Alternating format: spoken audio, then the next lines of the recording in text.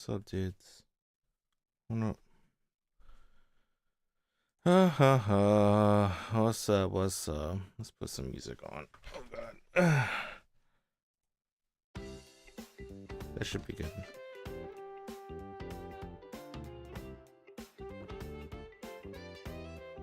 I heard one of the final Majikoi visual novels got translated. I'll probably read it. I'll keep an eye.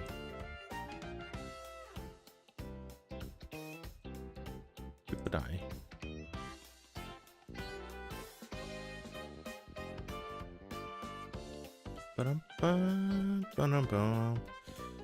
So I guess I'll talk about that later. I just want to chill for a bit. And my head is tight. It's like I'm putting a hot spot or pulling my hair. Those. What the fuck is that? I need to stop buying visual novels on my. Oh, what's this? Archives. That's kind of cool. What's that going to do? I don't remember. Damn, $10 for Daima Goku. Oh, just DBFZ. That's not bad.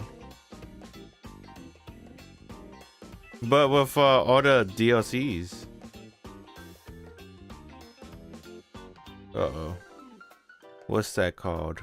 Sex and Rock and Roll? No AI slot, please. Vending machine. Co-op. Company.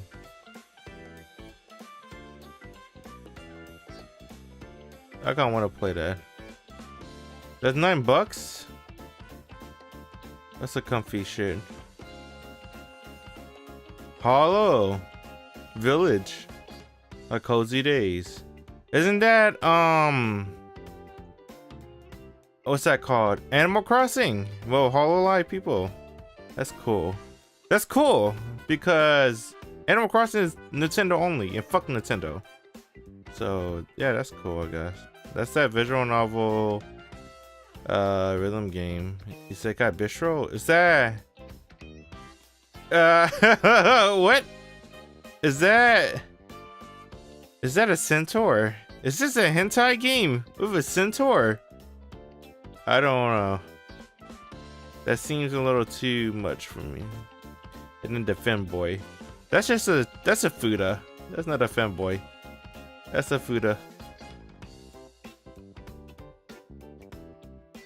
Bum bum bum bum bum bum bum bum bum bum bum. Did I have something right here? I think that's this put up already. Yeah. I watched a little bit of anime today. I watched I finally watched the second prettiest girl in school. It's my friend or whatever it's called. They're not really friends, but he think that's her friend. But she it's kind of obvious what she wants. And it's suspicious too. Why they went from an all girls school to a co-ed school?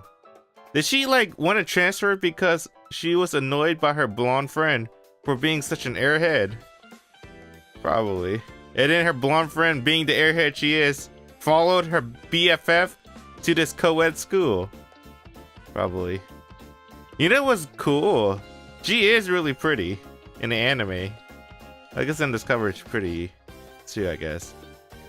And she acts really cute too in the anime too. Her personality is pretty. So she's pretty in the inside and outside. She's just an airhead. That's her problem. She's like your typical blonde. She's not very bright, but she looks bright. And Umi, I like the main character Umi. I like Maki. Maki and Umi, their synergy, whatever you call it, chemistry is really good. I like their chemistry. They have really good chemistry. And then the way she get embarrassed and shy when he does something good. Like he rejected her BFF and chose to hang out with her, Umi, on like episode 2. And she was like, oh, she went back to his house, pinch his nose. I like all three episodes pretty good. It's good. I like this one a lot. This one's a really good one. A really good one. What else should I catch up to? I don't know. I decided not to watch this Needy Girl Overdose. I want to watch this when it's over. I feel like I cannot wait every week for an episode, cause it's too cliffhangy for me. I need it's too suspense. I'm on the edge of my seat. Hold on, man. I gotta fix my fucking pants. Just jiggle the pants. That was not too tight. I forgot what I'm saying. Yeah, too suspenseful or whatever you want to call it. So I'll watch that when it's done. Damn, R0 the fucking goat though. Goddamn. I already know how I feel about R0. What else is there to watch? I could watch this. I like season 1, but I don't know if I want to watch season 2. I don't know if I want to do another season of it. I could.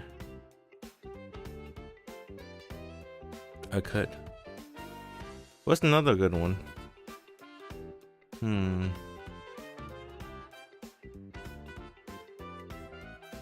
That I haven't watched yet.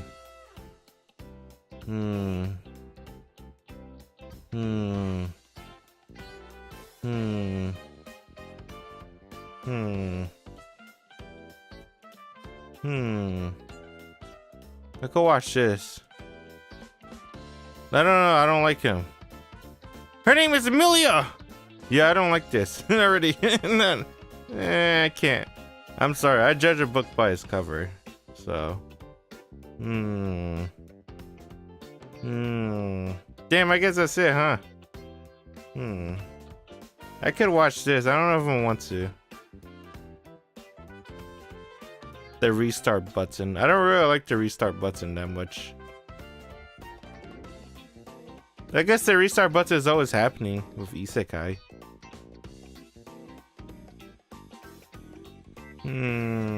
What's this one? This is like Plastic Memories.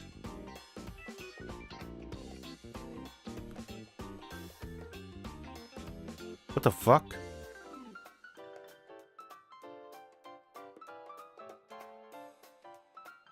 What happened? Oh, this sounds interesting. Interesting. Okay. It's like Plastic Memories, kind of. I wonder if she's an android. That'd be kind of interesting. I dropped this. Only watched 2 episodes of it, but it's just a big titty devil girl getting super embarrassed. I think I'm okay. I'm okay. Marriage Toxin? I heard good things about this. The only good thing I heard about this is the blonde girl is a dude, but is a girl. So I like that. But I don't know if that's enough to make me watch that. No, that's enough. If that was enough to, I would be fucking binging Rent a Girlfriend. I mean, look at that goddamn swimsuit cover. God damn. Not enough. Need something else. I don't know what else to fucking watch, honestly, this season. I think I watched everything I wanted to watch. Yeah, I think I watched everything I wanted to watch. I guess I got my animes. Let's see. What's on High Dive? Oh, I haven't watched Yoa Sensei. That's right, Big Titty Sensei. I haven't watched that. I don't know, man. I don't want to see a sensei get harassed. Sexually harassed. Maybe.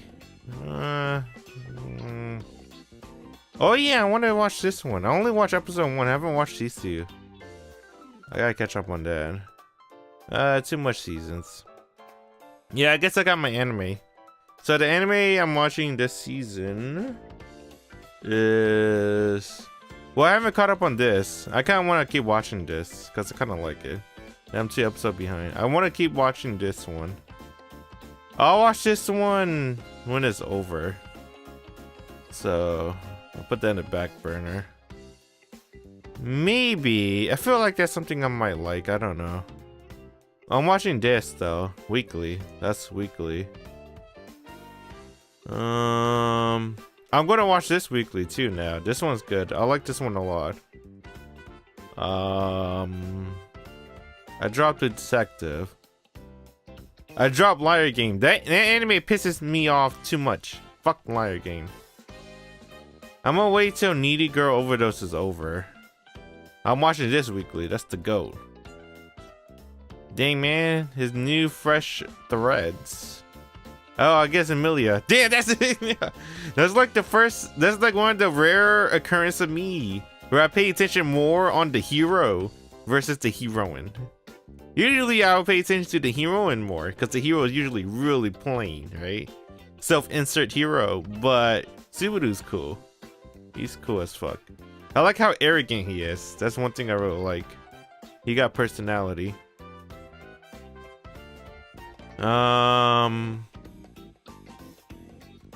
Maybe I'll watch this. Yeah, I guess. Why not? Just watch season 2. Just eat it. I don't know. I want to watch Mukbang Made. I think I'll drop it. And I'll wait till Witch Hat Atelier is over too, so I can binge it. I think that's the anime I want to binge. And then I'll weekly watch this one. Nice. Damn, it's mostly just romance. That's a couple of actions. And on High Dive, I'm probably gonna do these 3. Kirio Fan Club. I like this one a lot. I'll catch up on these 2 to see if I still watch it or not. And then I'll probably start watching. I'll probably like it. It's ecchi, right? It's romance? With who? What? I mean, maybe. Maybe. Depends with who. I hope it's not romance. I hope it's just slice of life. I never liked teacher-student relationship is something I always dislike, to be honest. It just always seems kind of I don't know. I don't know what it seems. Don't ask me. I'm the guy that like Oshi no Ko. So, alright, you guys ready? I'm ready. That's enough anime. Yeah, I kind of want to play Z. This shit got so many memes. I wonder if it's cool. I hate the... Well, I mean, I don't even know what the gameplay looks like. It might be cool. But if it's like trying to make me play games and shit, I don't know, man. We'll see. Alright, guys. You ready? Bet. Bet. I'm ready.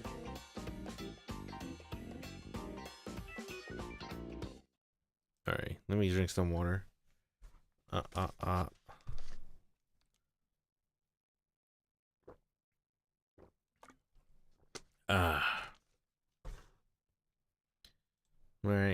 What up, dudes? Fruit Punch Saber here. I'm here with Witch on the Holy Night.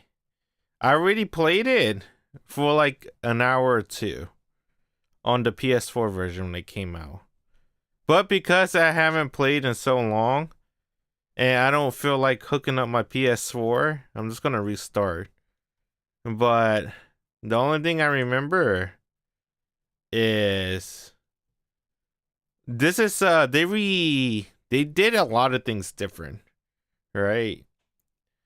With Witch on the Holy Night, as in terms of the visual novel, it takes place in the same setting as Tsukihime the original, which is Misaki Town. So the Misaki Mansion belongs to Alice and not the Tonos. And the Tono moved to, I think, I forgot, somewhere near Tokyo. I don't remember. They moved somewhere else. So, man, that changes a lot in Tsukihime. Not that much, but it does change up a little bit of things. I wonder how they're going to tie in Tsukihime with Witch on the Holy Night. I guess they haven't even told us that. Because I haven't seen like the town switch to be a big factor yet in Tsukihime Remake. And I already finished Arc and CL Route. The only thing left is Red Garden. Oh, snap. We're playing like this? Okay. It was a winter day 8 years ago. That solemn morning when she understood the value of life for the very first time.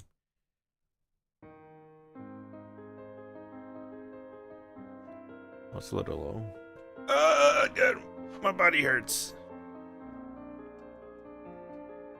Okay. It was pretty low. I think it's okay. Her home was nestled on the side of the mountain. Around it was nothing but inhospitable wilderness. Okay. Thank God I could do this. Audio. Do I just max it out? I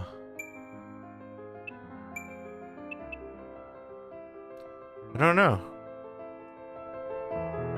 What is loud?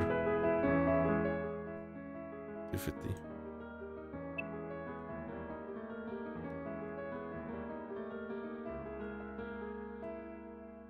I don't know.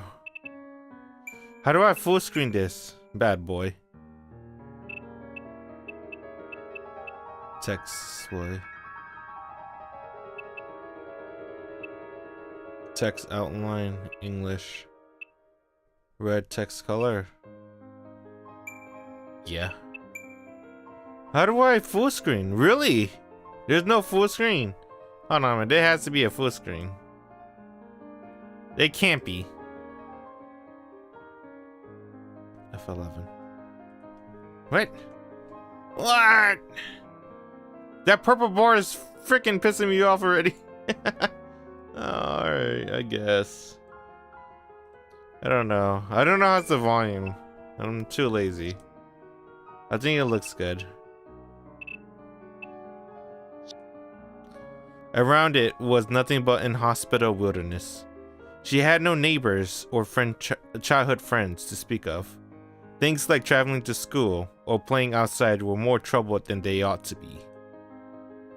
Indeed, with its pure water and bright stars, it was a place rich with memories both frustrating and halcyon. That was only during summer though. Winter in those mountains were extremely frigid, each morning more severe than the last. Her father would drive her to the train station. After waiting 10 minutes for the engine to warm up and the ice over windows to clear. Oh yeah, that sounds pretty good to me, right? Her father would savor his morning coffee, leaving her to venture outside and rev the engine. Hold on, just want to make sure. Damn it. Man, I knew it, dude. The freaking my things was like having issues. Test 1 to 3. Yeah, it's whatever, man. I think I'm going to do this for like 2 hours anyway. So let's not worry about it. If the audio fucks up, it fucks up. Sorry. Let's see. Oh. Okay. Her father would savor his morning coffee, leaving her to venture outside and rev the engine. Out the front door she would go, traversing the garden with icy breath until she reached the old sedan. Sedan? As always, she inserted the key, then started the ignition. The engine rumbled to life. Just as she proudly finished that humble task she'd done so many times before. A shrill scream pierced the air. She knew that even it wasn't human, that the feeble sound was a cry of agony. A few moments passed. Her father came out and opened the hood of the car. Creaking fan belts. What the fuck? A monstrous looking engine and something that didn't belong. There was a cat, a mother by the looks of it, and her 2 kittens. The 3 cats were huddled for warmth in the engine compartment. The mother cat was missing its head. One of the kittens had been mangled beyond recognition by the engine belts and Shirley died instantly. The other kitten, its face half covered in blood, panted faintly. It desperately clung to his mother, or rather, the chunk of meat that had been its mother, with the last bit of life it could muster. Her father lamented their plight. The previous night had been especially cold. After he had returned home yesterday, the cat must have snuck under the hood, drawn by the warmth of the engine. They had slept next to the engine and awoken to a storm of spinning belts. How did that cat get under the hood? Did you open your car hood? What the heck? Car in the 80s. Oh, look at you, that's it. Okay. Yeah. Cars in the 80s were not sealed particularly well, so this was not unheard of. Her father's voice seemed distant. She could only make out a small tuft of the kitten's gray fur. The rest of it was caked in the blood of his mother and brother. I could see a skull. The fragile life of a speckled kitten. Trembling and possibly blind, it continued to nuzzle against his dead mother's chest. It took the kitten into her arms. She took the kitten to her arms and ran deep into the mountains, to her grandfather's house. Was it because she was overcome with regret? Or was it the shock of grief? Years later, she still wasn't sure. Fighting back the welling tears, she burst into her grandfather's workshop. Her grandfather was a magician who could do anything. She had never seen magic. She knew that magic was a fantasy straight out of a fairy tales. But so was her grandfather. She had to find him. He was the only one who could help. The cave-dwelling magician said indifferently. The kitten needs our help, she pleaded. Whether it was a simple task or Herculean labor, her grandfather would not say. He simply granted the girl a childish wish, like a machine.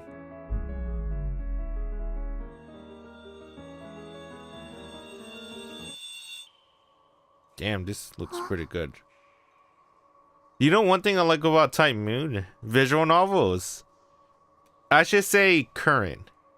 Right? I don't remember too much about hold on. I think my is my mic okay? Man, I think my mic is fucking buggy. SS 1 to 3? Maybe. No, whatever. I hate this mic. It's not the mic, it's the computer. Even with my old Audio Technica mic. Man, I hate this computer. What was I saying? See, it kills the immersion now.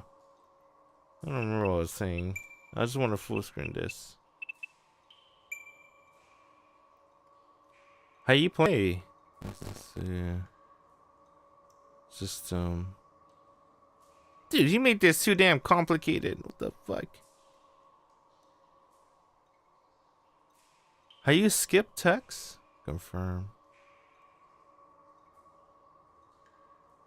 You can only skip red text, right? I hope so. What the hell is BS? Oh, backspace. Save. Oh, Alt Enter.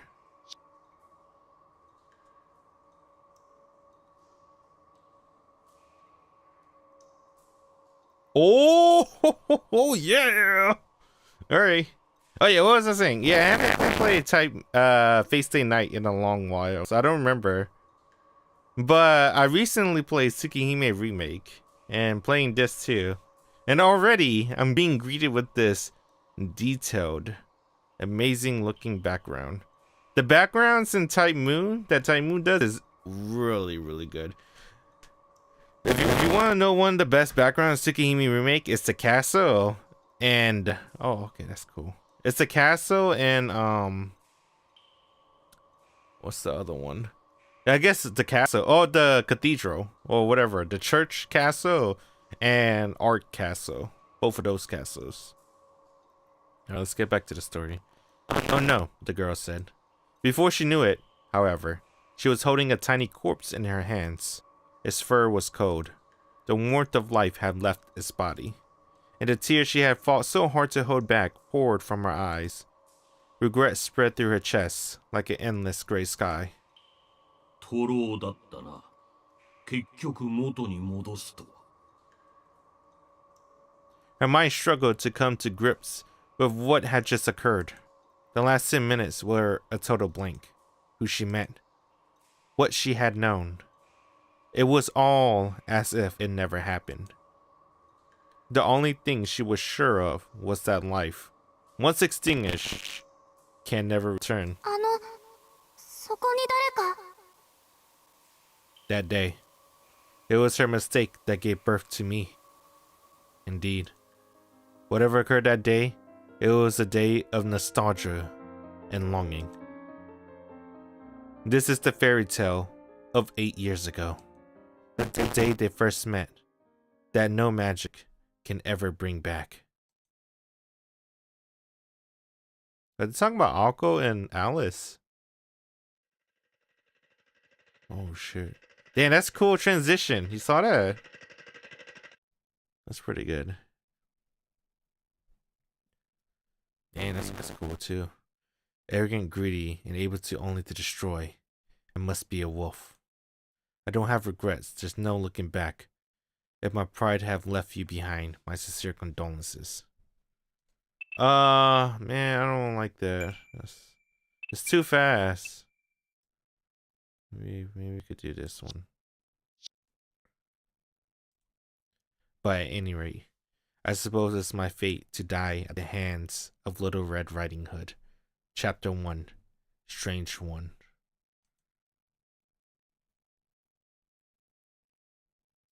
Alright. It begins. Dang, that was a short prologue. Isn't it like the prologue usually like 2 hours? Fate Stay Night was like 2 hours. I don't remember. Was it an hour or two? It's when you were Totsuka. And then Tsukihime. Let's only count the remake. It was pretty long. Wasn't the prologue pretty long in Tsukihime remake? I don't remember. Probably like 15-30 minutes.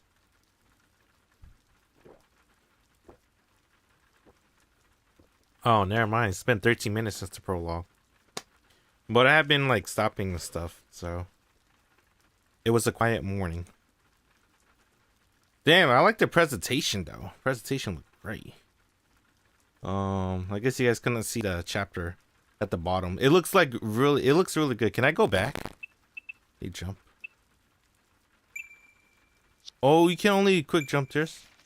Let's do that. I like it like this. The presentation is really good. It's better than Tsukihime remake. At least already, in my opinion. Maybe I'm jumping the gun. Maybe I'm jumping the gun. Tsukihime remake to me is like more. It's more anime, right? This one, it feels more like a book, kind of with this presentation. Obviously, it's gonna change later, but you know, I mean, just let me compliment it. It was a quiet morning.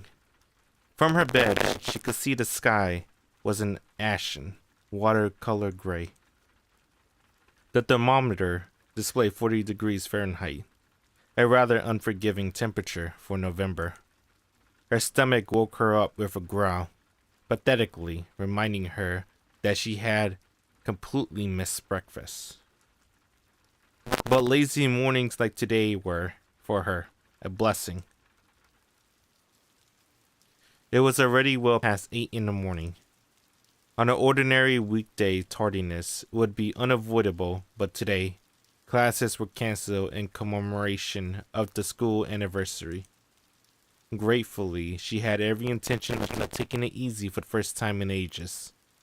Outside the window was a gloomy gray, and it reminded her more of the evening than morning. It wasn't a pleasant morning by any stretch of the imagination. But having been up all night until just 3 hours ago, she couldn't care less about the weather outside.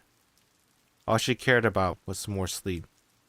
As long as she could spend her morning in bed, What was happening outside was of no concern to her.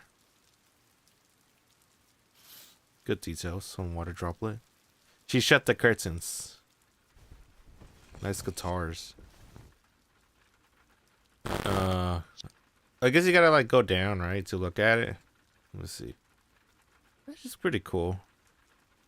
She's a cool girl. She shut the curtains. She closed her eyes and tried to let sleep reclaim her. せめてあと2時間ぐらいは凡庸な夢を見ていられますように。 Blissful slumber found her soon enough. Her consciousness faded. However, her simple requests would be mercilessly refused. A faint shrill sound lingered in her ears. It was the unmistakable ringing of a telephone. Much to her chagrin, her eyes popped open out of habit. こんな日に限って。 The telephone was situated in the foyer on the first floor. Answering it meant walking down a 30-foot corridor and going down a flight of stairs. Dude, 30 foot? Holy shit. That's pretty long. Oh, I guess she lived in a mansion. That makes sense. In her sleep-deprived state, the distance seemed somewhere between incredibly far and astronomically far. The phone incessant ringing continued. She knew the caller would eventually give up if she ignored it, but she chose to fight the urge. Dang, 30 foot! アリス出ないの？ She thought her housemate would get it, but she soon had to abandon all hope. The realization struck that her housemate did not have the day off from school and was likely in class at her prestigious Little Hilltop Academy. The caller proved incredibly persistent. The persistence made the volume of the ringing seem even louder. ああ、もうせっかくの安眠を。 Nice room. That's her room. This is Aqua room. That's cool. Not bad. She was left with no choice but to get up, throw a top on, and leave the room. うわ、寒い。 She rubbed her hands together to warm her numb fingers. The mansion heating system was inadequate, to say the least, which meant that winter was the very worst of uninvited guests. Never more so than a dreary morning as this, when one didn't need to use a thermometer to know how cold it was. The mansion sat in the mountains and was surrounded by dense forests.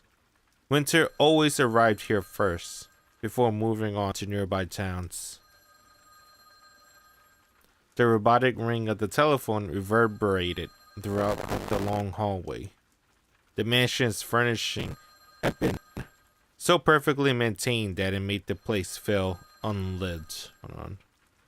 I always gotta like make sure. Give me a moment.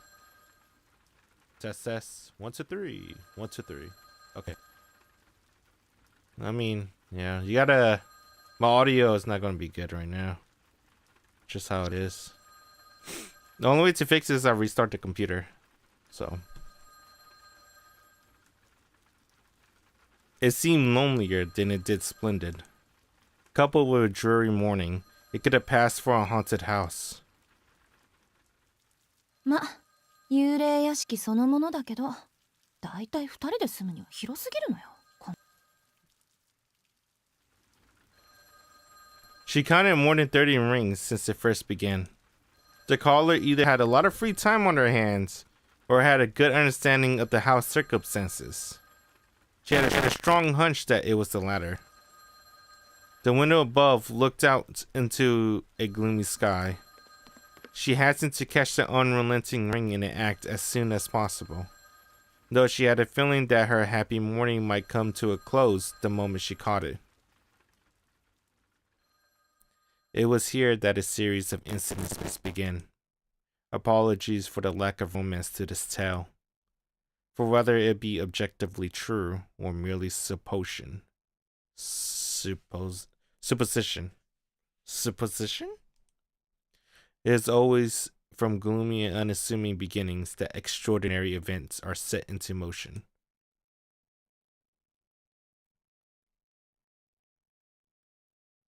Opening time. Oh, okay, opening time.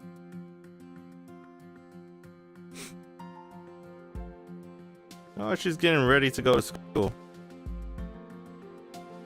Takashi Takeuchi, Kinako Nasu.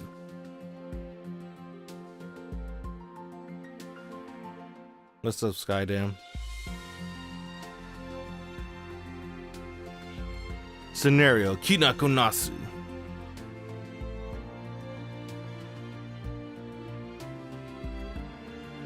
You haven't read Mihoyo? I did 3 years ago, but I never beat it. I only got to 2 hours, and then I never read it again. I don't know why. I think I got busy with life, because I remember during that time I couldn't even finish Summer Pockets. I couldn't finish a lot of visual novels back then. I was just busy. I could show you after this. I want to see the opening again. Yeah, the beginning is pretty slow. No, it's not just that. Every visual novel beginning slow.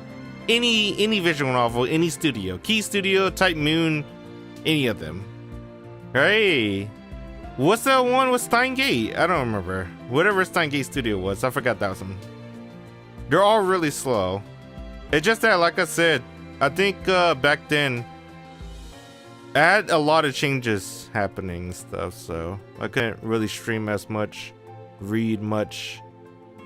All I could do is really probably watch anime. Probably a little bit. I don't even know if I was watching anime back then, anything like that. But I stopped maybe at chapter 2. Or maybe 3. I don't remember. Yeah, everyone got hype on this Red Umbrella. Go static for a moment? Yeah, no, the audio is not that good right now. I had to restart the whole computer to fix it. So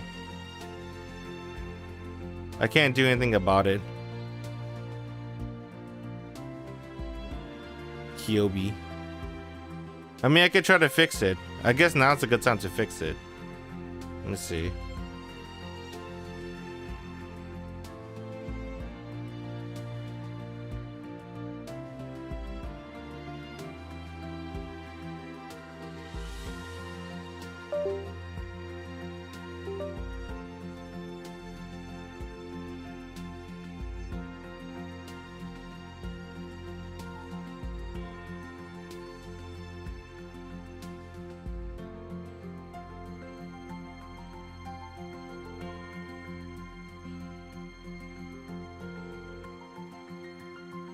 Alright. I think it should be okay. Let me know if it's still staticking. If it's still staticking, then I don't know. But I don't have it up anymore. Let me see. It's good. Let's see. I gotta sneeze, dude. Oh god, don't sneeze. Whatever. Yeah. So no more static? Okay, that's good. So this is the last time I played Tsukihime. Fucking Mihoyo. July 12th, 2023. I don't know when I uploaded. Whatever. YouTube. What up, guys? And then oh, you can't see it. Yeah, my room's different. At least you can see. Room's completely different. Probably can't see because of the thing. Yeah, the room's a little bit different. I got a different chair. That's when I had that leather chair. Different headphone, different everything. Oh god. When did I last stop? I last stopped here when he got to school. So I think, I don't know, maybe chapter 2 or some shit. I don't know. And then I got busy. I don't remember what happened after that. So The rain had subsided somewhat by the time she reached the school gate. Sunlight seemed to be playing peekaboo behind the clouds in the distance.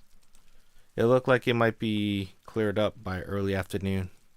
と言っても、私には関係のない話だ That's why I'm like starting over. I bought the game twice. This is the second time I bought it. This one's on Steam. The original one I played is on PS4. I bought it day one. I bought it. That's when I was on the PS4. So I was like, it's been 3 years. Might as well start the fuck over. I didn't really make progress, so I'm just gonna play this on Steam. Besides, Steam looks, computer is always looking better than PS4 in my opinion. What's up, Seven? The weather reflected her luck. On top of being forced out of the house at such an early hour, she had to suffer through a winter rain. Yeah, before the movie. That's pretty much the main motivation. I'm trying to read this before the movie comes out, basically, yeah. I'm getting a bad feeling about this. The sinking feeling she had only grew as she passed through the entrance and headed inside. I'm less enthusiastic, though, compared to when I started 3 years ago. I think when I started 3 years ago, I was more of a... It's pretty obvious, because I don't really stream Type Moon anymore like that. But, yeah, my love for Type Moon is not as it used to be. I mean, that's just how it is with time. Time is always a factor. What's up, guys? Oh man. I will like stop. I will stop. I mean, I guess I'm still stopping now. And then I'll talk about it. I'll talk about Tsukihime. Oh yeah, I'll talk about that. I'm like, yo, this is my fucking girl, Alko. I think I used to say Alko was like my favorite Type Moon character design. Because I like Alko the best. Maybe it's still true. I don't know. Our Orca is really fucking good. Did a really good job of Hime. And I still like Saber, but she didn't encounter any other students along the way. Nor did she see anyone taking part in club activities either. The reception desk to the faculty room simply read faculty close. Ciel is your queen? The school had given all of its students the day off, except those expectedly summoned like her. The fact that irked her more and more as the minutes passed. She opened the door to the faculty room and headed toward the desk she had visited a number of times before. The man at the desk wore a plain shirt and suit that were nonetheless neatly pressed. Slim frame glasses adorned his face, giving off an immaculate yet cunning air. The mild-mannered image this mid-20s man presented clashed with the cigarette he smoked. He didn't appear to have noticed her yet. Yamashiro sensei. She closed the door with a bang. Showing no response to the sudden sound, Mr. Yamashiro lifted his head. やあ、おはよう、青崎くん。要件は聞いているかな？はい。1時間前に自宅で。 Music seemed kind of 事前 loud, に right? 何の相談もなく。I'll keep the music like this, okay. Having graduated from this high school himself, Mr. Yamashiro was not much older than the rest of the students. That's good. For that reason, the students preferred him over the other teachers. He always had something interesting to talk about and kept conversation casual. In fact, he seemed more like an older student than a teacher, but she unfortunately didn't share her fellow students' fondness for him. She was the opinion that teachers should come across as more austere, like an iron fist that could inspire both love and hate in equal measure, not a buddy to joke and pal around with. Where's your boy Soji? That's just the beginning. He'll probably maybe 10 minutes or 20. He was the exact opposite of how she felt a teacher should be. It was only natural that her manner towards him would be forced and unfriendly. Not that she even been wired to make friendly small talk. はあ、今日もご機嫌斜めみたいだね、君は。それは先生の気のせいです。今日だけ特別という話ではありませんから。The matter-of-fact answer perfectly matched the displeasure displayed on her face. Her bad mood from having to get up early and the tiredness from staying up late must have collectively made her look positively adversarial. そうならいいんだけどね。彼にはそう辛く当たらないでくれよ。 Oh, it's not even 10僕らじゃ minutes. 正直どう扱っていいかわからないところもあるし。It was 5 minutes. 先生、その件ですけど、私まだ詳しい話を聞かされていないのですが。As Mr. Yamashiro met her piercing eyes, he finally understood the reason behind her tone and slowly put out his cigarette. 電話じゃあなんて聞いたの？転入生の紹介をするとだけです。理由も脈絡もない説明でした。One of Mr. Yamashito's eyebrows stood up, impressed with the brevity of her answer. He could see that she was angry, not because she had been called to school on her day off, but because she hadn't been told why she was here. Mr. Yamashito chuckled sympathetically. 先生、これが笑い話ならそろそろ帰っていいでしょうか。 Oh yeah, I do remember that. Oh yeah, the button to do is this. I remember they do this stuff a lot, don't they? Where you see the perspective because this is more of a kinetic visual novel, right? You don't see it in the perspective. I guess we do. You kind of do see it in the perspective of Alko, but not really. You're like, it's like a movie, I guess. I don't know. Whatever, man. I just like the over the shoulder for Alko. I like the third person view. It's pretty good. いや、ごめん謝るよ。冗談じゃなくて真面目な話なんだ。本当に転入生の問題で？訳ありというか難しいというか。彼、宗十郎くんと言うんだけど、ちょっといろいろとずれていてね。僕らが案内してあげるより同世代の君の方が適任だと思ったんだ。She threw him an unamused look. It was negligent of them to be pushy teachers teaching duties on her, but she did wonder how exactly this transfer student was peculiar. Maybe he meant the student had behavioral problems or was difficult somehow. You know what he said? It's different compared to Tsukimi, where almost everything is from Shiki POV. Well, not really, because Shiki also, you have some scenes where you look at Shiki, right? Because you gotta look at his eyes. They want to emphasize, Nasu want to emphasize Shiki eyes. So there are some scenes where you look at Shiki. It's more Type Moon versus other visual novels, where most other visual novels is first person, right? The self-insert first person. That's what most other visual novels are. Nasu, I like Nasu. Like Seven said, more cinematic. Well, more cinematic than Tsukihime. It's just started. We'll see. But yeah, Nasu style of visual novel has definitely changed versus the OG original Tsukihime and Stay Night, right? Where it's like first person Shiro and Shiki with the old one. But now with the Tsukihime remake and this one is more like a movie, yeah. This was more like a classy book movie though. It had the little book, whatchamacallit, UI.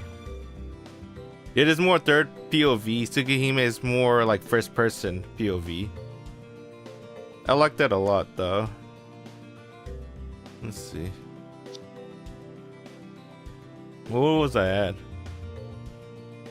Maybe the student had behavioral problems or was difficult somehow. But peculiar, she didn't have the slightest idea what that meant. ずれてるなんてそう使わない表現だけど。 Hey, was it that? Let's see. Do I still have the thing up? Hold on. Was it always like this? Hold on, I gotta look at my thingy again. Was it really like that? I don't remember because, like I said, it's 3 years ago. Maybe because now, because it's 3 years, I have more time to appreciate shit more. I guess I'm more appreciative. That's for sure. I guess I never really realized the outline, the UI. I like the UI a lot because it looks more like a book, like this. She had her doubts, but swept them aside for now.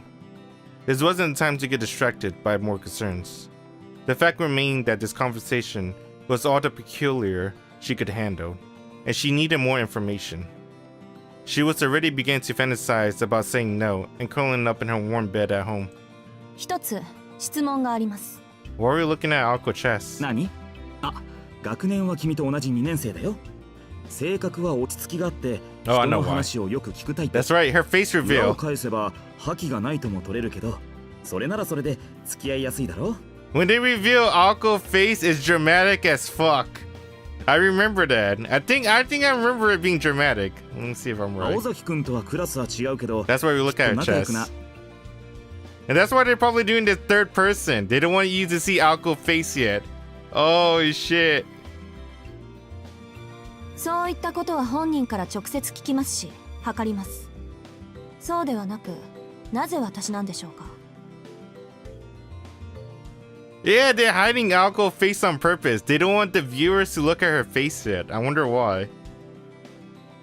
Though her tone was still stern, it was clear that she was willing to cooperate.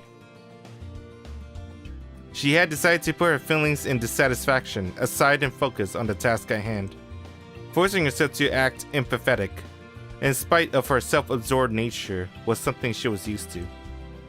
Paradoxically, this force of will was also the reason teacher put so much faith in her. To a point.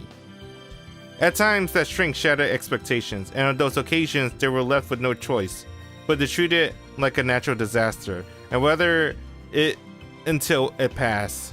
That was how Mr. Yamashiro had come to deal with her over the past year. Goblin Slayer. I think it's because, I think during this time, right? So during this time, Tsukihime faced a night. We didn't really have Mohoya, right? Mohoya visual novel come out. Ako kinda got a redesign. Hey. And all the fans of Type Moon, they only know Ako for her red hair. You're like, what the hell? Ako with brown hair? Brunette? もう一度だけ聞きます、山城先生。 So now they're like, alright, we're gonna make this a big deal. それで、なぜ私なんでしょうか。 We're not gonna, I hate that you had to go down. You had to go down just to do that. But now they're like, alright. When we do the face reveal, it's gonna be super big, super dramatic. Pressured by a question about a clear yes or no, he answered. うん、それはね。 Oh, static come back. 別に Whatever. 青崎くんが先生方に敬遠されているのと同じぐらい信頼されていて、学校のためなら教師も生徒も一緒くたに切って捨てる鉄の生徒会長だからじゃないよ。それ以外にこんな呼びつけを受ける理由はないと思いますけど。 Her eyes did nothing to hide her disbelief as she glared at him. Her strength far beyond that of an ordinary 17-year-old girl, coupled with the youthful beauty of one. Mr. Yamashiro let slip a genuine smile, admiring the miraculous balance of qualities. いや、責務だけでいいなら僕がやってるさ。この人選に関しちゃ教師や生徒会長といった役職も関係ないよ。なんていうか、こんな頼みを損得抜きで聞いてくれるのは君だけだと思ってね。My bad. In other words, he knew she wouldn't say no. 山城先生。うわ、怖っ。もう睨まない睨まない。言ったろ、僕にはともかく彼には笑顔でって。とまあ、納得してくれたならすぐに移動しよう。もうずいぶん待たせてしまっているからね。それと雨の中ご苦労様。帰りはもちろん車で送るよ。 Mr. Yamashiro stood up gracefully. I'm good, thanks, she replied before turning and walking out of the faculty room.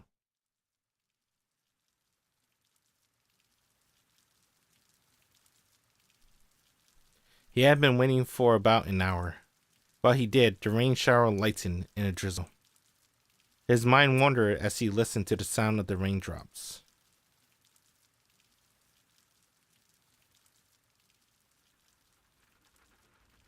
The room was filled with neatly arranged rectangular tables. He was the only one there. Quite some time had passed since he had been brought to this room and asked to wait. Even the best behaved student might have grown dissatisfied or anxious with the situation by now, but the boy stuck to his spot like a scarecrow. He was chilled to the bone. It was the end of November, and the low temperature in the morning had marked the start of winter. The room was not much warmer. The heater hadn't been turned on. Either he missed the teacher telling him to turn it on, or he never seen one in his life. He breathed lightly on his freezing fingers as he aimlessly surveyed his surroundings. This dreary place was apparently a meeting room. The other students might have considered it a wonderful place to meet, but to him, it was drab and overly spacious. It was a lifeless place that reminded him of our red cave. Stuck in this cold room with absolutely nothing to do, his mind turned to what they wanted to discuss. Unable to come up with a solid answer, he returned his attention to the sound of the rain. The rain hardly resembled the rain of the mountains, though he could still recognize it, barely. The smell and sound were harsher, but at the end of the day, rain was still rain. So even this world, alien as it was, could have something in common with the mountains. That trivial detail perked him up a little. He liked how the town looked soaked in rain. Naturally, he preferred sunny weather, but he liked the rain in his own way. The fog from the rain had soaked up the scent of the soil, and it reminded him of home. It was at times like these that he was able to numb the anxiety the city gave him. But then he let out a discouraged sigh. How pathetic. He had already been here 2 weeks and thought of his hometown still made him sad. Perhaps feeling that he was being unfair to his new life, he composed himself and continued to wait patiently. As if having a passion for distraction, his attention returned to the sound of the rain once more. Waiting like this doesn't seem to be particularly hard for him. He quietly endured the numbing cold and the hour alone with calm, deep breaths. As the saying goes, good things come to those who wait. A strong point of his or not, he was astonishingly patient. It was certainly helping him out in this moment.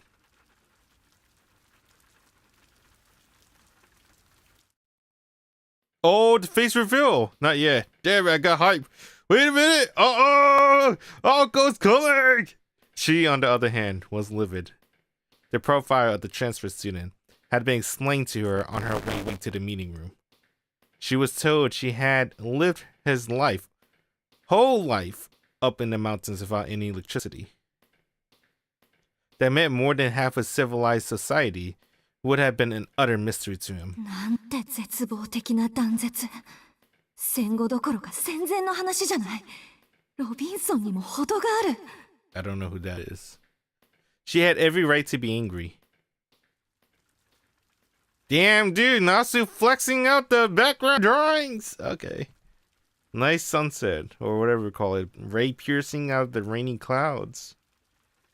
His village had apparently remained isolated in the mountains for many years. Contact with villages in the foothills of the mountains only occurred once a month or so, which was unfathomable in modern Japan. Although expressways in Japan Rail, the old national railways now spanned the country like rotisseries, it wasn't entirely impossible for mountains villages like his to exist. Ray tracing? That's what the clouds are. That's why I got this NVIDIA graphics card. Ray tracing on. But she couldn't imagine how someone born in such circumstances would think or live.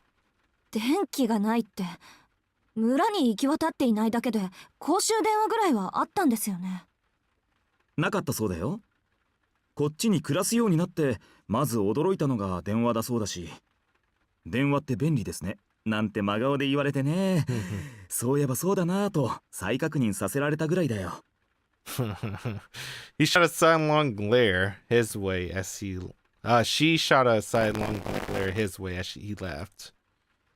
It seemed that the naivety of the country boy had cheered up Mr. Yamashiro a bit. 駐在もいないってことか。うちも実家は山奥ですから電気が通っていないのはありえないとは言いませんけど、そいつ学校も知らないんですか？うん。どんなものかは知っていたそうだけど、実際来るのは今日が初めてらしい。それで緊張していたのかな。あまり会話も弾まなかった。ああいうのも野生児っていうのかな。狼に育てられた狼少年みたいな。いや、探検隊の話だね。怖いな青崎くん。冗談だって。そう睨まないでくれ。大丈夫。話してみた感じおとなしい子だったから。なんていうか言葉の通じない小動物みたいな感じ。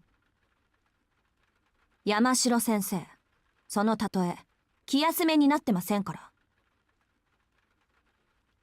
As she gave her blunt reply, she tried to simulate in her mind what life without electricity would be like, but the thought of it took her sour mood from bad to worse. After all, it was a world she had never known. She could understand why the teachers had given up. She, too, wanted to give up and return to a warm bed, but her good-for-nothing pride was holding her hostage. Not only did the teachers believe she was up to the task, but she also believed she could do it. It wasn't that easy to go back on her word, no matter how bad things look after the fact. She walked along the hallway, the rain pattering in the background. The meeting room was already in sight. With a furrowed brow, she fixed her long hair in anticipation of meeting the unknown stranger within. Her elegant strides were like those of a confident general going into battle. いや、青崎くん、君を信頼してる僕だけど、念のため確認しておくよ。なんていうか、優しくね。できれば笑顔とか作れないかな。作り笑いは苦手です。一応努力しているつもりですが。ああ、そうなんだ。いやー、ほんとよかった。青崎くんにも苦手なものってあったんだね。Okay. Mr. Yamashiro's shoulders slumped the second they reached the meeting room. As he put his hands to the door, his eyes seemed to say to her, "Be nice, please." This only made her more irritated. 分かってるわよ。愛想が悪いってのは。でも笑顔なんて意識して作るものじゃないんだし。だいたいそういうインスタントな人付き合いなら飛び丸の方が向いてるっての。She sighed about her social shortcomings, but then it occurred to her that being called into school on a day off while sleep deprived wasn't anything to smile about anyway. She also thought the person responsible for this mess would be better off attending elementary school. It might not be his fault, but neither was it her duty or obligation to do the teacher's work for them. At the very least, they could have used their brains and organized all this on a normal school day, another complaint she wanted to voice later. いや、というか敵。Oh shit. なんであろうと敵。悪いけど、情状酌量以前に敵。間が悪いのはお互い様っていうか、ほんと、なんでよりにもよってこんな忙しい時に。Her pounding headache from the lack of sleep boosted her aggression by 10%. Dang man, Nasu showing off her stance. Alright. That's just her idol stance. Her default stance, probably. No matter how harmless the guy on the other side of the door may be, anyone who disturbed her sleep was the enemy. And just as she was reaching peak annoyance, Mr. Yamashiro opened the door to the meeting room. The room slowly slid into view. She didn't care for formalities. She looked straight ahead and stormed into the room, and found herself face to face with a most unusual opponent. Before we go on, let's see from another's perspective. Turning back the clock just a little. Damn, Nasu. He doesn't want to do the face reveal. Alright, now I guess we're Sojiro. You don't have to do anything. For some, those words are priceless luxury. For others, they are unbearable torture. For the proactive girl, it was definitely the former. Though she'd be too suspicious of the motives of anyone giving her such a gift to accept it. For the passive boy, it was definitely the latter. A bitter thorn that made him homesick. Though at this very moment his mind was still distracted with the wait for his face to reveal any discontent. He maintained perfect posture as he glared at the gray sky. He had already waited for a whole hour, but figured they must have had their reasons for making him wait. For as long as he had the sound of the rain to soothe him, he could keep on waiting. でもそろそろ9時を過ぎるのか。どうなんだろ He had been vaguely keeping track of the time as he listened to the rain. Due to the holiday, the school building was completely silent, except for the patter of the rain on the window. The mood felt as damp as the air. Damn, dude, Nasu! Damn! Cinematic as fuck. I like that. It was then. He heard the heavy clatter of the footsteps う。よ approaching. かった。忘れられているかと思った。Dang! Camera angles for days! He could hear two sets of footsteps, one heavier set belonging to an adult. He breathed a sigh of relief as his door slid open. すまないね。Oh. 随分とお待たせしちゃって。 Face reveal time. The first person he saw was the man wearing glasses and an awkward smile. That's Mr. Yamashiro, the one who brought me って here. あれ里中先生いないんですか？ひどいなあ。話し相手になってあげてと言ったのに。 Mr. Yamashiro scratched his head, looking increasingly apologetic. And then, from behind him, oh, snap! With a tight-lipped expression that made it clear that she didn't want to be there. A dark-haired girl with a determined look in her eyes appeared. Oh, shit! Tight Moon presents... Witch. On the holy night. They should have dropped the title right here. Sojiro gulped. The sound of the rain on the window faded into nothingness. That's when he knew. This was how it felt when time stood still. Ako Eozaki. Damn! How long has it been for this Type Moon fans? When this visual all came out? This visual all came out in the 2010s, right? At least for Japan only. They probably waited like... Tsukihime came out like 2000s. So like 10 years, right? Like a decade.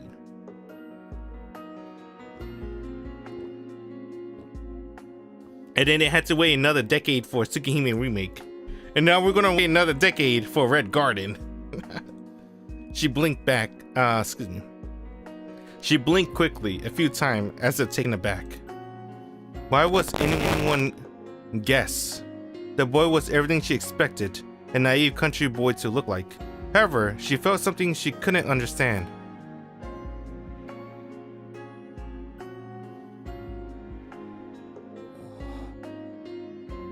His eyes widened slightly as if taken aback. The reason was obvious. Putting his feeling into words was a different matter altogether. So we will never know exactly what he experienced in that moment.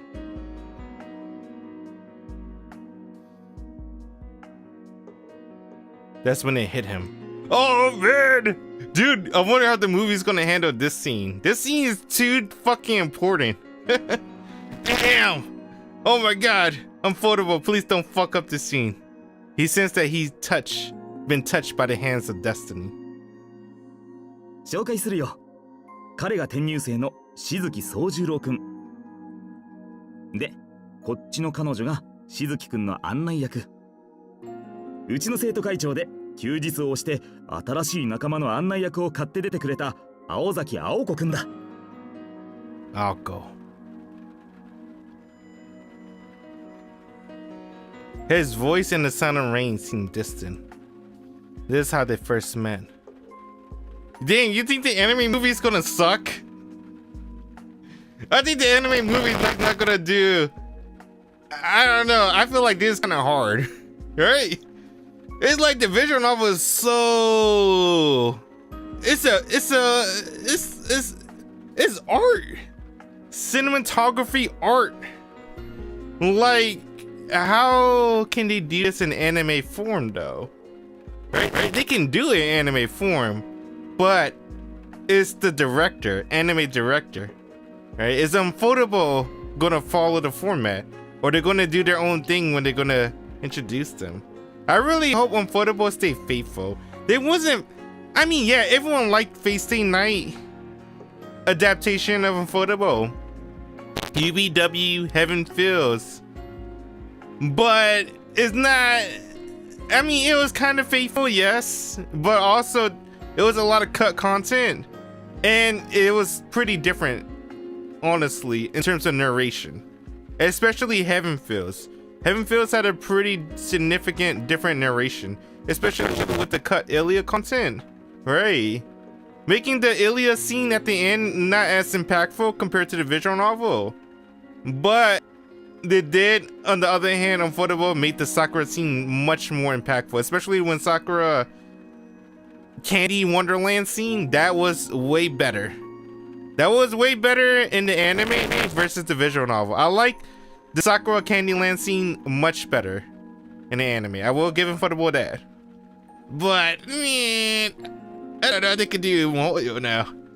I'm starting to lose confidence in Ufotable. The movie has to be like 3 hours long to do justice to this scene. It doesn't have to be 3 hours. Yeah, the movie should have been like a 2-parter, but I don't know. I feel like Ufotable's they're gonna rush it, and they won't have this shadow. I wonder what they're gonna do different. They're gonna do something different for sure. They always do their own thing. So let's see how Ufotable does this scene. Such was their start, for better or worse, like the ephemeral beauty of fireworks.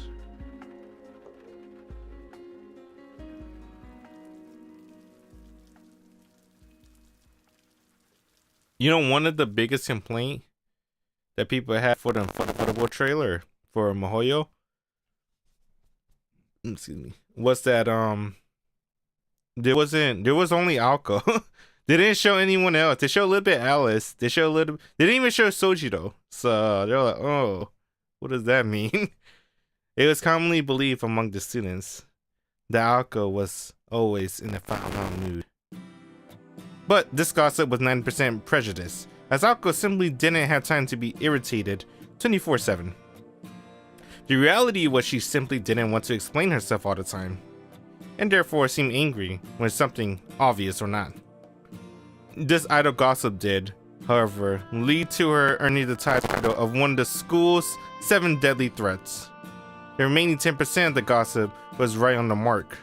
Alko herself often had the feeling that her tendency to feel animosity towards harmless things was akin to what a chronic headache sufferer might have experienced.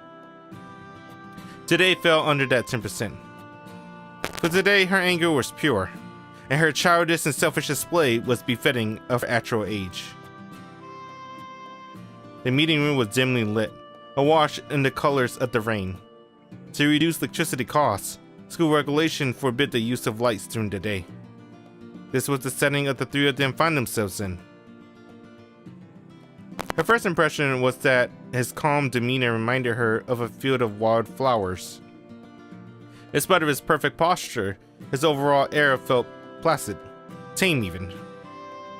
And though describing him as meek would be going too far, at the very least he was passive. Even though the uniform could see that he was thinner than average, his dark hair was unkempt, and he came across as a wholly forgettable boy. If she had to look at him in a more positive light, she would describe him as more of a young man than a boy. It was his calm demeanor that made him seem more mature. Was that the cause of Aoko's reasonless reaction? He seemed almost too at home in the meeting room, and she was left with the impression that it was her and the teacher, not this outsider, who were the guests here. And she looks pissed. As Aoko in her natural state, she's pissed. She felt an unidentifiable aggravation building within her, almost as if her right to be here was in question. Aoko felt herself raising her natural defenses. 信じられない。私、今わけもなく怒ってない。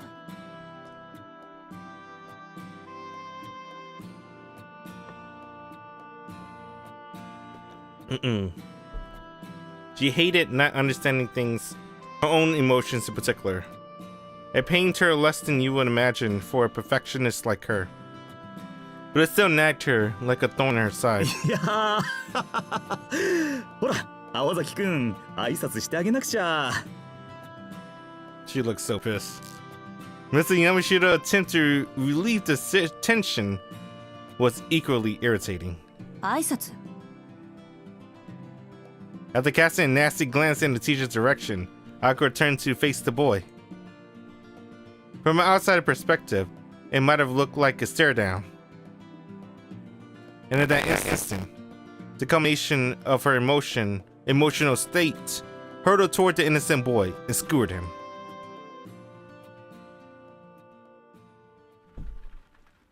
Yeah, 待たせたね、しずきくん。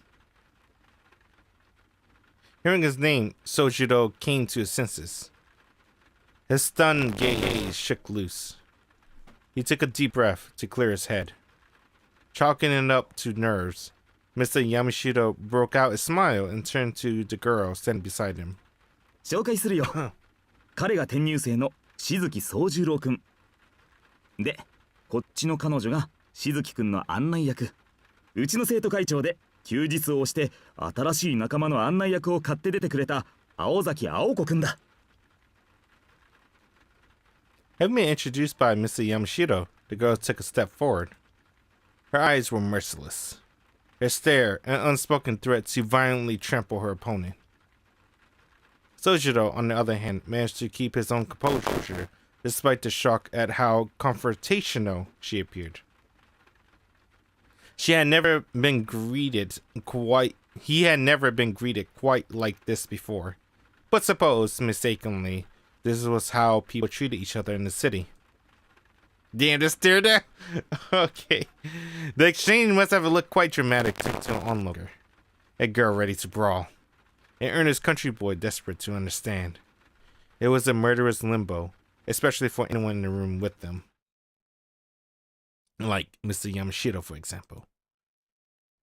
While he had thought he had made the right decision in choosing an honor student to help him out, she was in an inexplicably bad mood, and the tension in the air was undeniable. It was the moment that he realized his failure. His realization had come far too late. One false move and this girl, for whom no problem was too large, would be becoming a storm that would rock the very foundations of the school. Just as the almighty Joker card could bring either fortune or disaster, the sole teacher, who had been present at the time, would come to bear the blame for the scandal that ensured. イケてる。二人とも気は合うようだね。それじゃあ、僕はこの辺でいいかな。Yeah, you want to go home? Mr. Yamashita laughed nervously as he crept toward the door. 僕は職員室にいるから、終わったら来るように。いいかい、青崎くん。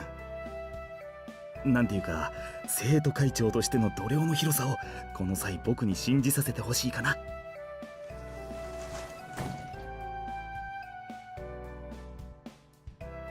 Mr. Yamashita left, leaving the two in a locked-eyed state, one in which one set of eyes was doing all the glaring.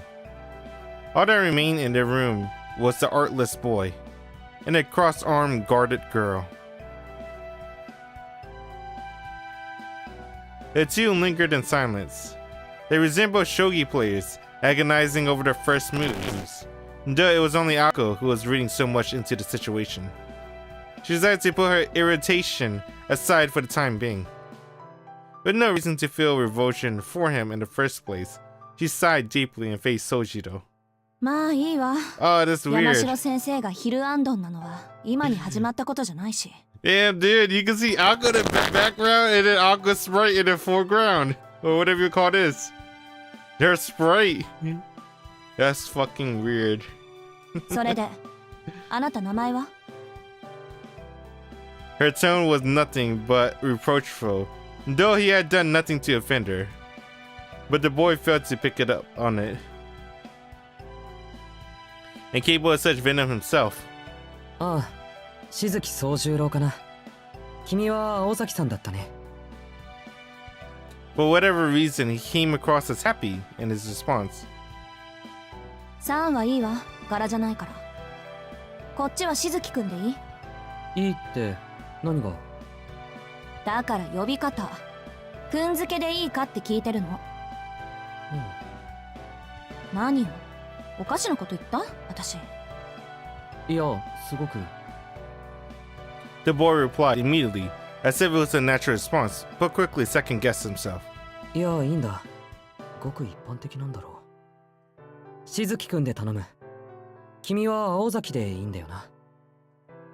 よろしく。 She followed her blunt reply with a swift turn away from him. While she was hurriedly thrilled at the prospect of the task at hand, it had been entrusted to her that, and it was her personal policy to see through it to the end. 悪いけど、優しくしてあげる気はないから。時間も惜しいし、手早く行くわよ。それは助かる。やっぱり時間は大切だ。Ako Blunt's core was lost on him once again. Human tends to be overly conscious about being ignored, whatever form that takes. But despite being peeved at landing none of their attacks, Ako did her best to act professional and directed her guests into the hallway. There was no sunlight in the hallway, nor any sign of life. It was more like a prison than a cave that was the meeting room. As it dawned on Ako that the hallway matched her mood, she sighed once again. まず聞いておくけど、山城先生から聞いたことは理解してる？ああ、学校の仕組みについては分かった。この建物全部に同い年の人間がいるなんて、ちょっと想像できないけど。そう、よかったわね。Ako rubbed her forehead. And this Sojiro kid had no idea what he was in for. Apparently, all he heard about school was that it was a place where a lot of people met to study. High school teachers imparted to students their knowledge in various fields of study, while fostering discipline and creativity. But never did Aoko imagine that she would have to explain the concept of school itself to someone. Yes, fundamentals were important, but this was absurd. She had serious doubts whether he could handle classes, but Mr. Yamashiro insisted that things would work out somehow. Sojiro had managed to pass the transfer exam, after all. Barely. ま、私には関係ないけど。Ako grumbled mentally as she walked down the hallway.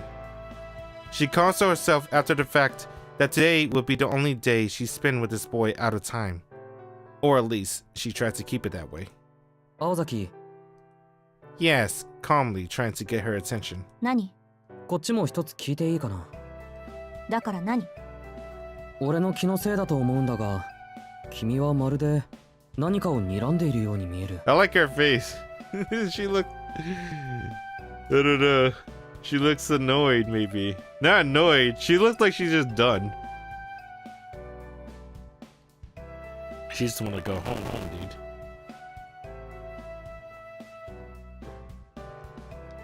Good job, Takuichi. やはり今朝は悪いものでも。 His gaze revealed earnest concern, as if asking her if she remembered to eat breakfast. Oh, fuck. It was like another hammer to her head. Damn, Takuichi! He gave a lot of good ass facial expressions to Akko. Or whoever did Akko design. Hey, good shit. It was true that Akko had been glaring at Sojiro the entire time. Glaring hot, red hot daggers, in fact. Not just at him, but the universe.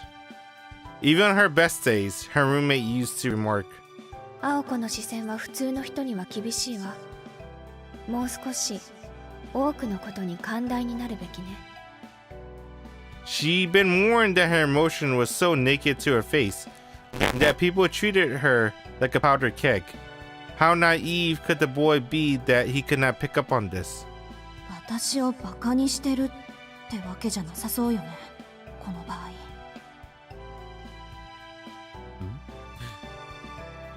Even if she found her own attempt to reassure herself unconvincing. It began to dawn on Akko, far too late, that compared to her, this laid-back transfer student might as well have been from another planet. いいわ、言葉にしないとわからないようだから言うけど、あなたの気のせいじゃなくて、私は視線で遠回しに感情を表現してたの。いちいち声に出すのも会話にするのも面倒だから。In response to her words, the Martian clapped his hands together. なるほど。どうしてそうしたいのかはわからないが、確かにそっちの方が手っ取り早い意思表現だ。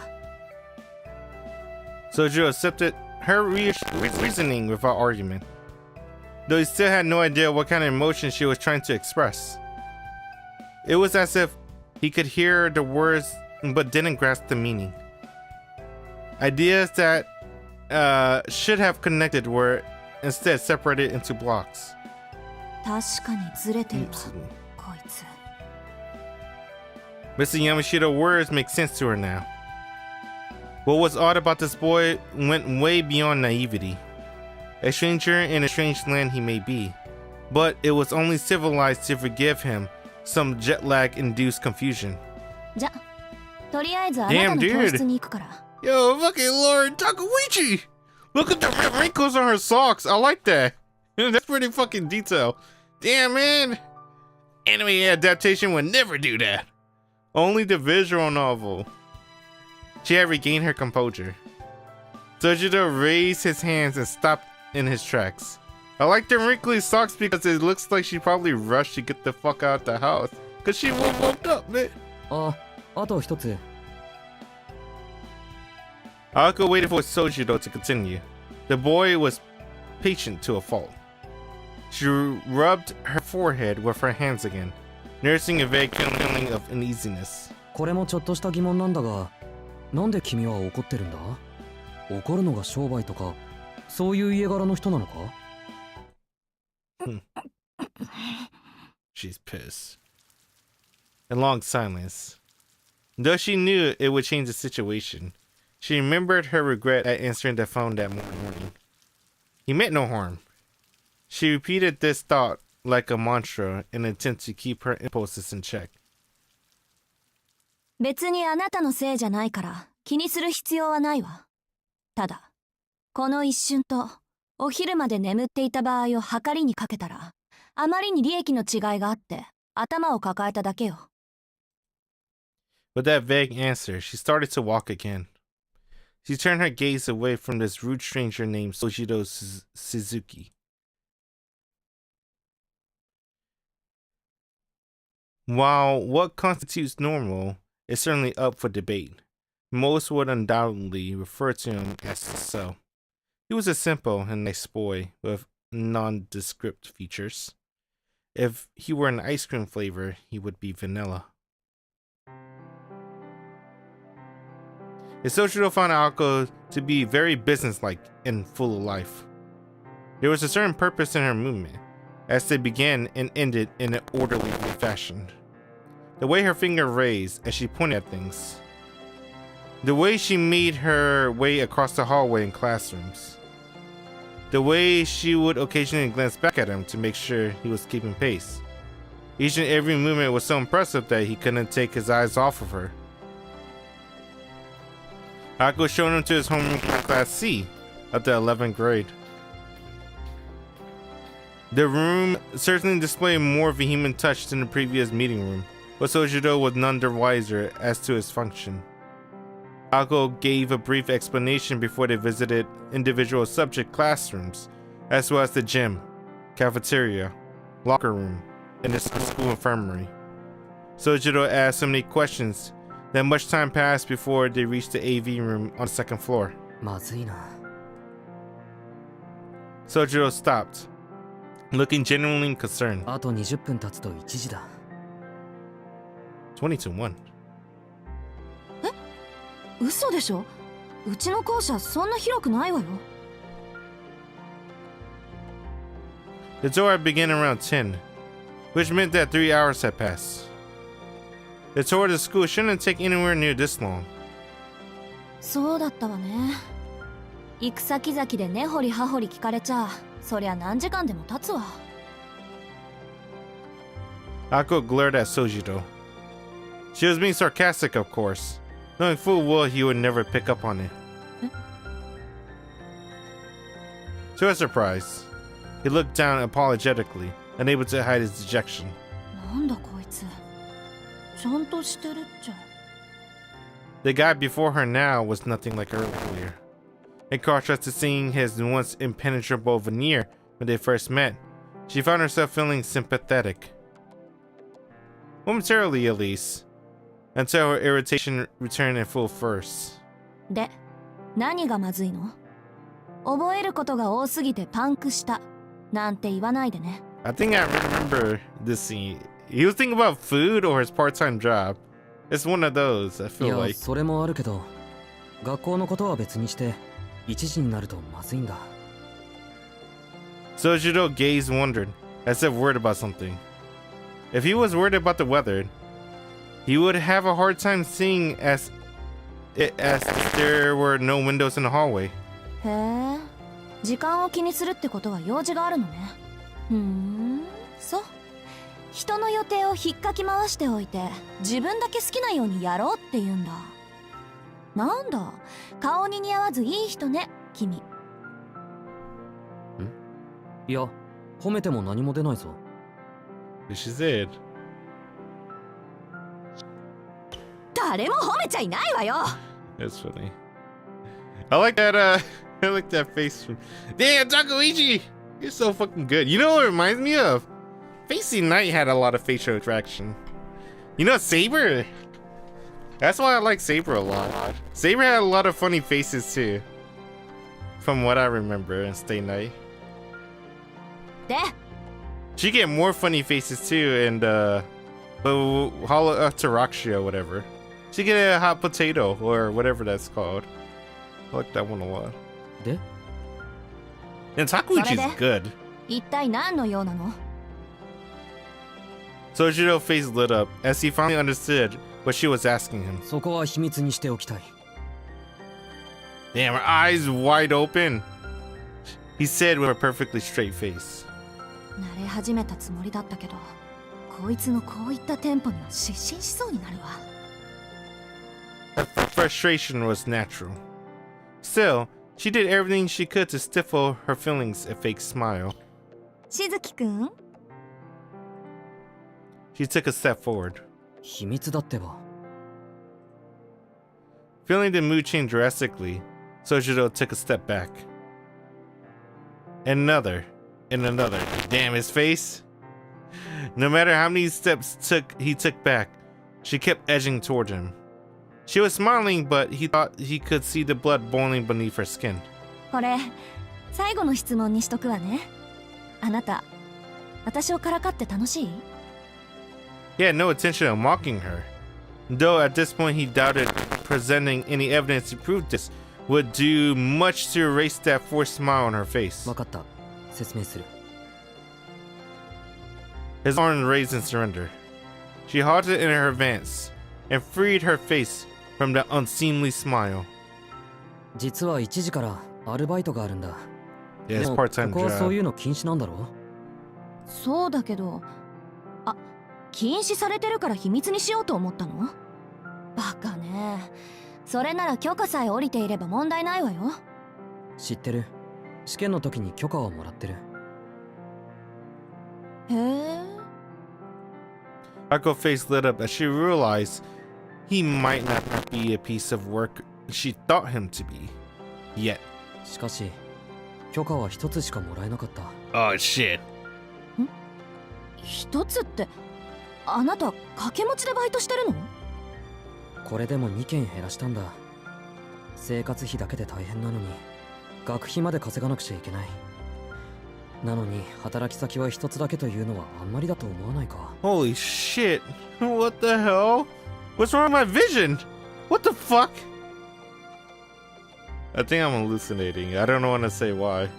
That's weird. いや、あんまりなのはあなたの方だと思 Why うけ am ど。 I hallucinating? Though she's still irritated, her opinion of him changed a little. She was impressed that she was able to take care of his tuition and living expenses on his own. She could also empathize with having no time to oneself. Her anger began to subside. The worst part-time job was about the last thing she ever expected to hear out of this country boy's mouth. そういうことなら仕方ないわね。いいわ、行きなさいよ。事情は分かったから。青崎はいいのか？ She had no idea what his question meant, but she at least understood he was trying to be considerate, which also took her by surprise. She figured he'd just be as dense about people feeling as he was about everything else. 別に、私もこのまま帰るから。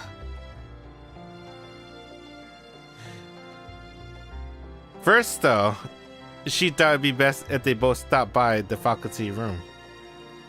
Hey, she looks so pissed, man. That's her default face, though. Mr. Yamashiro had mentioned that the transfer procedures had already been completed, so all that remained was for him to sign off on her duties. 先生、案内終わりました。それはお疲れ様。しずきくんもお疲れ様。それで校舎を回った感想はどうかな？ありがとうございます。なんというかとても学校ですね。 Okay. Okay. そうかそうか。うん、明日から頑張りなさい。She had no interest whatsoever in this pointless wrap-up meeting. 山城先生のことは気にしないでいいわ。教え子に厄介なことを押し付けてふんぞり返っているぐらい職員室が好きなんだから、何時間でも待ってるでしょ。 Damn, dude, look at the hair. Hair's pretty good. Hey, good job, Takuishi. This is my goal. Takuishi's my goal. 待ってるべきじゃない？そうか。青崎がいいんならいいんだな。 Why is Takuichi so fucking goated? There it was again. Whatever Sojiro was getting at, Ako had no idea. それじゃあ行くよ。今日はありがとう。今日だけよ、今日だけ。 She shooed him away with her hand. His face bent into a broad smile as he found the gesture endearing. It was the softer expression that she had grown accustomed to seeing out of him. It was the kind of smile that would make anyone smile back. At least most people. Well, most people at least. Aoko Aozaki didn't betray the slightest hint of a smile. それじゃあまた。 With that friendly farewell, Sojiro walked toward the end of the hallway. Oh, he's going to jump out the window. Or so she thought before he turned into the next class over. Sojiro headed straight for one of the classroom's windows. Oh, whereupon he opened it with ease. The chilly November air filled the room with a soft sound of the rain doubled in volume. In the instant she realized his intention by opening the window, she really wished she hadn't. いや、待て待て待て！ He already had one leg out of the window, but she dashed to stop him. 何するつもりよ、あんたは！何ってアルバイトに行くんだけど。その窓は人が出入りするところじゃないの。だいたいここ何階だと思ってるの？ She saw the light of understanding dawn in his eyes. 死ぬところだった。2階から降りたら危なすぎる。危ないのはあんたの頭。 Her insult went right over his head. あのね、こっちじゃ窓から人は出入りしないの。さっき言っとくべきだったわ。知ってるよ。時間がないんで慌ててたんだ。ありがとう。これからは気をつける。What? He said he knew. But he said that who the fuck put this exit in here? Almost died. He put his leg back inside and closed the window. I like this entire scene. This pretty much sum up the entire visual novel, right?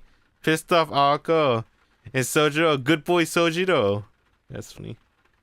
His school uniform was soaking wet from the rain. いいけど、私は別に。あなたがどこから外に出ようが関係ないもの。ただ、できれば私の前ではやらないでほしいだけよ。それより、あなた、本当に明日から学校に来るの？来るよ。不安だけど案内してもらったし。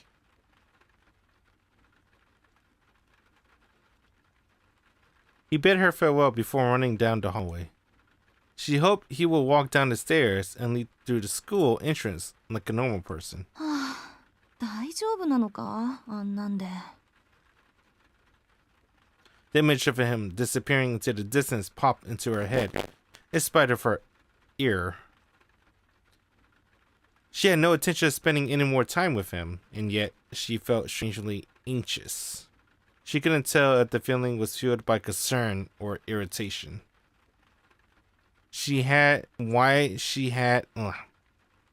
had she gotten angry with this insignificant transfer student in the first place? A strange day with a strange transfer student resonating in a strange emotion. Her head tilted as she reflected on what should have been a more enjoyable day than an irritating experience she just had. いっか。どうせこれっきりなんだし。The sound of the rain echoed quietly all around her. The gray skies seemed frozen in time. It was impossible to discern whether it was morning or evening. Mr. Yamashiro and Aoko were likely the only ones left at school. The unlit classroom looked overly gloomy and ominous as Aoko stood alone. She pulled up her left sleeve. Her dainty, unremarkable watch showed that it was almost 1 o'clock. 時間、合ってる。She looked out the window at the grounds below. She saw a boy in uniform running through the rain without an umbrella, a sight she must have seen before, but for whatever reason affected her far more than she wished.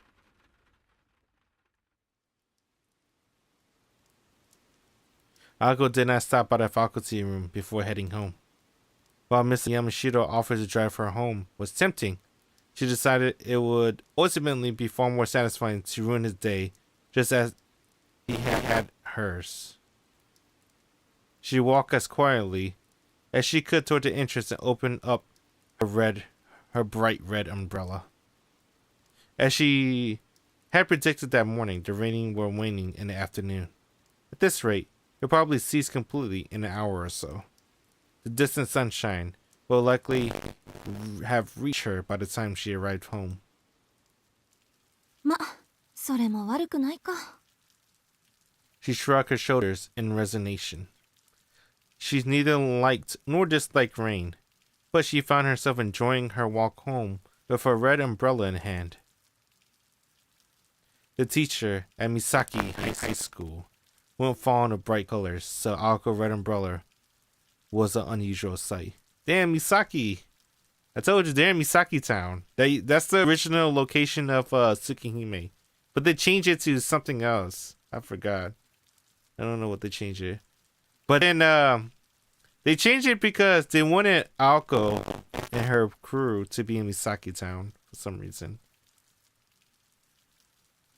A ghost story about how the umbrella was once pure white had been making the rounds, but it featured Aoko instead of a ghost.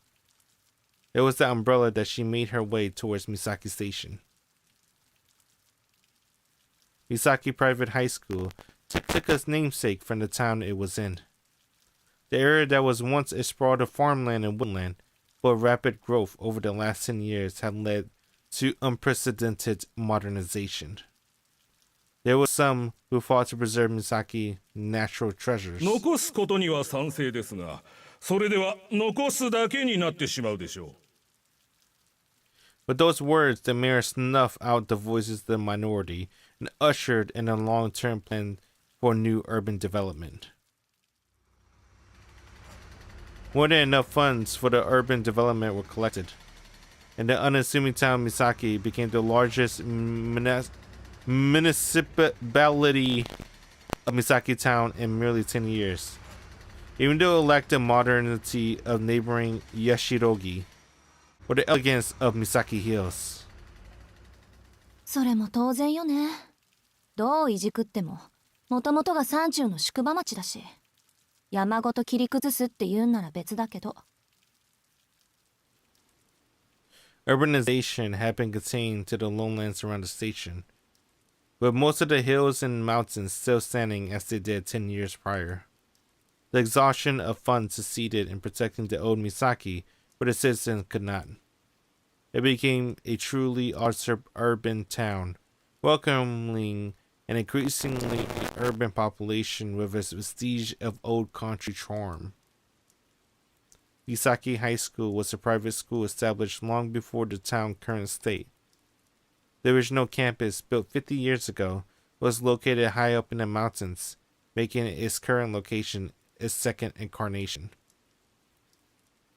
The path to the old grounds was not only steep and remote, it had become an overgrown game trial for the passage of time.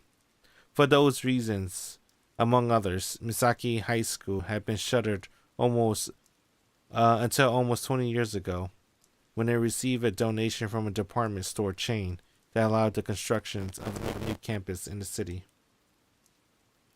And thus, Misaki High School reopened its door, the old Woodland campus forgotten.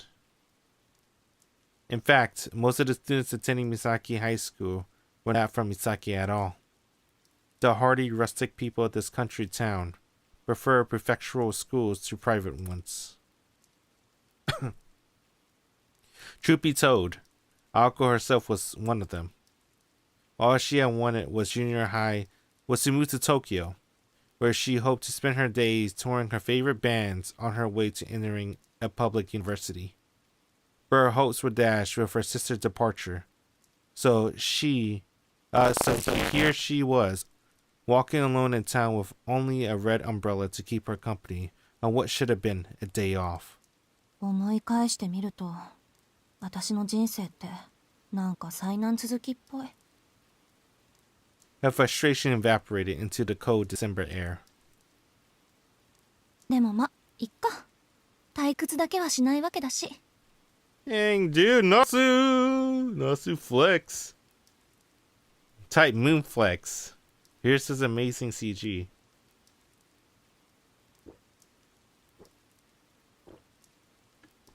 I wonder how Ufotable can keep it iconic. I hope they do. I hope they take their time with the beginning. With those words, her mood brightened a bit as she left the school in her wake. The busier part of town met her at the bottom of the gently sloping road. They should have made this into an anime season. Why did they make it into a movie? I don't know. I think a movie would have been better, actually. They should have did a parter, like Heaven Feels. Because anime season would be a little bit annoying with like every 20-minute, you know, opening, ending, cliffhanger. That would be annoying. So the movie is better. Misaki train station was brand new. Hold on. Excuse me. Once looking no prettier than an abandoned factory. It had been renovated into a multi-purpose structure with huge department stores on its east and west side. When the department stores first opened, Aoko and her friends had been impressed with their modern feel, but in time the stores too become dated.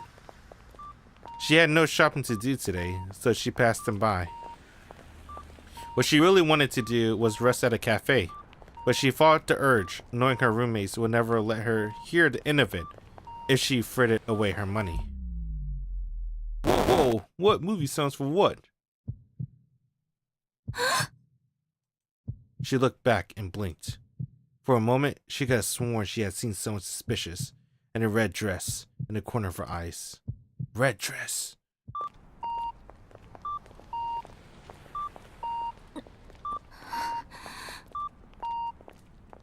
It must have been her imagination. The sixth sense, chill, she was experiencing down her spine was a familiar one at this point. She continued her walk home, brushing off the event as if it had never happened. In time, the chill faded, and all that was left was the sound of the town. She sighed heavily. Had she imagined it? Even if it had been in her head, she was far from comfortable with the feeling that still lingered. 夏場の方ってもう少しこう She grumbled under her breath. 波乱万丈、商売繁盛、諸行無常と。そうそう、忙しさに愚痴を言っても始まらないわ。Unfortunately, summer and bugs go hand in hand. She could see how bugs could be drawn to all the sweet fruit. Hey, what's she talking about, bugs? It's raining. Oh, damn. Alright. Nice. Rained with grease and heat, the kitchen was closed for the time being. The lunch rush had come and gone. But one last battle remained. Dinner time. Only after the evening chaos could the kitchen crew remove their white armor and call it a day. In the midst of the war zone was a lone newcomer. Hey, Sojiro is a cook? Nice. これ着るんですか? You know, Shiro from Space Day Night, he had a part-time job too, right? He worked with the people from the bar. I remember that. I like that one. His voice was uneasy, betraying how new he was. 気持ちはわかる。俺もどうかと思うけど、店長の言うことだから、もう笑顔で乗り越えてくれ。これも商店街の明日のためなんだとよ。本気で申し訳ないんだが、雨も止んだし、なんとか行ってきてくれないか。無事帰ってきたら晩飯おごってやっから。His bright orange coworker clasped his hands together as if to beg for forgiveness as he sat at him for unreasonable tasks.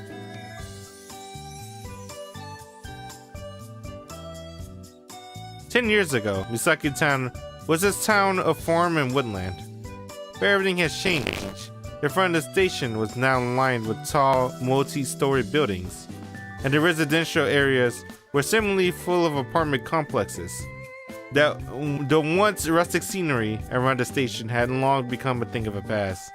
Damn, dude, who drew the background in Type Moon? Shit is good. And Type Moon got some really cool people working there. Shiroi Nizuka was the only place in the city that still contained vestiges of the old town, a pocket of the past inside the urban jungle. The road extended up a conspicuously high hill to the old residential district far from the hustle and bustle of the train station. Long ago, it had been considered unwise to build on high grounds, so nobody lived above a certain elevation.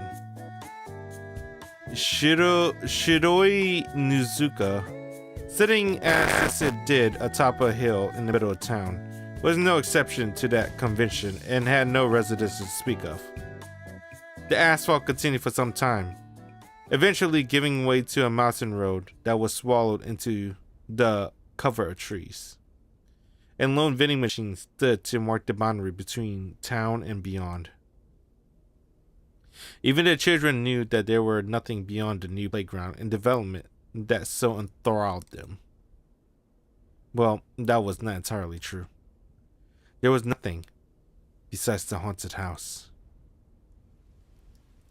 Ako Aozaki traversed the long slope. Below her, she could see the whole of Misaki. A symmetrical town looked like a miniature set from this height. It would look like a painting if there had been a sea next to it. But unfortunately, Misaki City was very much landlocked. While it was overcast at the moment, the scene was quite breathtaking on clear evenings.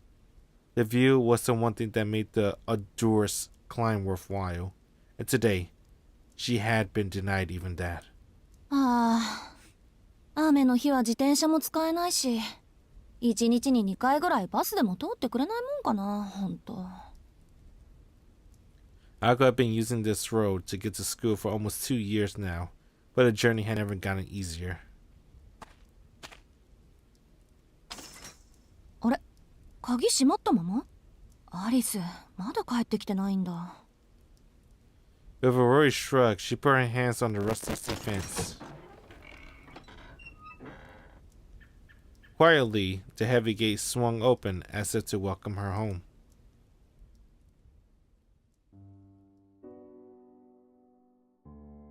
There sits atop that hill a haunted house. This is how the story, much shared around town, used to begin. But fresh rumors about the house has sprung to life almost as fast as the town modernization. Despite being dilapidated and abandoned for many years, lights can be seen inside the house at night. An angry murder of crows often gathers atop the hill before mysteriously vanishing. Children get lost in the fog, never to be seen again. Late at night, a shrieking sound can be heard all the way to town. This particular piece of slander was the one Aoko wished to discredit the most. The final rumor was the eye-catching luxury car that sometimes made its way up and down the hill. The rumors spread and grew by the day. And while they grew, the house that everyone thought had rotted away was stored over the recent years. Deep in the wood, on top of the hill, no one dared to approach. Like a ruin, shrouded from the view even on the brightest of days, stood a relic of time, a building from a fairy tale, the house. Was the Kwan-ji Mansion. Kwan-ji Mansion.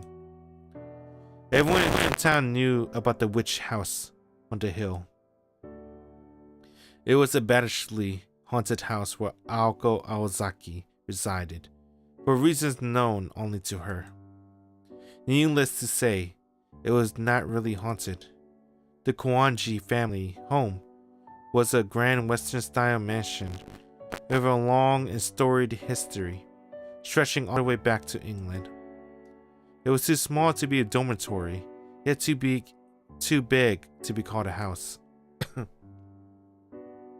The main building contained as many as 3 normal houses worth of rooms, and was surrounded by a large all-encompassing courtyard.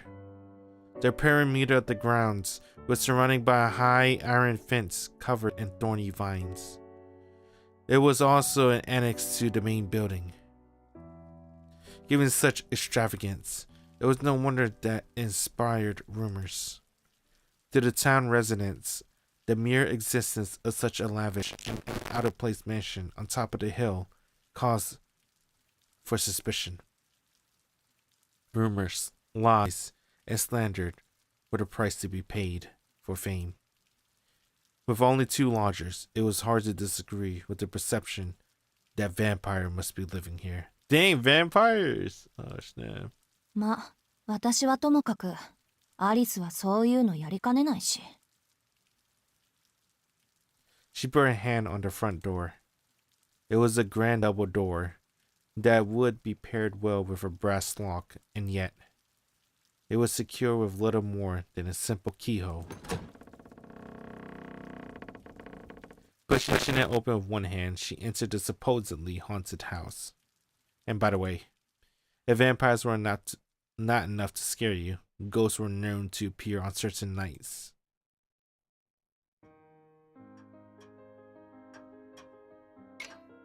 Nice. Much like the weather outside, the foyer was overcast with shades of gray.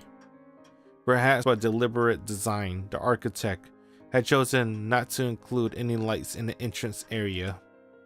The ceiling was 2 floor highs. The only light in the room came from the skylight. It was particularly gloomy on rainy days. On moonless nights, it was like the world itself ceased to be.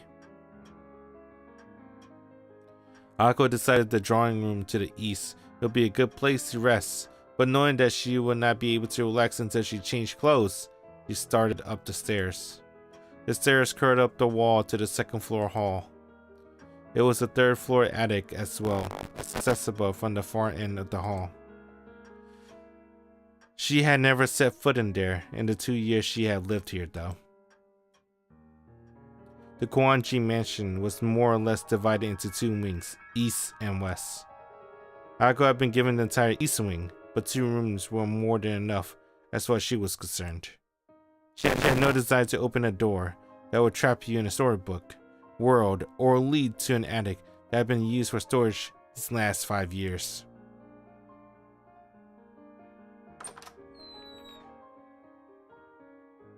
Aka's room was at the end of the east wing long corridor. She had elected for a smaller room for no other reason other than that she thought it would be easier to clean. It was furnished with a large bed, her beloved mahogany desk, a wardrobe and chest for her clothes, and 2 9-shelf bookcases. This was the extent from what she brought from home. Her entire life of 16 years reduced to this. She also borrowed the next room down for her own purposes. そうだ。アリスにもらった見張りと壊れてないかチェックしないと。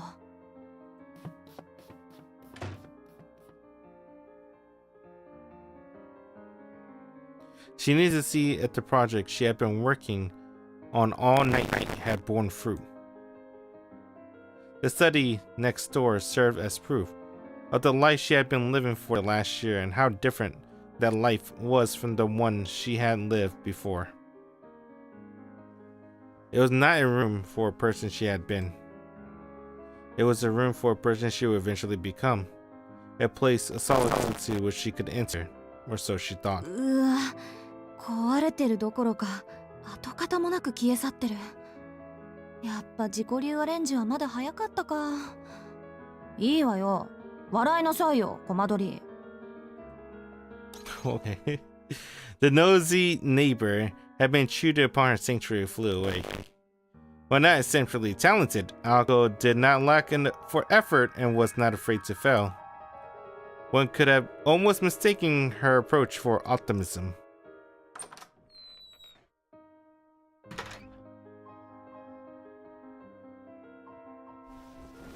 Changing her clothes.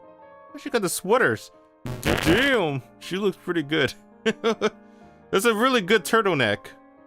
You know, I think turtlenecks might be my favorite. Hey, Ark wears them. Ako wears them. They both look really good on their turtlenecks. She changed out of her uniform and returned to the 1st floor. They look so comfy in their turtlenecks too. I like the jeans. The jeans pretty good too.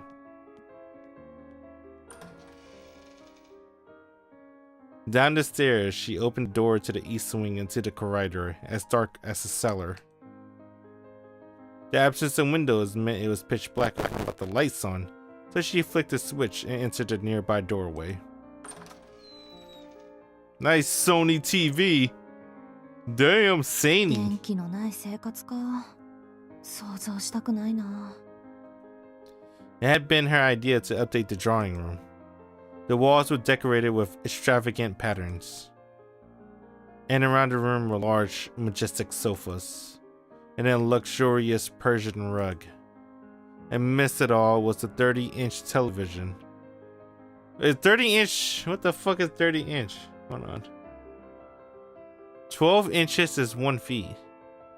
Damn, dude, 2 feet. Wait a minute. Oh, my TV's like 55-inch. 30-inch ain't that bad. Yeah, 30-inch television that seemed completely out of place. It stood looking over the other furniture like the emperor with no clothes. Excuse me. The mansion owner would have rather done with it without it. Excuse me. But to a commoner like Alco, it's an essential commodity. What? TV? They had fought over its presence at first, but eventually came to an agreement and now mutually enjoyed this modern comfort. It's a pretty nice house, なんだ Alco. 人のことは言えないか。うちも案外時代錯誤な家だった。 Now, in a somewhat pleasant mood, she decides to brew some tea. She boiled some water in the kitchen, prepared a teapot, and made herself some black tea.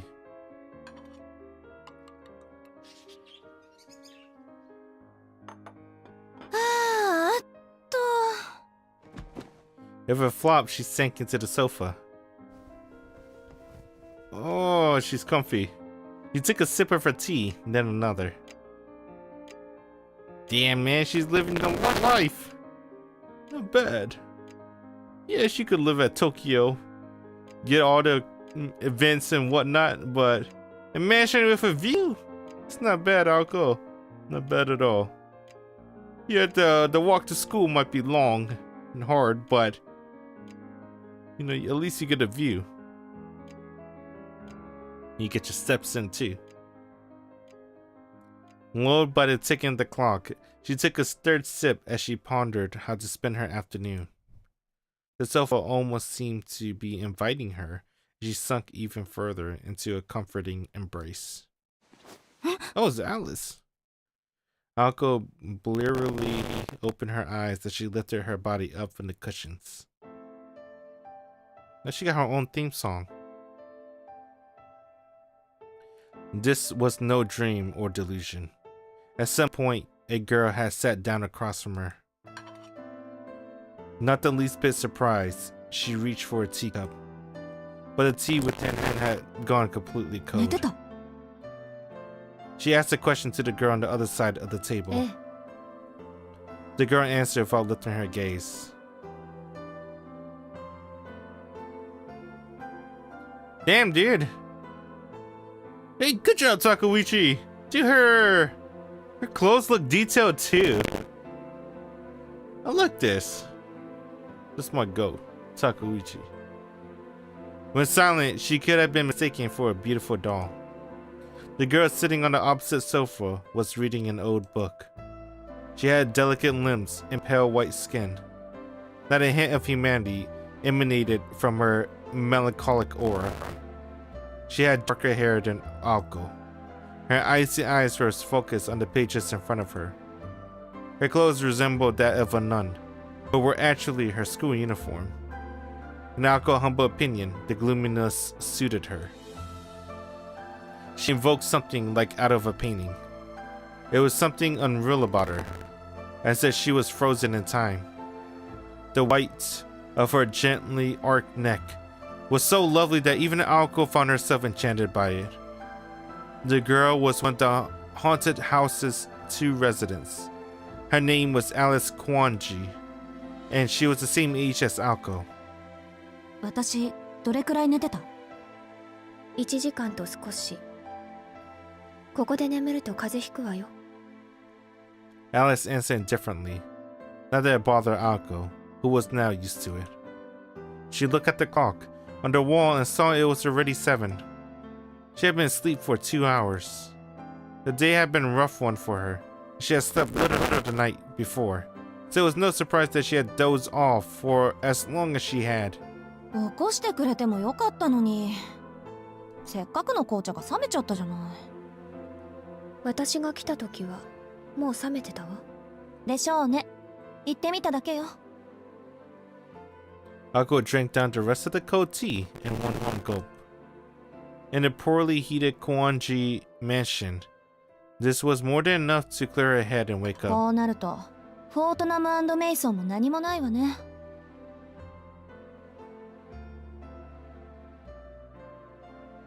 おかえ Damn, り、アリス。 Takeuchi. 玉の贅沢もあんた抜きじゃ閉まらないってことかしら。Oh man, Taika Waititi, he's such a fucking goat. Why can he draw so fucking well? It's so good. I don't know, man. 今日は役日か天中殺か。ちょっと早いけど、お参りってのも十分ありかもね。Ako shrugged her shoulders, as if resigning herself to her fate. それで何があったの？ After 2 years together, they knew each other quite well. Ako had one way of asking questions, and Alice had another. Alice asked without raising her head, and Ako gave her the details. まず謝らなくちゃいけない。 Oh, they give her little socks too. That's cute. She's wearing socks because she's cold. I like that. 昨日徹夜で完成させた例のあれ、意味がなくなっちゃったのよ。ちょっと目を離した隙に沸騰しすぎて壊れちゃったみたい。そうならないよう循環のコードを 2,3 本外したり縫合したりしたんだけど。Ako tried to laugh it off as if it was someone else's problem. どういうこと？今朝休養が入って学校に呼び出し受けたの。そこで転入生の世話を押し付けられて一日が無残にも消費されちゃって、帰ってきたら跡形もなく消えてました。怒る？アリス。別に青子の器物破損にいちいち怒っていたら一生分の口論をすることになるでしょ。代用品はあるからまた一から始めればいいわ。それより怒ってるのはあなたの方じゃないの？ Yes. Alice was very much on point today. It was true that despite outward appearances, Ako was seething with frustration. That aside. この転入生っていうのがひどくずれててね。すごい山奥で暮らしてたらしくて、こっちの常識が通じないんだから。三問以下いって言葉があるけど、あれって本当のことなのね、アリス。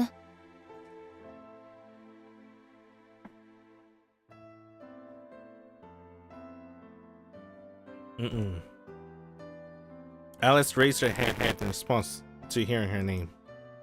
But Ako kept going on before she could get a word to edgewise.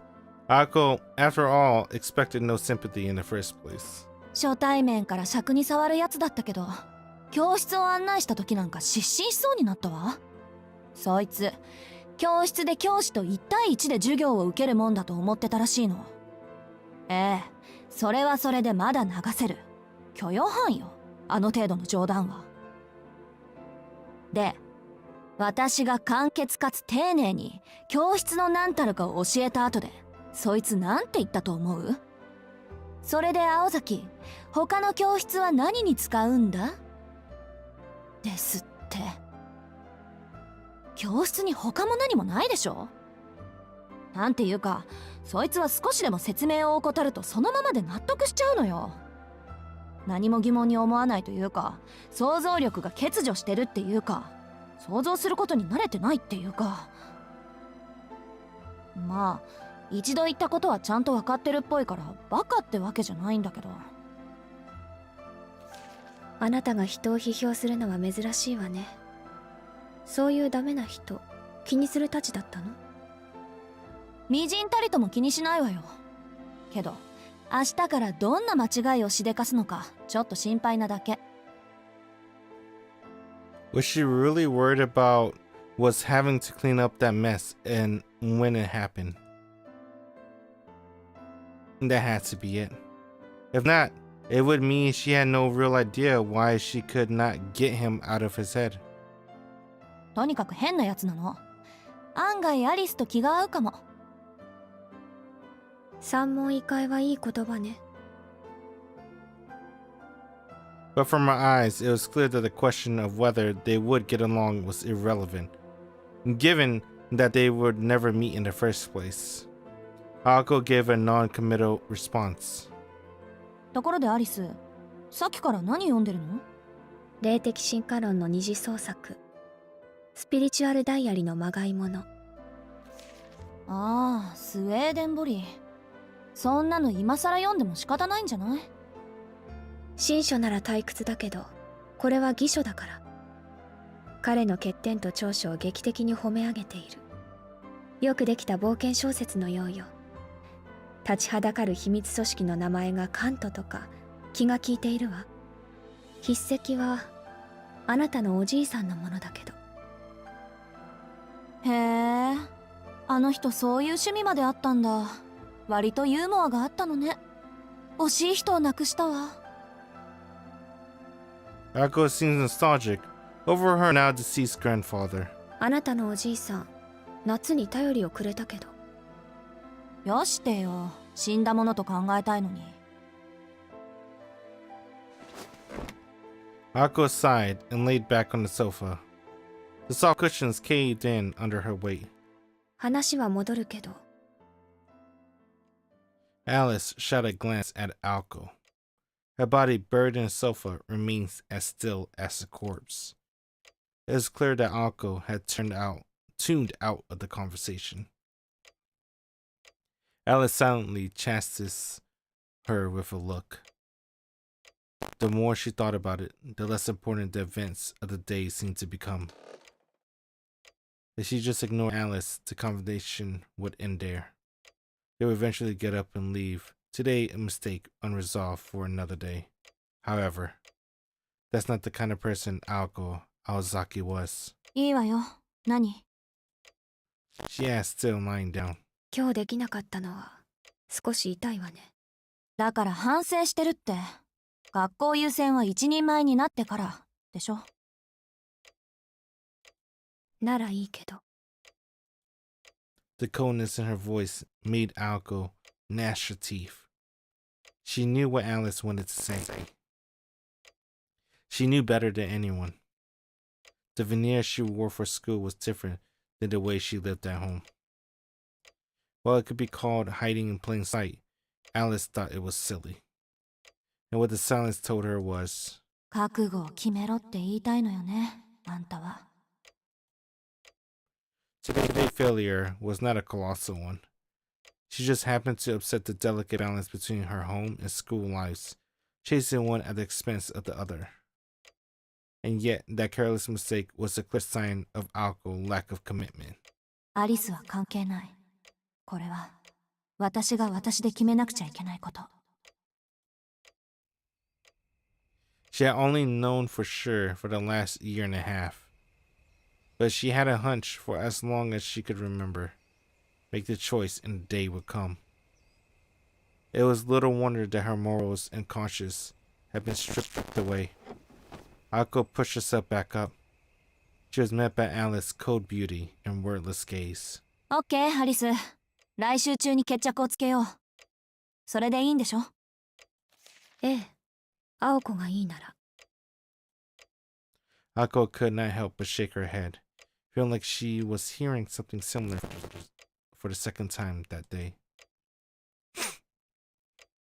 Even to comfort her own, she couldn't banish thoughts of that country boy from her mind. じゃあ下準備はよろしくね。私まだできないし。場所は例の公園でいい？妥当な線ね。あ、でももう一軒の方は？そっちの方が急務じゃない？時と場合、森に変化があれば教えるわ。After that brief exchange, Alice returned her attention to the book on her lap. Shop talk was over. Now they could return to their normal relationship as roommates. Alko grabbed her milk and turned on the TV. Since Alice was busy reading, Alko decided to tune in to a variety show that had already started. Alice started to speak but suddenly cut herself off. One of her delicate hands raised to her mouth. She would always cut herself off, and the second she realized she was about to say something trivial. Sometimes her self-restraint would hit too late, and she would make a gesture like the one she was making now. It occurred to Alko that the sound her cute little roommate made was different than what she blurted in times past. 何？ Alko turned down the volume on the TV. Her intense eyes lit up like those of a mischievous cat. どうということはないんだけど。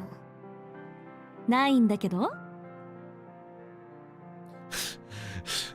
I like that face Alice is making. Okay. Alice looked away bashfully, not knowing if she should bring it up or not. In times like these, that expression carried a real warmth and a surprising charm. If E could see her in this moment, Alice's father would have to admit that her name suited her perfectly. 今日帰ってくるときおかしなものを見て誰かに話そうと思っていたんだけど。 Ako nodded, beckoning her to continue. つまらない本当に意味のないことよ。けどどう考えてもそんなことをする理由がわからない。青子、人間ぐらいの大きな猫がひょこひょこ出前をする理由ってわかる？ For a second, Ako thought Alice was trying and failing miserably to make a joke again. One would think about anyone, really. But she seemed completely serious. Even if Alice's sense of humor fell flat for Ako, the story already sounded more fanciful than Alice's usual attempt at jokes. Ako concluded that her roommate was talking about something she had actually seen. その話には2つぐらい信じがたい部分があるけど、1つずつ論破していい？いいの。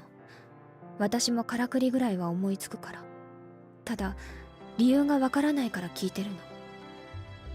わざわざ精巧な猫のぬいぐるみを着て出前のてんやものを届けに行くことってそんなに簡単かしらね。難易度以前にそれをやる人間の常識性を疑うけどね、私は。Alice nodded tentatively at her words. まあ世の中いろいろあるから、私たちみたいなのもいれば、下界から遮断された山奥で暮らしていたやつまで10人十色よ。Oh man. 私だったら見かけたら声かけて理由を尋ねただろうけど。Alice's gaze drifted at that. 暮れゆく住宅街にさまよう出前猫か。背景が夕焼けだったらファンタジーだったでしょうに。で、今日の夕飯どうする？せっかく話が出たし、私らもてんやものにしようか。Ako loved getting takeout. Her face glowed as she spoke. They had no hard rules for dinner, but if one of them was in the mood to cook, they made it a point to make enough for two. At the very worst, this meant entire weeks without dinner. But the two of them agreed that this was something that they worked best for them. Whether they found cooking to be too much effort or simply like ordering out. Nights like this one were a common occurrence, much to the chagrin of the restaurants of Misaki Town. Delivering to the mansion meant coming all the way up to the top of the hill, the source of the disgruntlement. 時間は8時前。ギリギリセーフね。私今月がいいな。あそこの月見そば最近ご無沙汰だったし。The Hungry Student Council president laid out a stack of takeout menus like she might fan a deck of cards and silently scanned for anything that stood out. Alice casually responded without sparing as so much as a glance. 悪いけど私夕飯済んでるの。 With those words, Alko froze. All deliveries required a minimum of 2 items, so she was out of luck without an accomplice. Cruel society had decided it couldn't be bothered to deliver to a princess who only ordered a single serving of food. Oh, they live all the way up there. Incidentally, to counteract orders from the Hilltop Mansion, the restaurant had declared the minimum number of orders would be 3 starting next year. Ako and Alice are still in the dark to this fiendish change of direction. この裏切り者だから帰ってくるのが遅かったのね。帰宅部、学校までバス徒歩込みで片道20分のあんたがなんで5時以降に帰ってくんのか考えるべきだったわ。Unfortunately for Ako, she had been too out of it to even remember that she was the one who fallen asleep. ああ、ひどい女。そういう時は残された一人のためにお土産買ってくるのが暗黙の了解だったのに。私だってこの前の外食の時はアリスの分も買ってきたじゃない。 It was unknown how serious Ako was being, but she was visibly angry. She had already woken up hungry that morning, and from the time she was called in school until now, she had consumed nothing but tea. It was a small miracle that her stomach was not growling. She knew it was her own fault, but she persisted, wanting to get revenge on Alice for scolding her earlier. この前ってあれのこと？あなたが都心に出向いた時、夕食にお寿司を食べてきたのに、お土産はなぜかコンビニエンスストアのビニール袋だったって話？ Yeah, Alice looked irritated. Ako had kicked a hornet nest. 何よ、買ってこないよりはマシでしょ。真実は時に隠蔽すべきね。Okay. Alice's icy gaze peers right through her. What? What is this scene? What?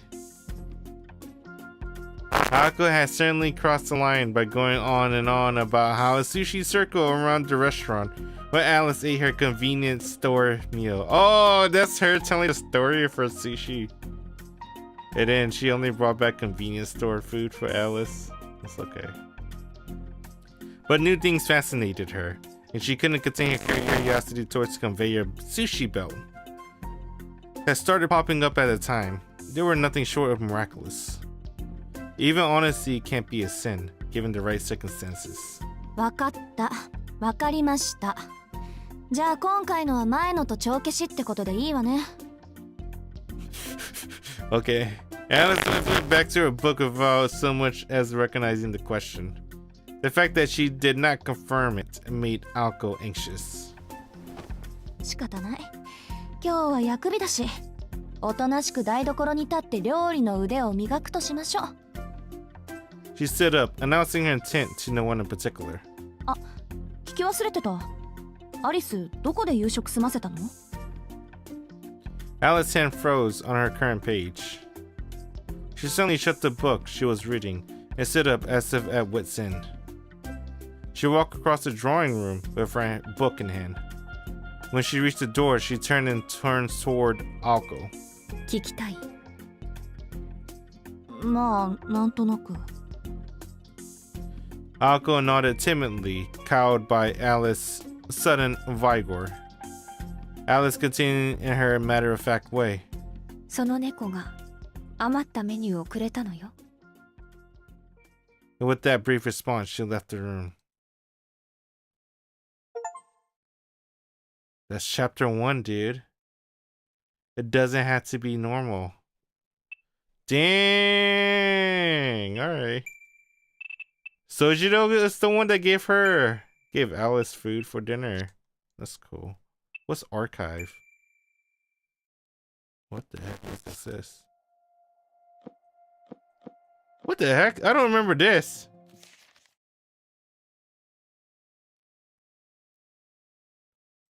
Oh, these are additional. They're like OVAs. ねえ、アリス帰ってる？ Hold on. Wait, can you go back? Does that exit the entire game? Oh, they go archive. I went to. Oh, dude. Let's see. What time is it? I think I could do. How much reading is it? Let me think.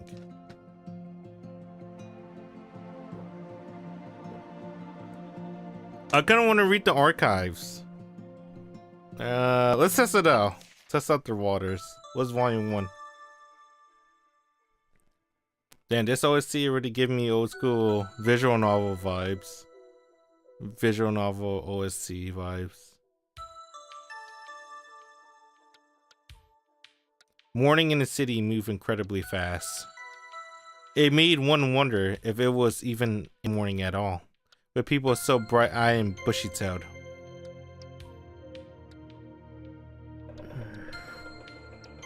The unfamiliar roar that woke him reminded him of a rock slide. The identity of the monstrous sound was the engine of a motorcycle.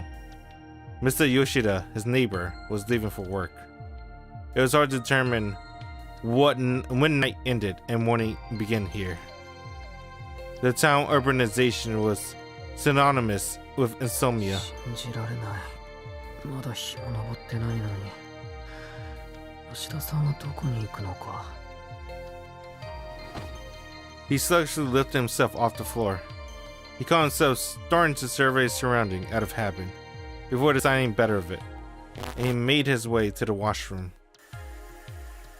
There he poured himself a cup of water and slowly gulped it down.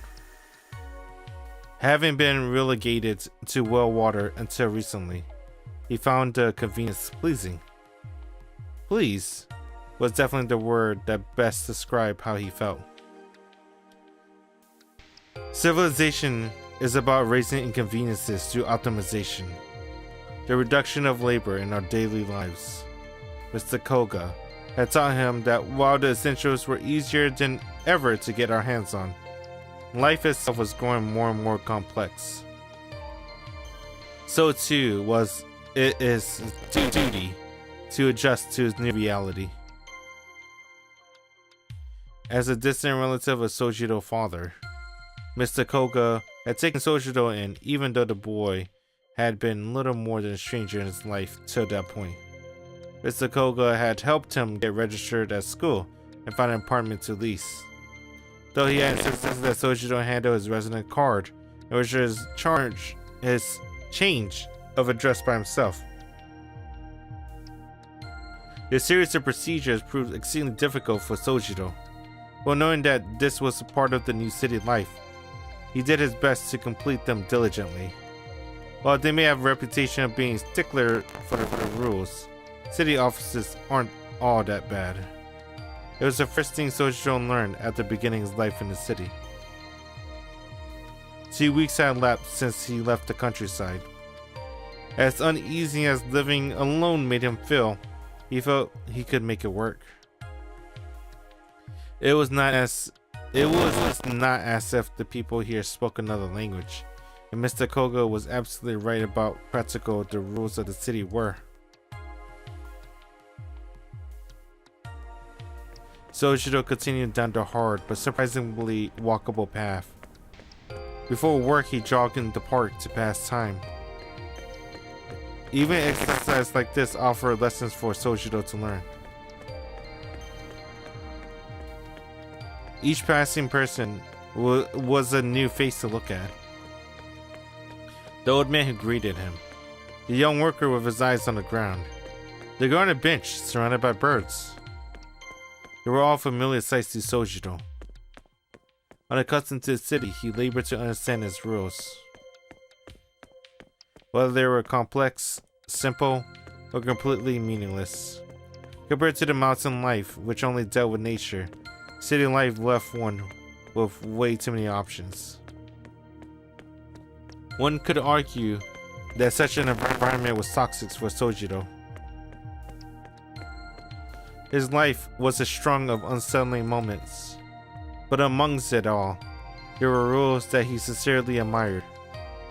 For one, that the city revolved around various forms of profit and loss. The fact that one only needed money to get the bare essentials to survive the city was a comforting thought to Sojito.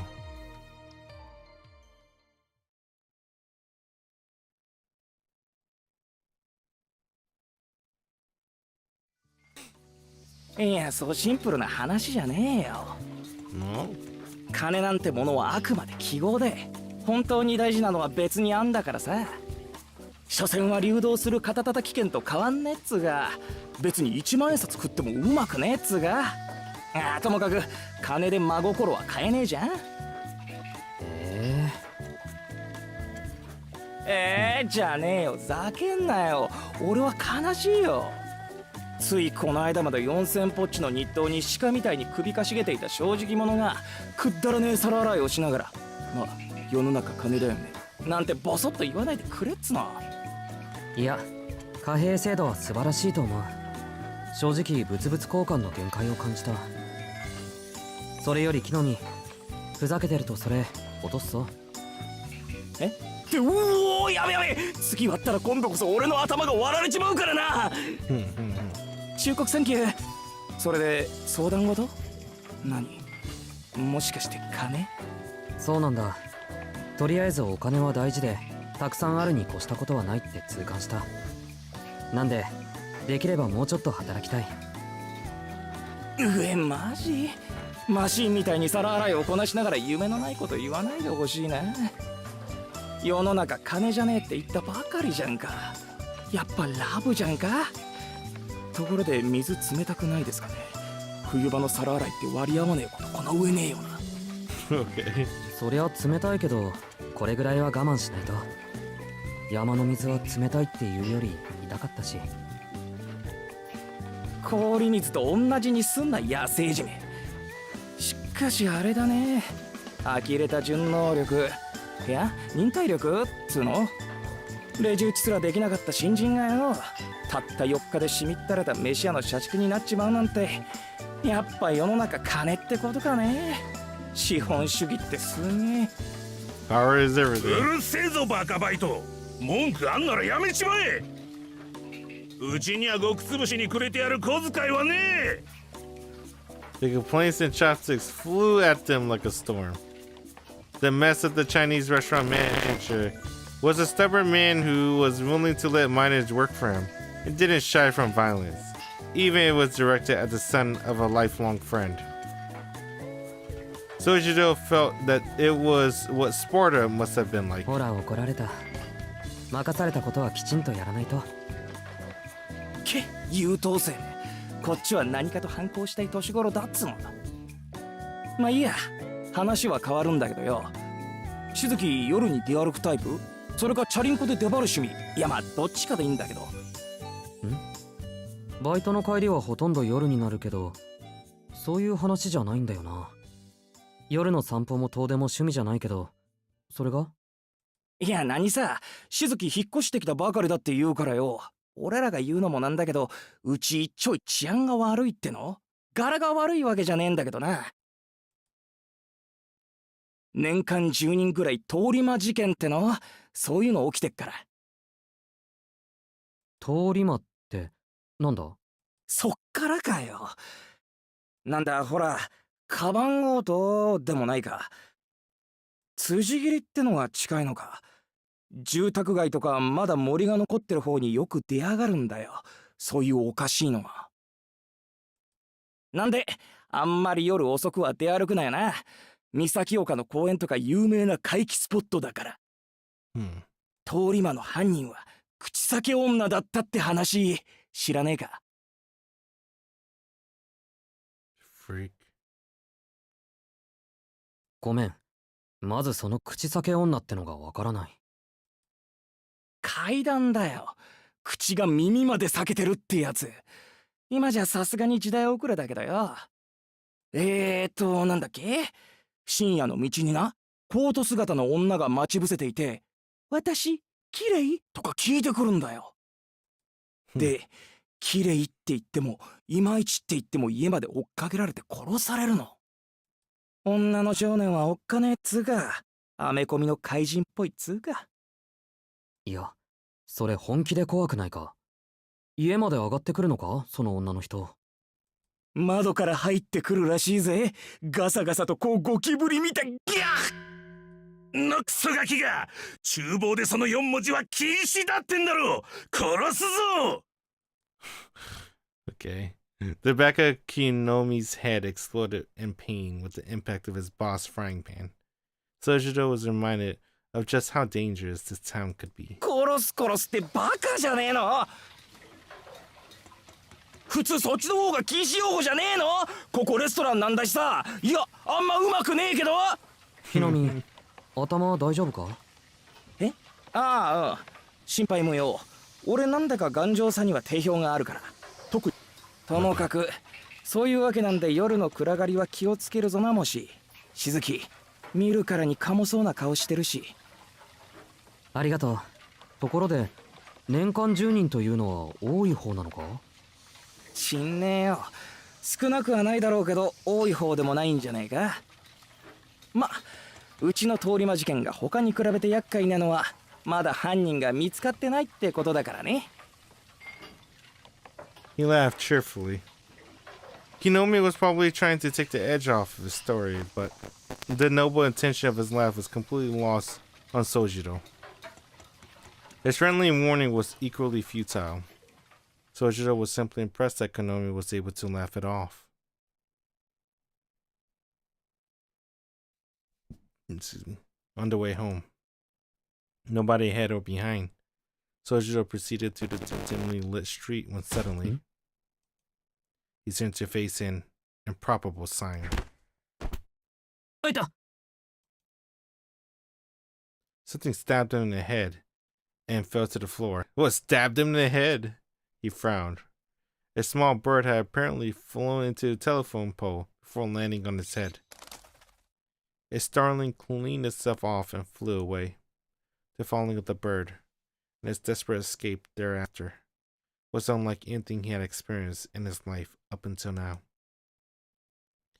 Most of the townsfolk would have been seeing the incident as unlucky, ominous, or even sinister, but Sojiro just nodded and went about his business. He must understand. What might have been a first for him was surely an everyday occurrence for these city folk. That was pretty cool. That took not that long. I could probably do all of them.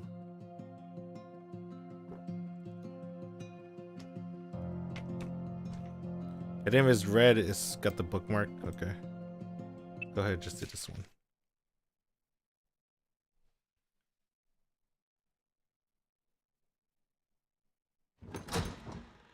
Tattaima! ねえ、アリス帰ってる？教会から帰るとき、商店街でお土産もらっちゃった。伊勢屋のせんべい、一緒に食べない？ What? Her voice reverberated through the foyer, dyed in the colors of the setting sun. It was after 5 in the afternoon when Aoko, still in a school uniform, cheerfully returned home. She had finished her student council duties and attended her monthly meeting with the church. おかえりなさい。 Oh, that's right. They gotta... Alright.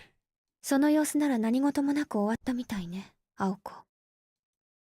The voice was coming from the second floor. In contrast with Aoko, her boundless energy, a considerably calmer girl descended from above. 難癖はつけられたけど滞りなく。うちの問題はうちの問題だから、今回も手は出さないって方向でまとまったわ。それでいいのよね、アリス。ええ。猫の手なら借りたいけど、あの人たちの手は信用ならないし。いつも通り、後処理だけお願いしましょう。賛成。後ろからバッサリやられかねないしね。だいたい、私もあんたも背中を気にして没頭できるからじゃないし。私はできるけど。青子は単に、まだそれほどの余裕がないだけでしょ。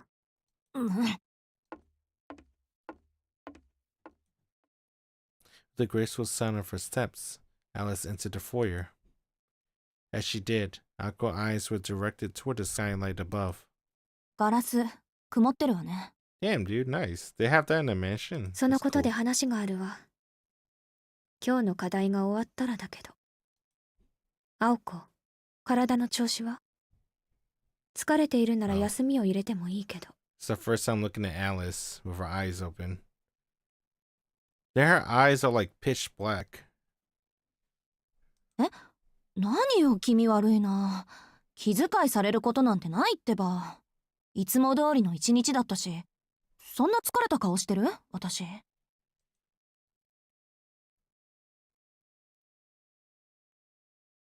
As school activities went, today were a breeze. At a glance, her school life might have seemed almost idyllic. Though the more she thought about it, some headache-inducing incidents may have stood out there, here and there. It was some insincere introspection. Ako might have recognized the signs of her own mental fatigue, but doing so would have further added to her stress. This is after she met Sojiro. Think so. なんで帰ってきてまであんなののことで疲れなくちゃいけないんだ、私。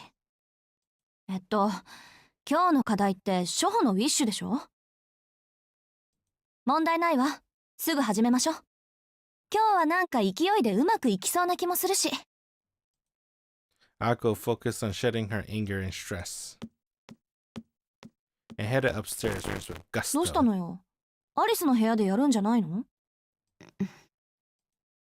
The formally dressed Alice nodded in slight dissatisfaction. それで Oh god. 伊勢屋のせんべいって今日の？ Damn, man, I really love yeah, Takeuchi's sprites was always good ever since Day Night. I don't remember original Tsukihime. I think I remember the character for facial expression that I like the most in original Tsukihime is Hisue. Hisue make the greatest faces too, even though Hisue is like the serious person, kinda. But I like Hisue faces too. Alice's face is great. That's good. She looked at the freshly baked treats Alko was holding. Yeah, Type Moon, they make my favorite facial expressions. I don't know how they do it. I don't know how Takeuchi does it. But it's always really good. It's like you can make really good character designs, drawings for, right? You saw Alko, saw Alice, how detailed they look, right? But then they make like the most animated faces. Like not like animated like yeah, I guess animated, like Japanese animation. That kind of anime, like anime faces. I kind of like that a lot. In the end, their lesson took place after Alice had her cup of tea. For an apprentice like Alko, Alice Kwanji was the kind of roommate and teacher was hard to come by. And she insisted that Alko rest to preserve her health. Alko had no choice but to comply. The lesson was over after 2 hours, so the two finished the dinner they had prepared and decided on a change of venue for where they would spend the last hours of the day. Damn, nice outdoor room. The sunroom, yeah, okay. The sunroom was next to the drawing room in the east wing of the residence and offered a view of the beautiful grounds. Their proud Kwanji estate, luxurious sunroom, featured furnishing on par with those splendid drawing room. Meanwhile, 来 sunroom 年 is の really 夏はジャング fucking ル good. ね。この分だと。I was gonna say sunroom is really, really, really good. To me, spring, summer, and fall. I hate winter because it's cold. There's no heater or AC in the sunroom. But it feels really good just to be there and to even eat there. The grounds outside have fallen into disrepair, neglected by the owner. The reason I say that is because it's like being outside without all the bugs, basically. Because you can feel all the heat. It was nice. ねえアリス、 Bit of 庭 sunlight. 掃除専用のプロイとかいないの？ Ako took a step into the sunroom and poured some tea. 探せばいるかもしれないけど少し手間ね。 Playing along with her roommate joke, Alice made to sit in her chair. Wow, nice chocolate. Just as she caught a box of chocolate on her table, her lovely eyes narrowed into a frown. But she wants some. Those look like dragon balls. 何よ、言っとくけど今日の失敗は半分アリスのせいよ。おせんべいで気が緩んだのが敗因っていうか、そりゃウィッシュのつもりがガンドになっちゃったのは我ながら攻撃的すぎると思うけど。 Gonder is a spell, right? Gonder is a spell that Tosaka uses. I don't see that. Let's see. Fate, stay, night, Ren, Gonder. Yeah, dude. That's that spell Ren Tosaka always uses.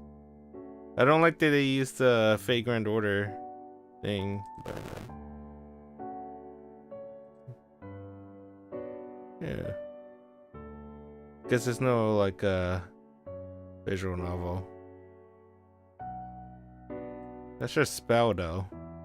No, it's not her spell. That's the spell she uses. I think if I remember correctly, Gondor, if you get hit by it, you feel sick, right? Basically.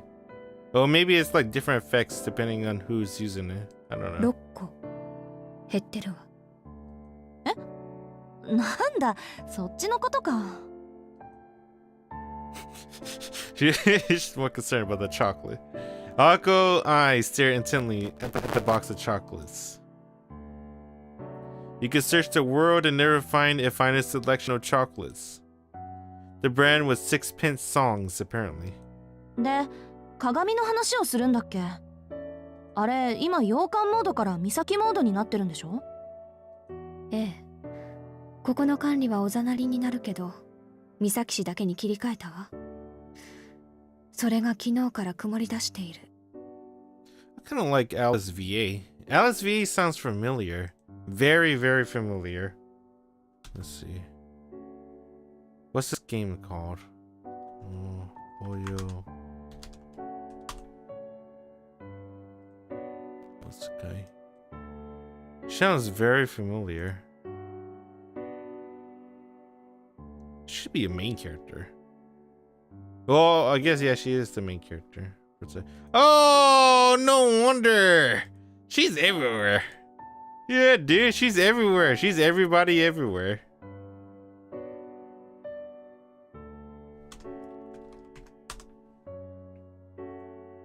Yeah, Hanazawa Kana.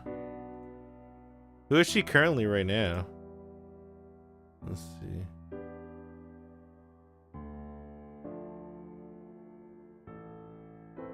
Airing, 4 seasons, Kobai. This one, what's this anime? Oh, this one. It's her, Rinko. She was Nino. Who's Nino? I don't remember her.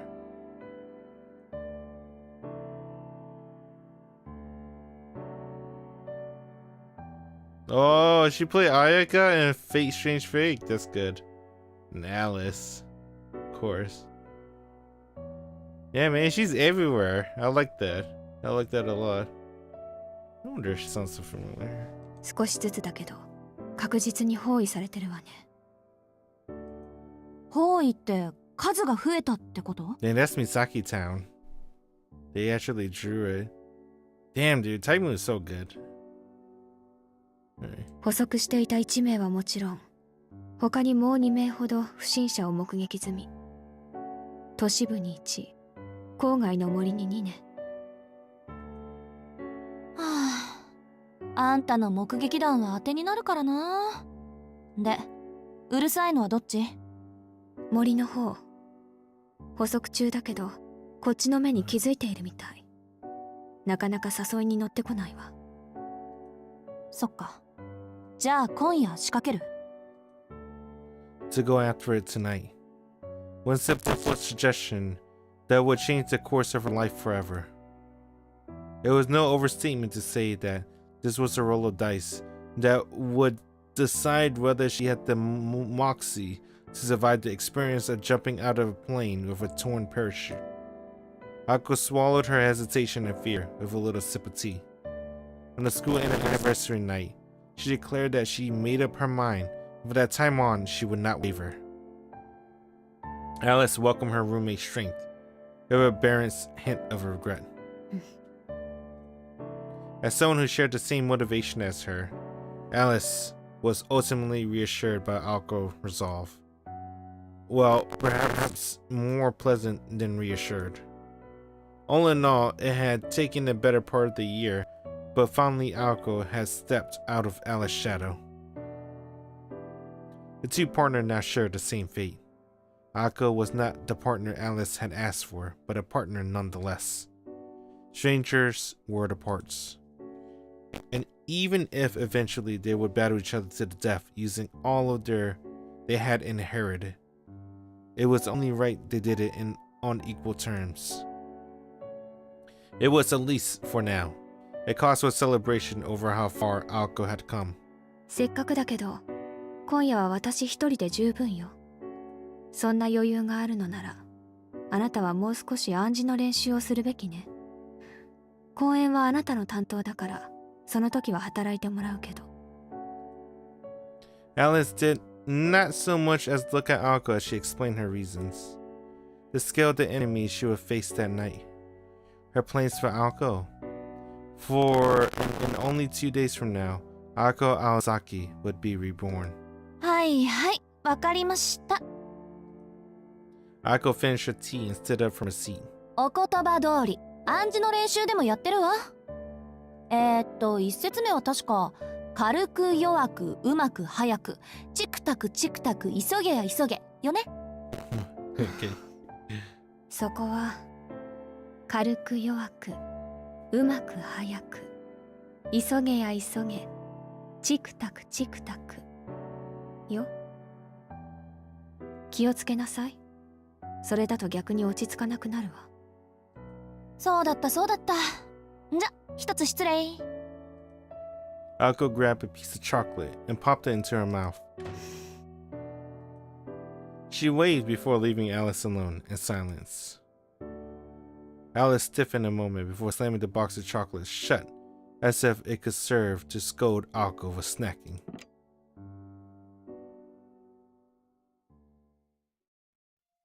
That's a good one. I like that one a lot. What's this one?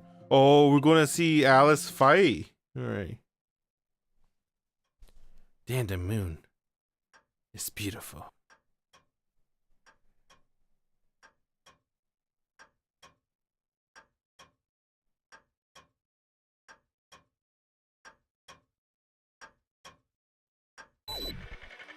Whoa. Holy shit. おはようございます。午前0時を確認しました。前回更新より24時間経過。バックアップ開始。レコード送信。周囲の地形をスキャンします。大気成分窒素異常なし。酸素異常なし。アルゴン異常なし。二酸化炭素異常なし。第5仮説要素異常異常異常あり。あり。周囲の時空連続体に齟齬を確認。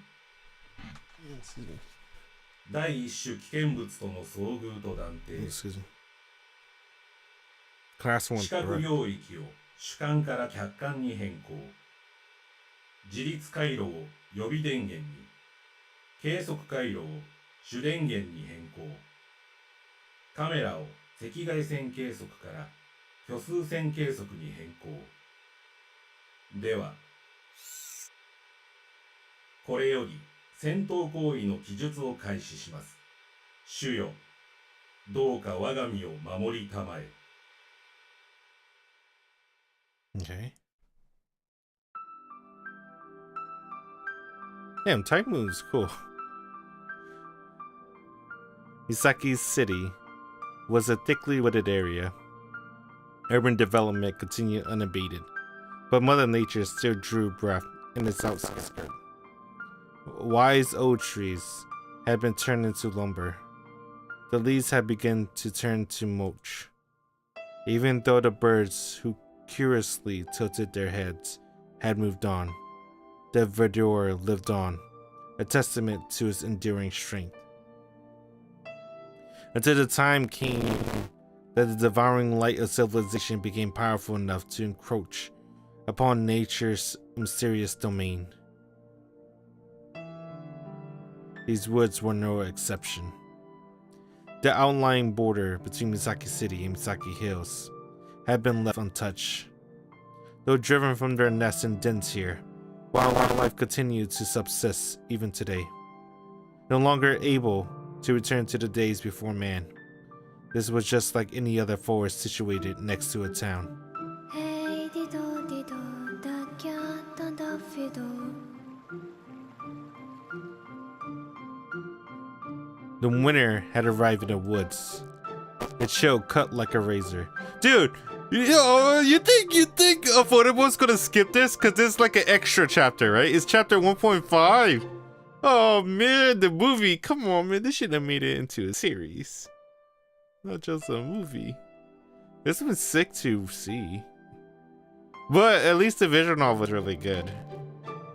So, and the visual novel is probably well more drawn than the anime. The icy air is so thick it could reach one's bones. Exposed cheeks stiffen and wisps of breath formed swirls in the air before disappearing. It was 1 degree above freezing. The cold snap penetrated every nook and cranny of the woods, from the ground to the trees to the wildlife.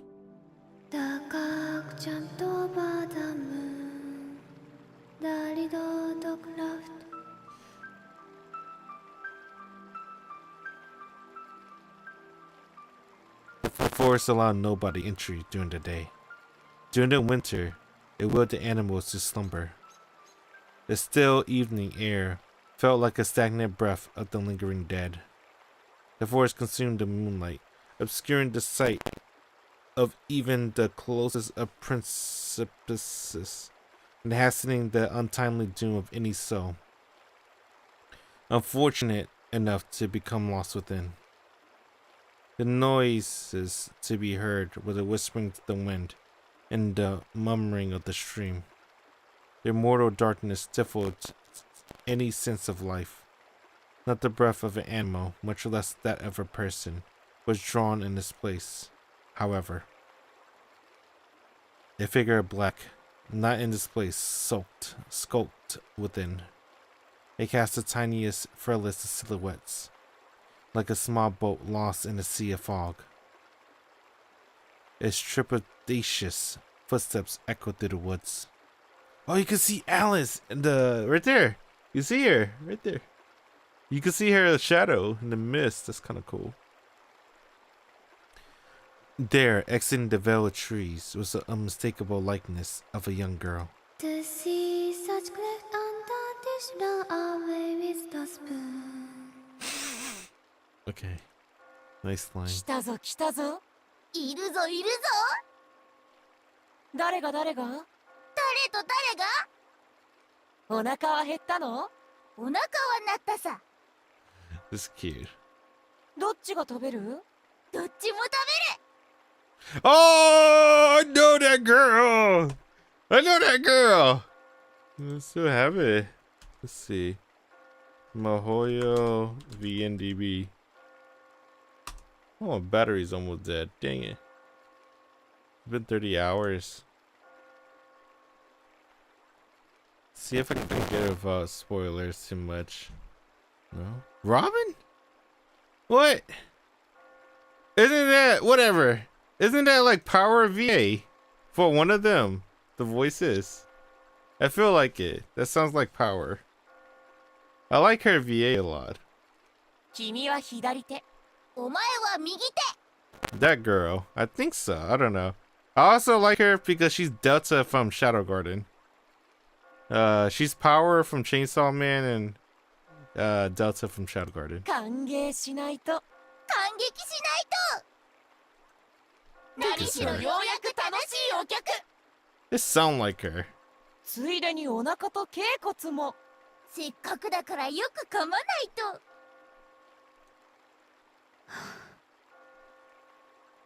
The shadows in the tree laugh ominously. A hallucination. An illusion. Or perhaps something's real. The shadow frolicked in time to the girl's pace. さあさあさあさあ。もっと奥へ、もっと奥へ。ところでダイスは細工済み？お腹の重いローデット。端っこかじったエッジワーク。どうでもいいけど肝心要の6の目だけは出さないように。The girl knitted her eyebrows.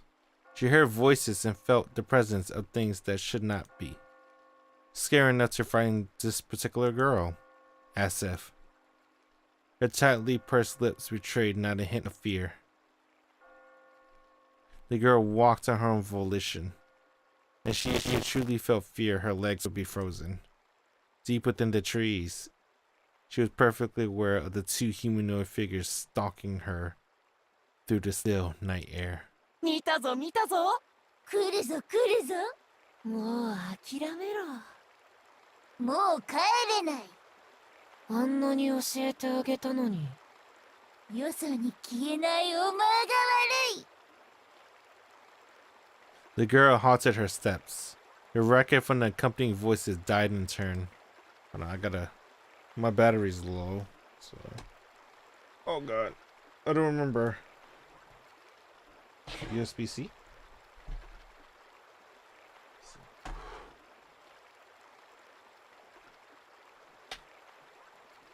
It does not use USB-C.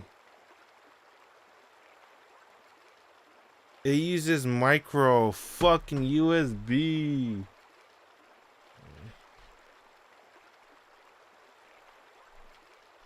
That's okay.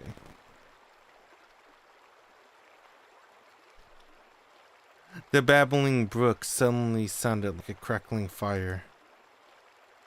And then, across the shallow stream, something appeared that should not exist in the city, much less these woods.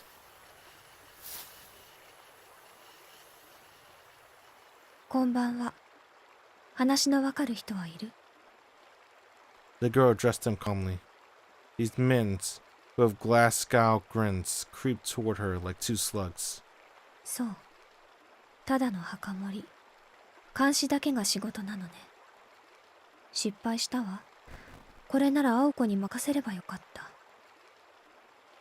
ああ、けど。The one grinning man stood still. The other one, shaking violently as if unable to contain herself any longer, turned toward the girl. 青子にはまだ荷が重いわね。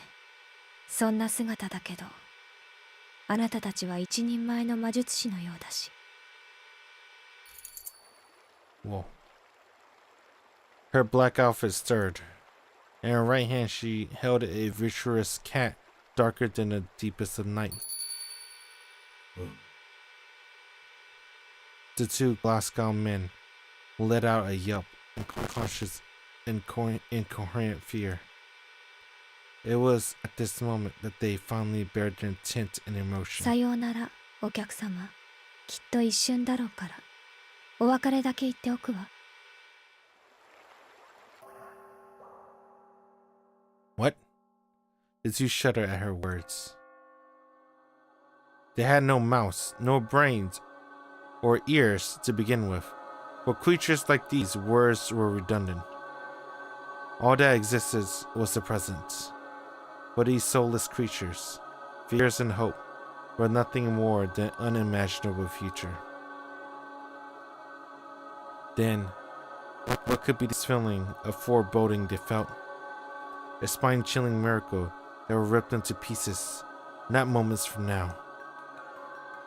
さあ、ごっこ遊びをしましょう。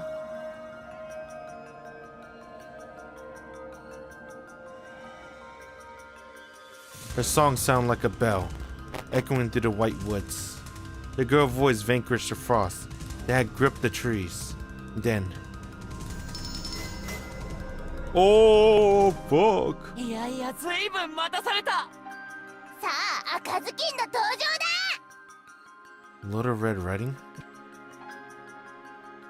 The curtain opens on Ditto Ditto Ditto, the banquet of the night. In confusion, one slit-mouthed man swooped toward the girl. In fear, the other fled into the woods behind him.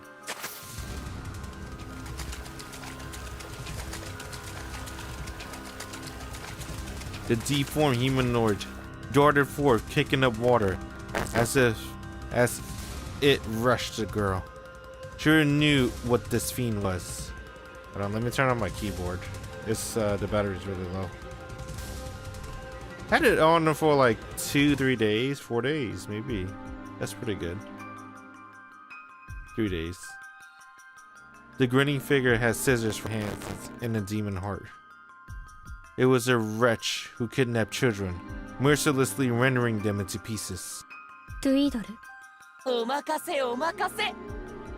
ようやく出番だ。あらよったん。 That's cool as fuck, dude. Alright.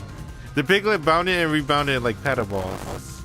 The stuffed animals are over 3 feet in length, jump and weave their way between the trees.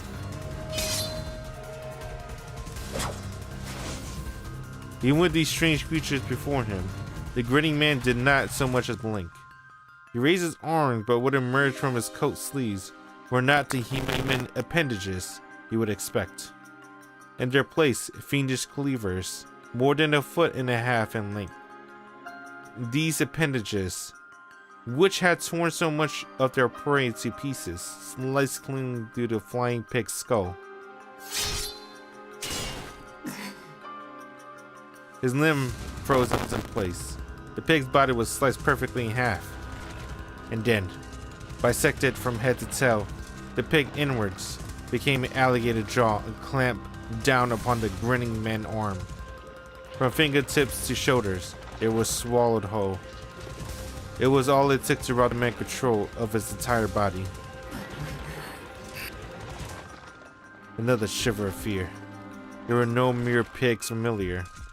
Immediately, he realized that these were step-lipped monsters disguised as mere pigs. 捕まえたのはダムでした。捕まえたのは D だってば。ああでも残念。ご主人様は無口で無情で無関心。結局どっちの手柄も同じこと。London Bridge is broken down, broken down, broken down. Impossible. His president murmured 3 times. Not possible. Not possible. Not possible. Talking pigs was one thing. Even having one arm chopped off in the realm of occupational hazard. In an instant, the wood was enveloped in a dense wave of magical energy. Though vexing, it was still impressive. None of these facts were particularly extraordinary. These rare familiars, their bizarre attacks, the sheer innate magical energy to overwhelm others. He experienced with all of these things. His employer was good enough to achieve all of this as well. However, どうするどうする？いつまで放置？手足一本、瞬きだって贅沢だ。お支払いは面倒でも、できればポンドでお願いします。what were they? Not vessels, not living creatures, not beings powered by magic circuits. Even though only his arm has been bitten, his body would move. It was nothing like being bound or weakened. It felt more like he had become words written in a book, fated to keep to their page. As the grinning figure deformites indicated, he had overcome numerous curiosities and monstrosities, illusions, enthrallment, compulsions, freezing, petrifactions, and even petrifications, a power granted to the pinnacle of mystic eyes.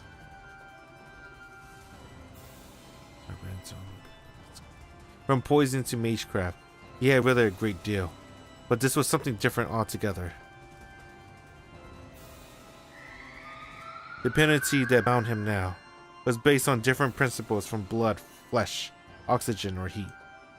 It was an unknown restraint that followed no rules he knew. Indeed, that was terrifying to admit. It was as if he encountered something alien to everything in this world. London Bridge is broken down, broken down, broken down. London Bridge is broken down, my fair lady. Fang sank into his left and right shoulder. For the first time in this form, he felt rage seethe up inside him. The base of all things had to be absolute. All mystics, all things bizarre obeyed some set of laws. But these pigs ignored this, along with his dignity. さあ、3日で衰弱。6日で溺死。半年経てば惨めな骸骨。でもご無礼。面倒だから今殺そうか。 Okay.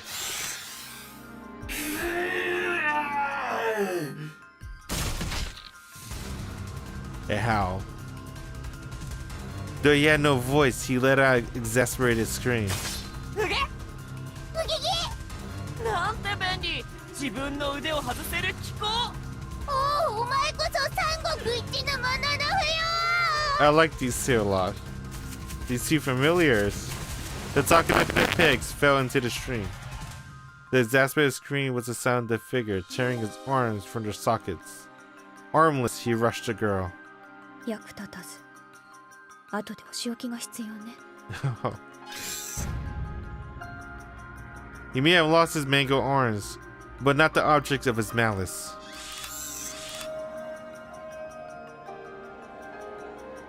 The mystic eyes had pierced the heart of his victim. A magic circuit designed to stop a beating heart. It was beautiful in its simplicity. At point-blank range, it was the equivalent of an unavoidable shotgun blast.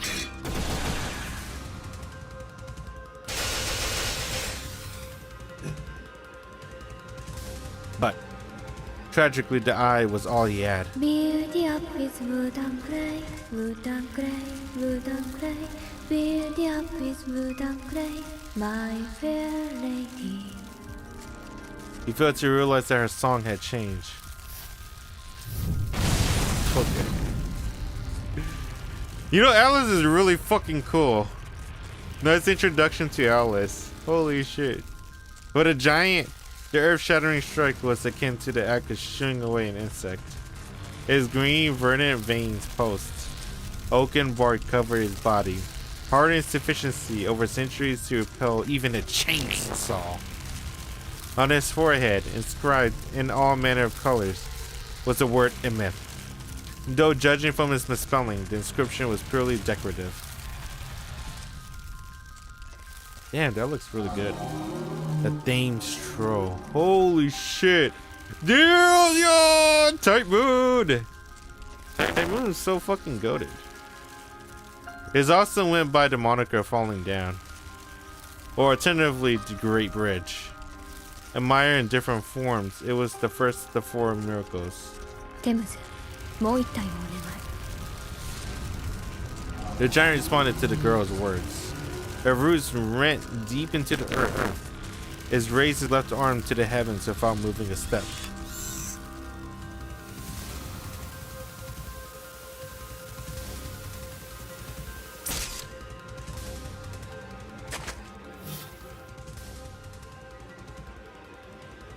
Elsewhere in the forest, the grinning figure who had chosen to flee the battle was running through the night forest at full speed. Recorded and provided a detailed description of the enemy. Those were the orders assigned to him. He poured all his energy into escaping the forest, with which he had become so familiar. In case of an emergency, the plan was for one to challenge the enemy, while the other made a tactical retreat in order to report to their master. He dashed through the forest. Though gripped by fear, he was confident in his ability to perform the mission he was designed for. Nothing would catch him in these woods. Even the woods could not track him. His bird-like legs thump as they kick the ground. Perhaps it was his creator's eccentric taste that dictated their form when optimizing them for running. The gritty man could reach a maximum speed of 45 miles per hour, well past the limit of any bipedal creature. After securing a distance of several miles, he turned around to confirm his safety. There was no sign of pursuit. His crescent-shaped mouth, nay eye, slackened in relief. And then, after facing forward once more, he looked up to lock eyes with his doom. London Bridge is broken down, broken down, broken down. In the distance, he could hear the dark rhymes of Mother Goose.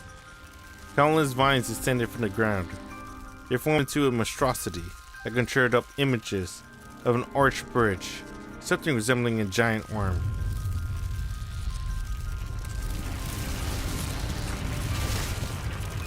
London Bridge is broken down, my fair lady.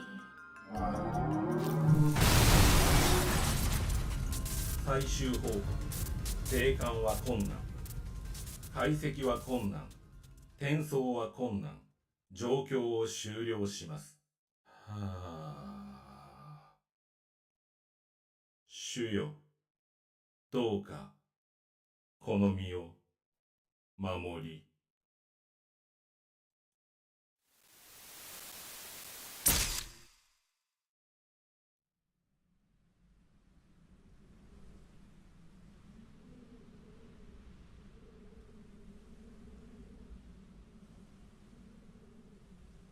済んだよね。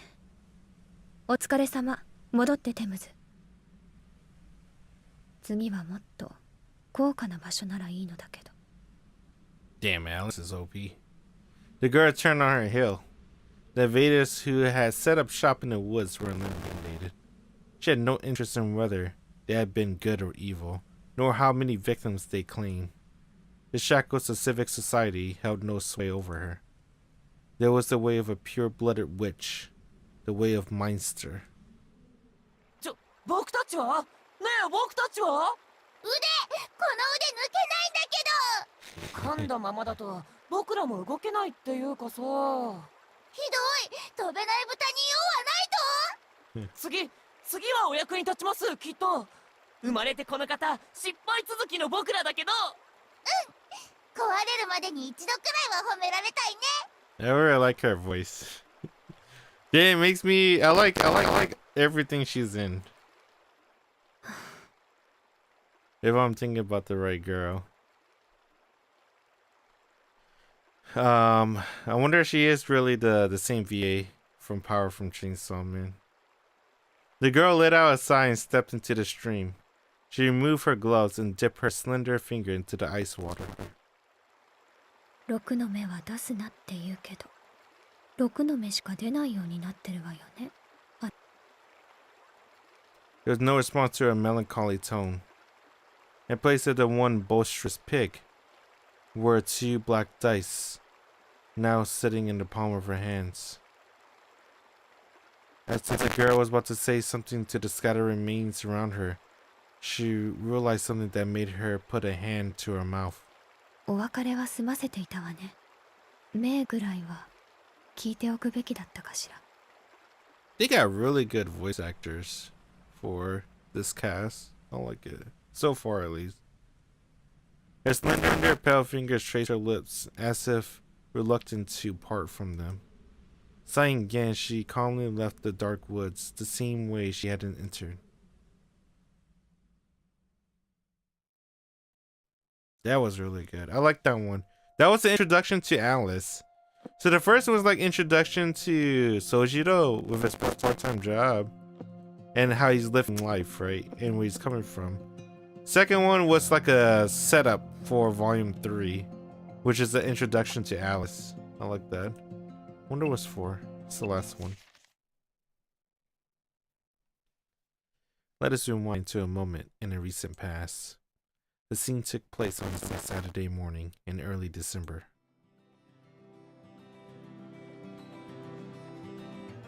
The third period over just before lunch. The only activity that remained before the scholastic day ended was homeroom. 2 Class C students, Sojiro Shizuki and Hosuke Kinomi, were sitting outside the back balcony overlooking the schoolyard. They were stuck waiting for their homeroom teacher, Mr. Kazuki Yamashiro, and could not leave until he arrived. The rest of the classmates were chatting avidly in the classroom. Class A, Tobimaru Tsukiji, was killing time alongside them.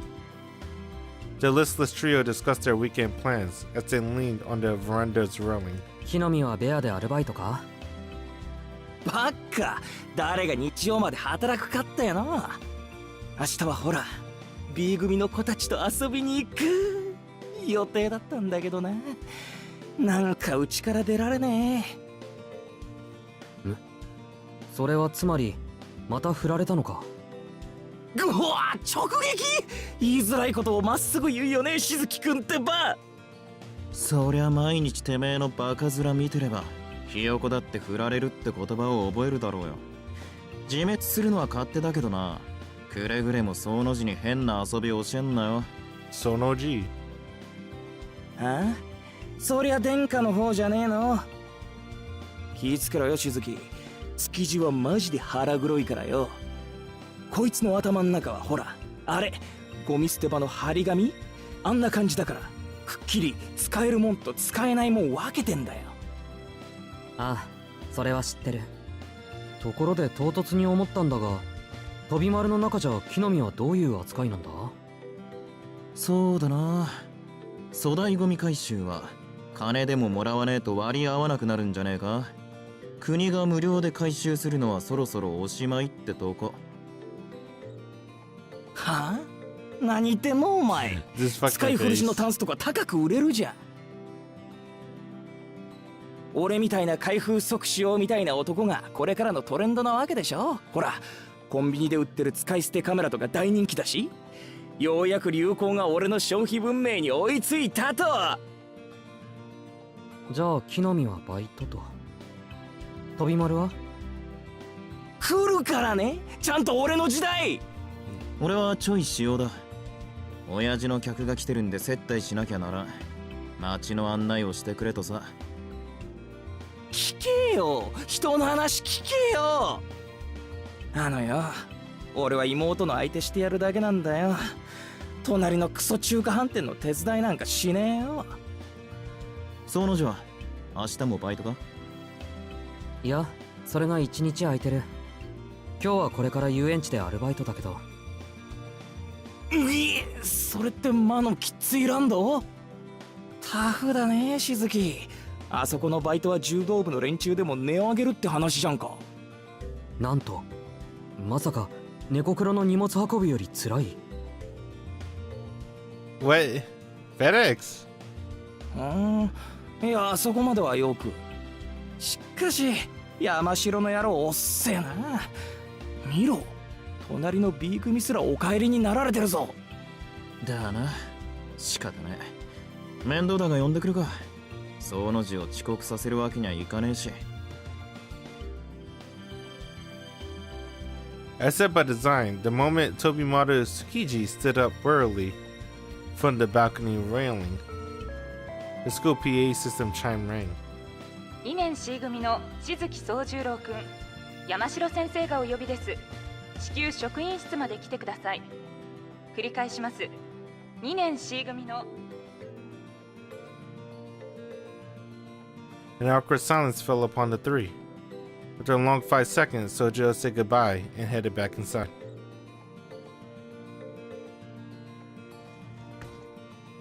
面白いことねえな。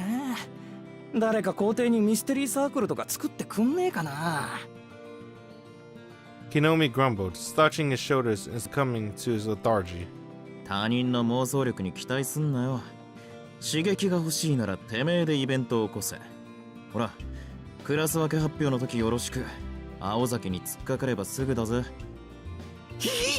読み替えるトラウマやだよ。会長の大立ち回りは面白いのを通り越して恐ろしいよ。善良な一男子生徒としちゃ美少女が転校してくるだけでいいんだよ。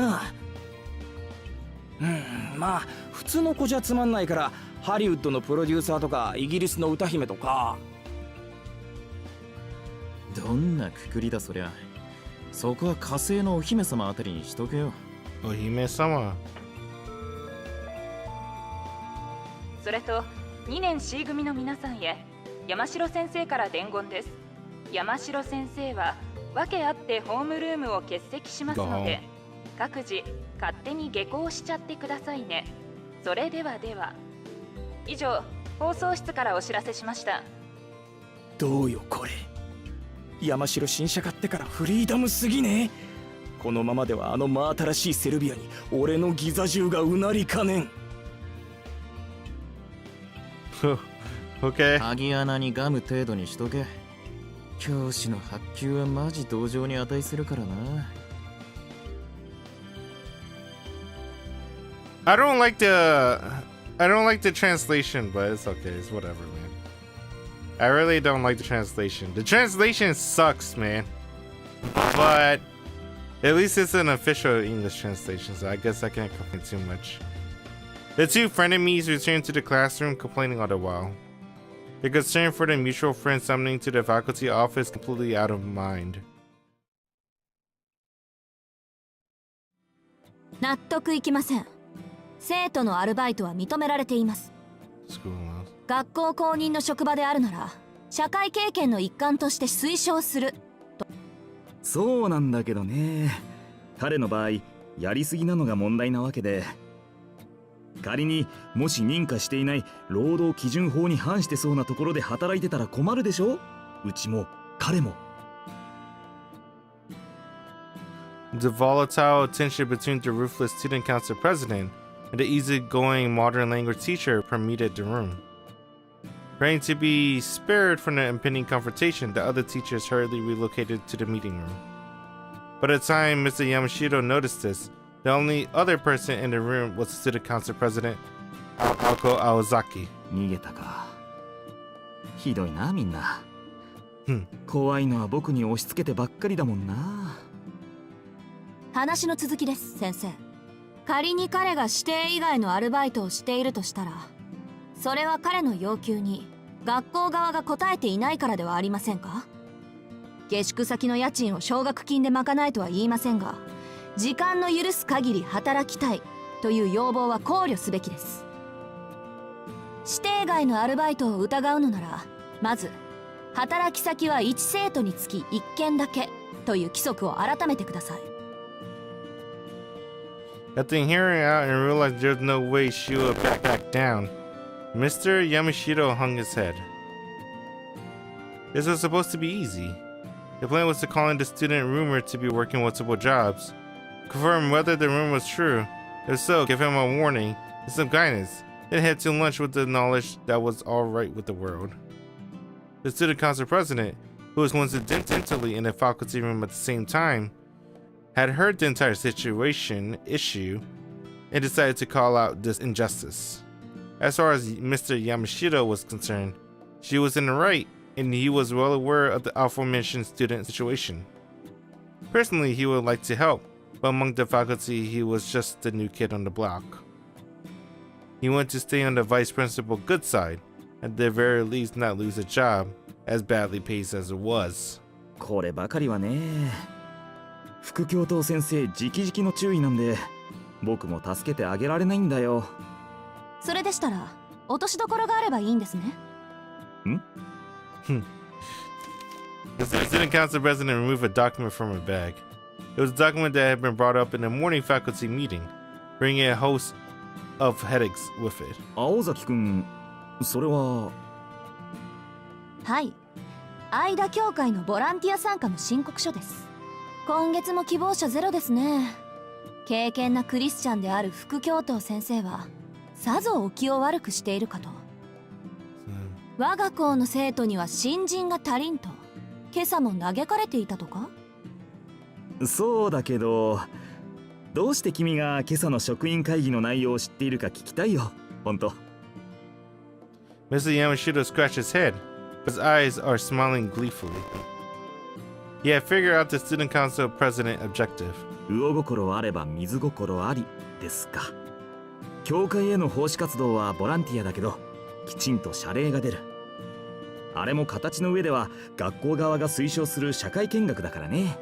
副教頭先生は参加者が出たことに喜び、その参加希望者がすでに他のアルバイトについていた場合、学校側の認可が2つになっちゃいますね。前例にしてはいい落としどころだと思いますが。Mr. Yamashiro raised his hand in surrender. There were a few students able to both raise a complaint and propose a proper solution. Perhaps it was her big sisterly position that made this girl so simultaneously feared yet trusted. よし、その方向で攻めてみよう。うまくいくよう祈ってくれよ。他力本願は嫌いです。悪巧みに乗ってくれるのならきちんと活躍してください、山城先生。With a bow, the student council president turned to leave the faculty room. ああ、待った。君も残るんだ。今からしずきくんを呼ぶからちゃんと面倒を見てもらわないと。は？ The girl's cool eyes narrowed. Unable to process what she just had heard, her expression turned into a scowl. いや、参加希望者は一人より二人の方がいいだろ。Excuse me. 青崎くんがフォローしてくれるなら僕も安心だしね。ちょっと先生。Got her. ああ、放送室2年 C 組のしずき宗十郎くん、至急職員室に来てください。で、放送お願いします。だから先生。いやー、これで万全だ。まさか頭痛の種が同時に消え去るなんて今日はついてる。 That's funny. ああ、けど青崎くん、ずいぶん親身になってくれるんだね。何？もしかしてああいうのがタイプ？あ、放送室さん、ついでに生徒会長が心からお待ちしていますと付け足して。って山城。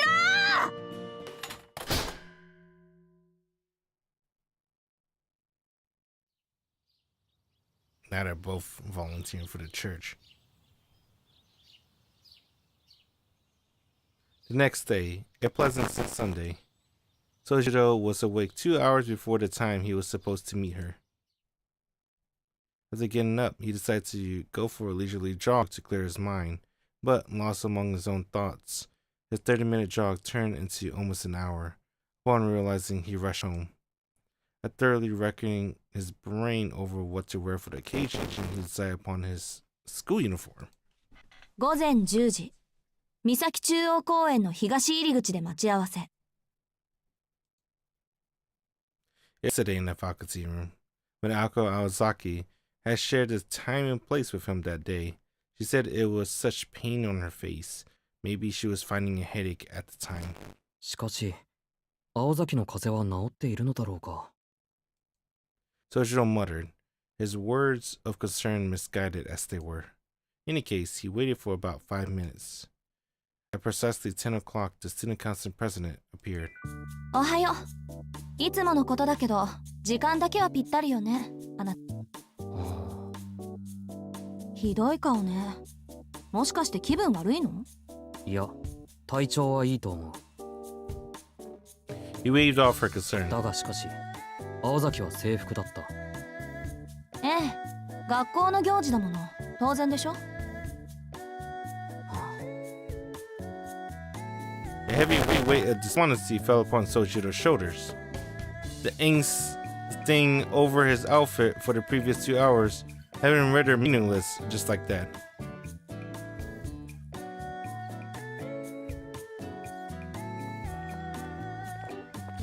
The duo, clad in the school uniforms on a day off, walked by the train station.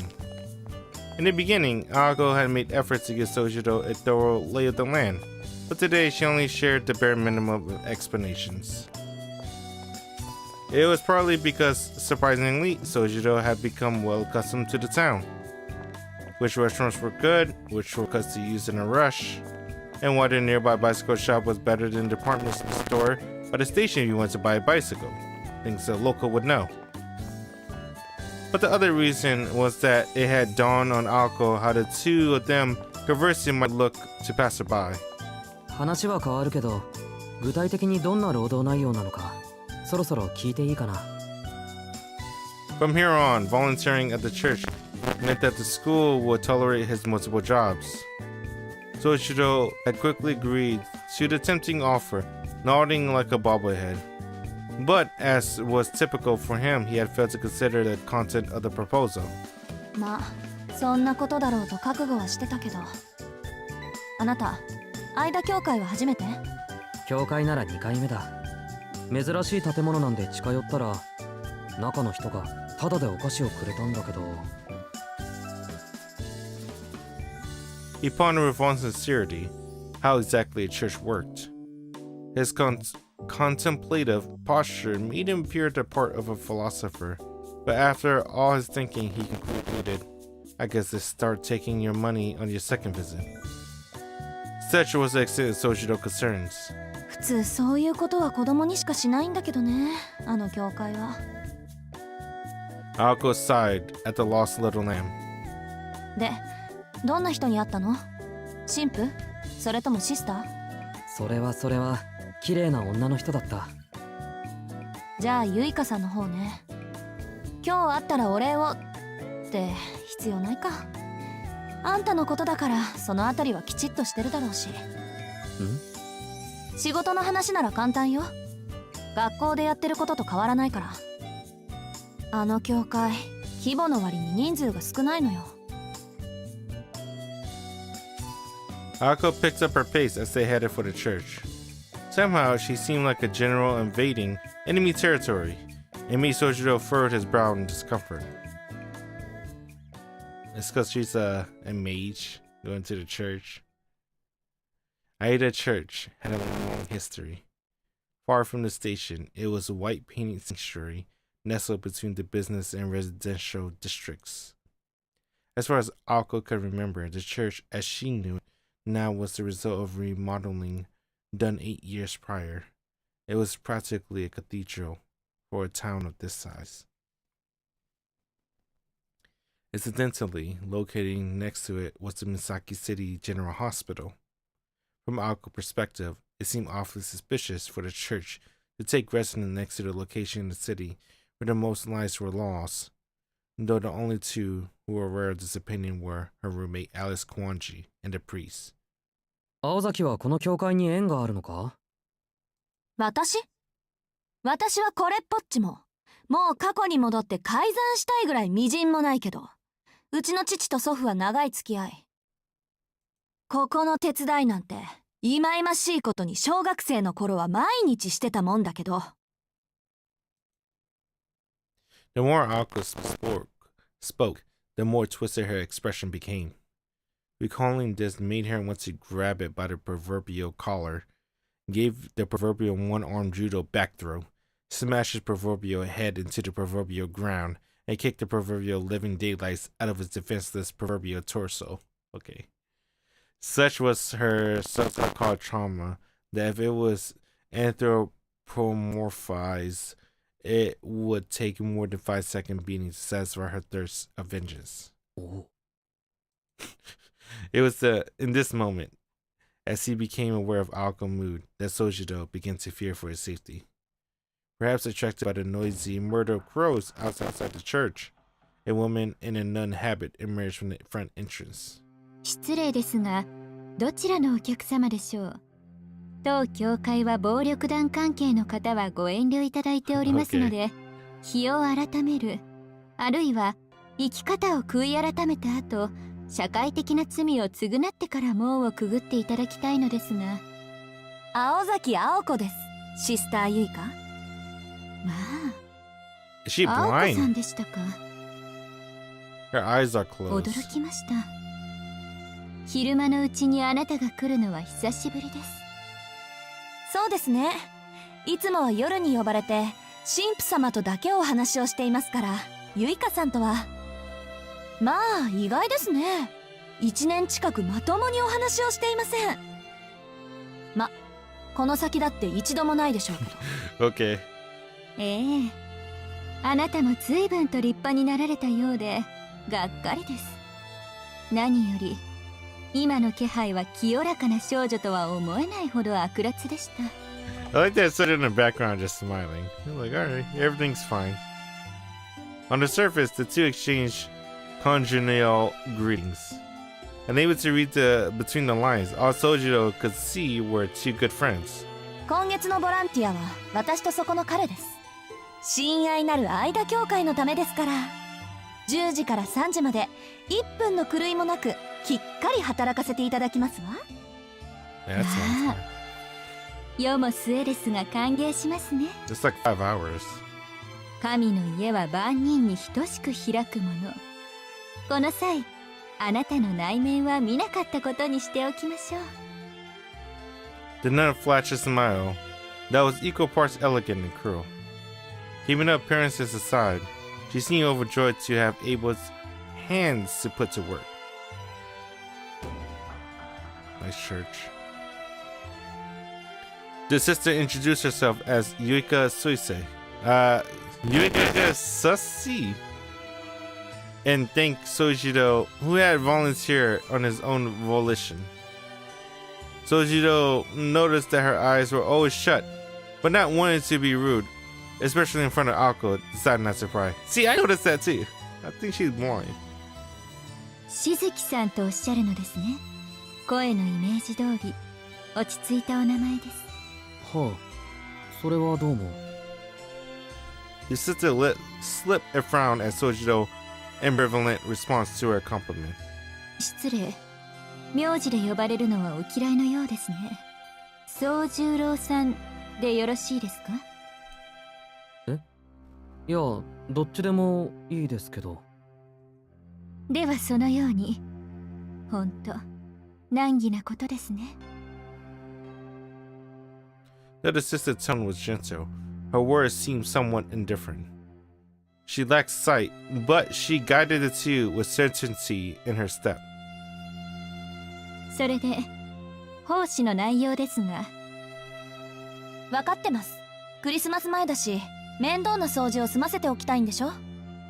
問題ありません。そういうの得意ですから。It wasn't their strong suit, as much as it was Sojiro's. では青子さんはかまどの方で聖兵の作り置きを、しずきさんは外に、私どもでは手の届かない箇所の清掃をお願いします。ちょっと待って、台所にリツカのやついないでしょうね。こんなところであんなのに会うなんてごめんだから。リツカは留守です。ですのでどうぞ気兼ねなく。With a dismissive wave, Aoko headed toward the door in the back of the worship hall. As she had indicated, she was quite accustomed to this church. しずきさんはこちらに。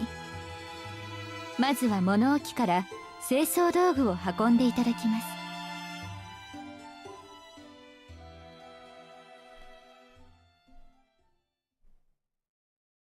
The work entrusted to Sojiro did not require any particular skill.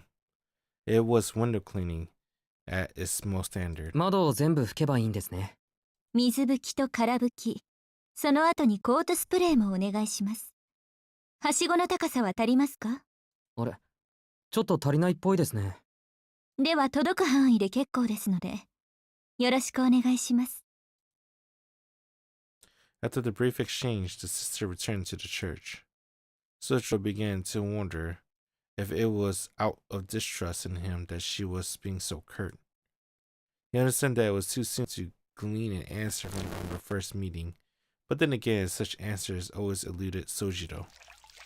But no less encouraged, Sojiro began cleaning the windows. The day's weather was a disappointment once again. It had not gone so far as to rain, but was too overcast to enjoy the sun. He leaned against a tall ladder and, beginning with a window about 5 yards from the ground, quietly cleaned. Sojiro was never the kind of person to mind physical labor. In fact, if there had been blue sky, this might have been a perfect day off to him. By the time he finished the third or fourth window, he felt very relaxed and began to whistle.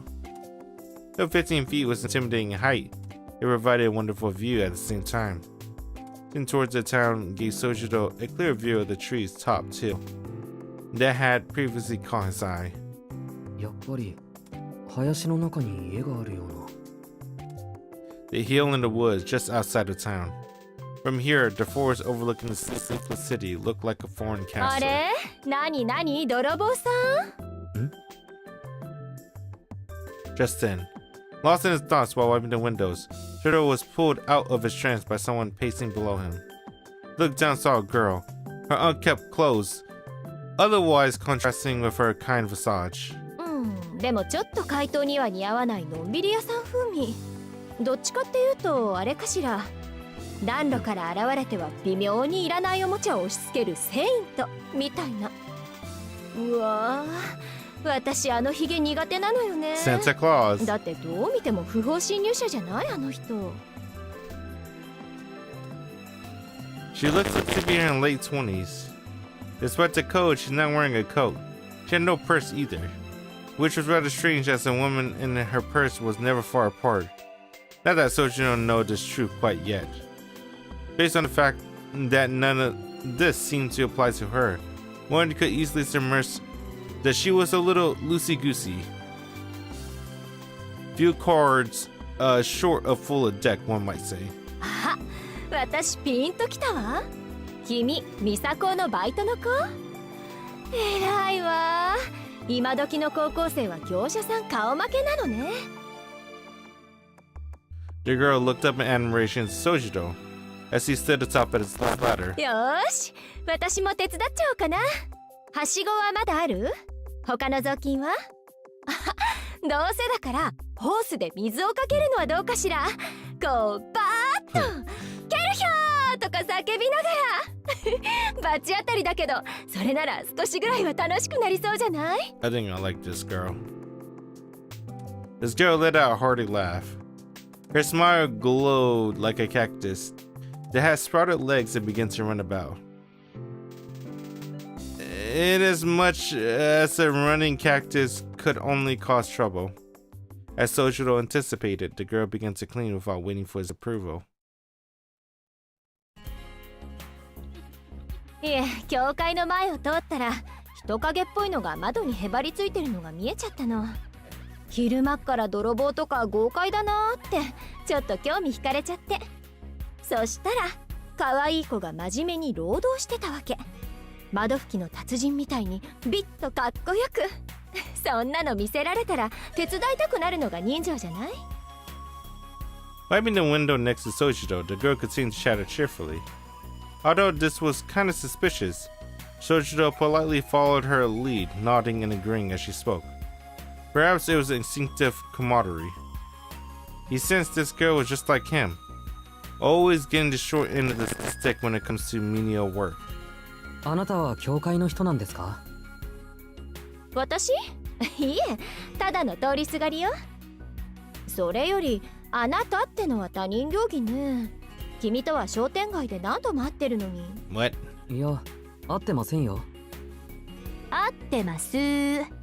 君、魚達さんでバイトしてる子でしょ？今週だけでも何度か行ってるもん、私。How are you supposed to remember that? 私はそうね、花沢って言うんだけど、君の名前は？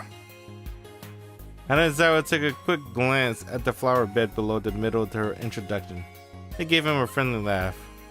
Sojiro's self-introduction, however, was his usual brand of awkward. 宗十郎さん。いい名前ね、古風な感じで。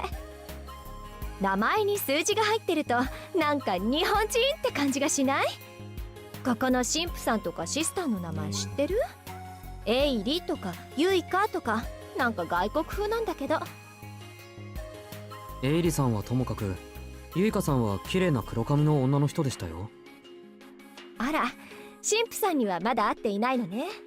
相田教会の美形神父と美人姉妹って言ったら有名なんだけど。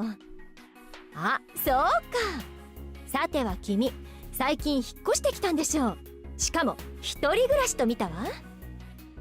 そうですけど、花沢さんすごいですね。さっきからあまりにも的確な当てずっぽうです。いえいえ、推理と言ってくれたまえ。君ぐらいの子がアルバイトに精を出すほどこの町の娯楽は魅力的じゃないもの。遊ぶお金ならバイト一件で賄えちゃうわ。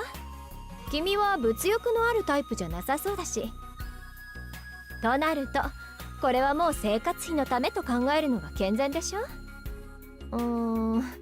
まあ学生さんが生活費も学費も自分だけで賄うなんてのは健全じゃないんだけど。いや、そうでもないですよ。働かざる者食うべからずです。そっか。宗十郎さんは若いのに立派ね。私も学生の頃はバイト三昧だったから少しは君の大変さもわかるわよ。なんと花沢さんも一人暮らしだったんですか？ええ、親の反対を押し切ってよその国に留学しちゃったの。あっちには友達もいたから下宿先には困らなかったけど、さすがに食費ぐらいは稼がないとね。けどまあこう見えて肉体労働は苦にならないタイプだし、学院もバイトも楽しい思い出になってるわ。Sojiro nodded agreeably. Dignified or not, he could barely hold back the sense of solidarity that was welling up within him. これも何かの縁だし、魚達さんではこれからお世話になりそうだし、頼りないだろうけど、相談事があったらぜひ言ってね。精神面で力になるわ。ありがとうございます。じゃあ早速ですけど、ここは何をするところなんでしょう。 As Sojiro said here, he pointed at the church.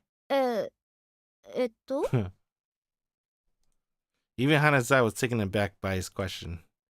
Unaware of Sojiro's provincial background, combined with her quick-witted nature, Hanazawa seemingly mistook his question for some kind of sophisticated wit. そうね。心の安全を扱っているというのはどうかしら。いえ、安全というよりは鎧？継ぎはぎのバリケード？とにかく本人はちっとも鍛えられないってことは同じよね。What? あとはパンとワインも分けてくれるわね。無料でですか？もちろん。Oh God. 止めるものは勝手に置いていくって話。あとはそっか、これが一番大きいんだけど、収入に税金がかからない。心の安全は扱いが難しいけど、きちんと売り物にできればノーリスクハイリターンよ。I mean, she's not wrong.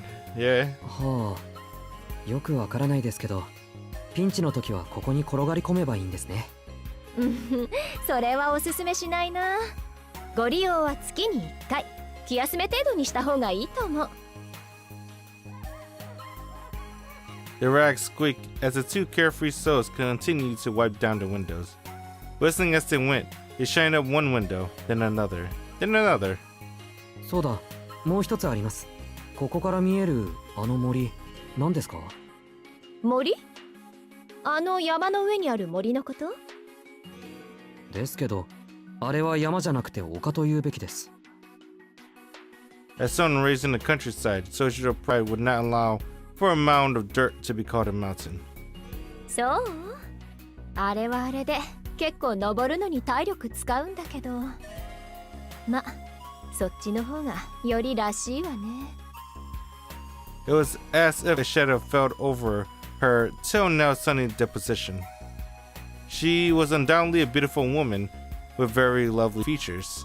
But as Sojiro looked at her in a moment, her smile melted away, and he saw how disturbed she was at his comment.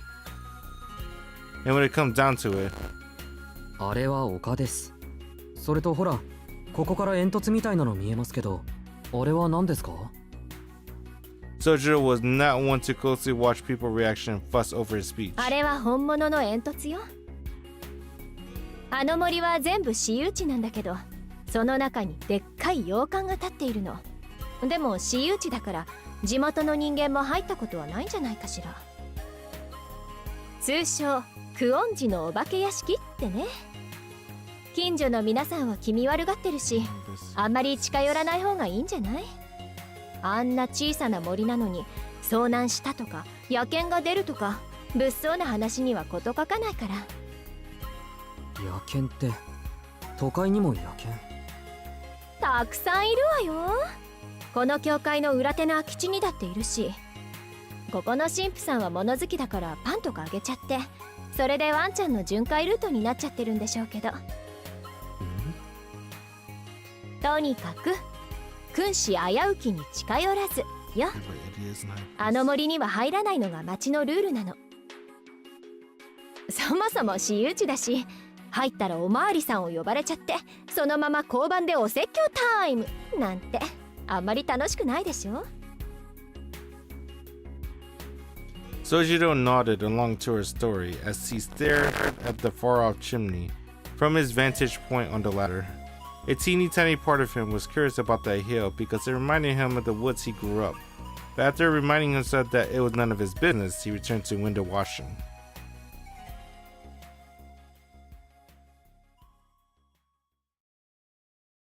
Thanks to Hanazawa lending a hand, they were able to finish the job without a hitch. Between the two of them, they had accomplished a simple but very time-consuming task. はい、ご苦労様でした。あれだけ砂まみれだった窓が見違えたわね。どう？これから適当な茶店でお茶にしない？宗十郎さんの仕事っぷりに敬意を表して私がはい、何か言いました、花沢さん。いや、ごめんなさい。休養を思い出しちゃった。花沢さんはここで失礼するのでした。チャオ。 Ciao. By the same Soshiro, who had started putting away the ladder to turn around, he was only catching a glimpse of the girl figure dashing toward the street at lightning speed. It was just before 3 o'clock. More than 3 hours had passed since Hanazawa offered to help. Soichiro watched the girl with many strange faces disappear. For someone who seemed to have been on an aimless walk, Hanazawa had spent a good deal of time with him. Maybe helping Soichiro out reminded her of something she needed to do. しずきくん、そっちにいるの？ The student council president popped her head out of the corner of the church. あ、声かけてごめん。いいから作業に専念。The sight of Soichiro putting away the ladder, taller than himself, seemed to have provoked an emotional response in the alcohol. In an instant, she rolled up her sleeve and began to approach him. Oh. This surprised him more than Aoko's sudden appearance. Ignoring Soichiro's bewilderment, Aoko promptly began issuing orders. はしご、横に倒していいわよ。下の方は私が持つから、あなたは上の方をお願い。She did all of this so matter-of-factly that Soichiro began lowering the ladder before he even had a chance to insist that he could do it by himself.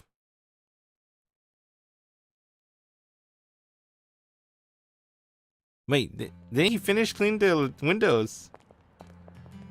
The work finished and the sister thank you gifts in hand, the two put the church behind him. Since Asako apparently had something to do around the station, they decided to walk around together until they got there. でも、本当にアルバイト慣れしてるのね。Beneath the orange-tinted sky, Asako spoke more as she was expressing her thoughts out loud and striking up a conversation. そうか。青崎から見てそうなら少しは嬉しいな。Soichiro gave her an earnest smile. But then again, he has been beaming ever since he received his pay, so the source of his joy was not so clear. あのね、あなたは普段が問題ばっかりなんだから、あんまり調子に乗らないように。差し引きゼロっていうか、まだまだマイナスなんだから。学校のことは言われると悲しくなる。Soichiro hung his head dejectedly. Even if his job has been going well, school was still a bust. Exams were one thing, but even classwork was something he had found himself falling behind in. 青崎は成績悪いやつは嫌いか？まあ、頭というか巡りの悪い人との話は疲れるでしょうね。でも、あなたはそれ以前だし、そもそも私にはこれっぽっちも関係ないし。でっかいハンデを何とかするのは先生たちの仕事で、それに応えるのはあなたの役目。アルバイトもいいけど、帰ったらきちんと予習やっときなさいよ。それはもちろん。学校の人たちはみんないい人だ。そう、ならいいけど、みんないい人？ Aoko cocked her head to one side, unsure how this exchange had resulted in that response. He decided to interpret it as Soichiro simply expressing gratitude in his own peculiar way. ところで、参考までに聞くんだけど、あなた、他にどんなバイトしてるの？どこって商店街が多い。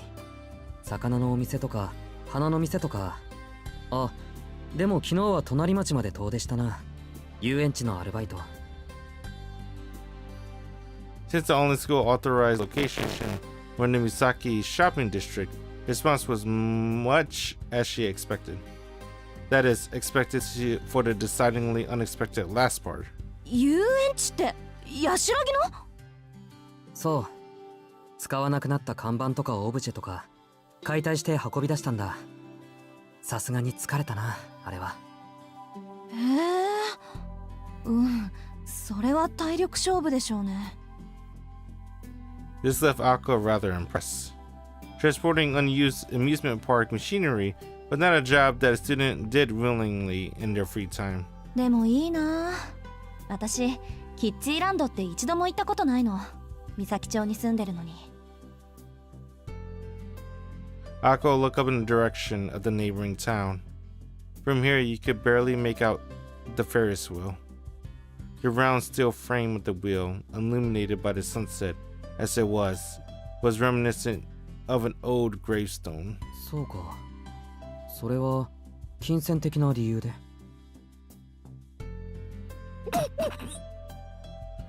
Akko had to stifle her laughter. She knew it would be rude to Sojiro to burst out laughing, but the remark took her a funny bone. そういうんじゃなくて、単純にあれが開園してから立て込んでて遊びに行く暇がなかっただけよ。お金で解決する問題だったらそれこそ今すぐに行ってるわ。Akko showed Sojiro the envelope that contained the pay from the church.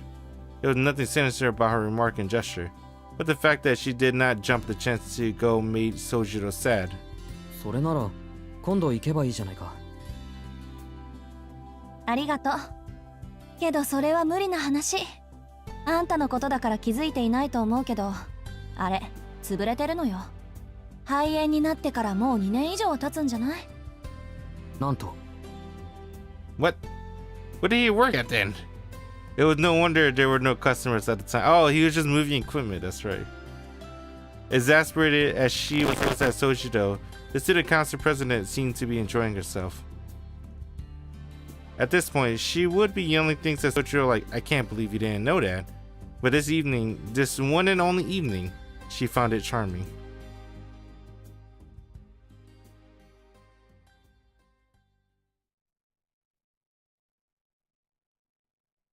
They parted ways, and Sojiro returned home to his apartment, immersed himself to his studies, and before he knew it was time to go to work. The major cultural difference, though certainly not the only point of difference between city and country, was the use of time. It did not matter what part of the city he was in. Time flowed far too quickly here. Failing to squeeze even a drop of knowledge from his textbooks, he put them away for the day before heading into town.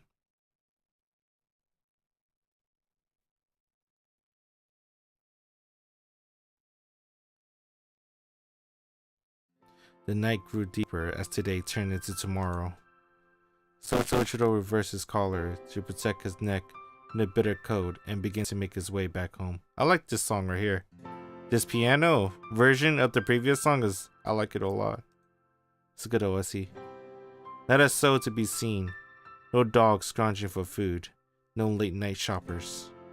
How would there be a solitary convenience store in an area closed at 11 o'clock?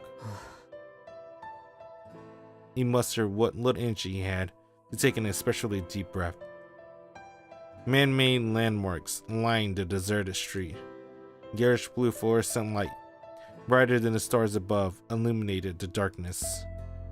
And a conscious sense of anxiety stirred within him. 情けない。夜が怖いのは当たり前じゃないか。A chill crept up his spine as he attempted to mask his weakness with words. Stay out of the dark. Stay away from deserted places. But there was some deeper reason, or perhaps the fact that he looked so helpless. Everybody had met in his life seemed to warn him with those words. そうは言ってもしょうがないし、大体。What did that mean, stay out of the dark? Nowhere in the city was without lights. Everywhere, from the bustling train station to the remote residential areas, was illuminated by artificial light, not least the main roads. Scary was scary, but this kind of fear was a different sort than what he felt in the mountains. The most likely source of his fear was the fact that this place was governed by starkly different rules. The ways in which the city meted out justice was terribly imbalanced, and to the provincial Sojiro, his lack of familiarity with the laws of the land terrified him far more than the dark. In the mountains, retribution came swiftly to those who break the rules. Take a game trail, for example. Those who unwittingly trespass on the Animal Kingdom domain world would, as a matter of course, be savaged by the native wildlife. According to Sojiro mind, an offender paid the price for one mistakes immediately. It was not a matter of who punished whom. It was simply that one who break the rules would meet instant, tangible retribution. He felt that in regard, the laws of the city were far too ambiguous. One could meet their demise without ever knowing whether one was in the right or wrong. 基本的には変わらないんだよな。 To put it simply, retribution was delayed. To take the analogy a step further, back home in his village, no one individual would be given the responsibility of maintaining order. In the city, however, someone was put in charge of punishing lawbreakers on behalf of the kind-hearted citizens who lived there. While crime and punishment in the mountain was synonymous, in the city, the two were separated, and an unrelated person brought judgment after the crime was been committed. Entering places that must not be entered. Seeing things that must not be seen. Breaking a law had consequences. Someone would come to exact justice for that law that was broken. The rose of all of this was the safest way to survive the city was to not to stick your nose in the affairs of others. When the people who cared about Sojiro told you to stay away, they probably meant if you don't, nobody will be able to help you. といけない。また近道しそうになった。 No matter how much of a nuisance these obstacles were, one could not just climb over a neighbor's fence, even when one's apartment was just the other side.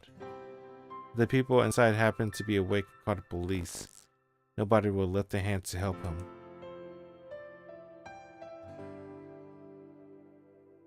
Then that's his bed. With his misguided view of the city, Sojiro once again ended his day in peace. Unable to fall asleep right away, he gazed out his window upon the night sky from the floor of his apartment. The cityscape had caused him a tremble and fear when he first moved here.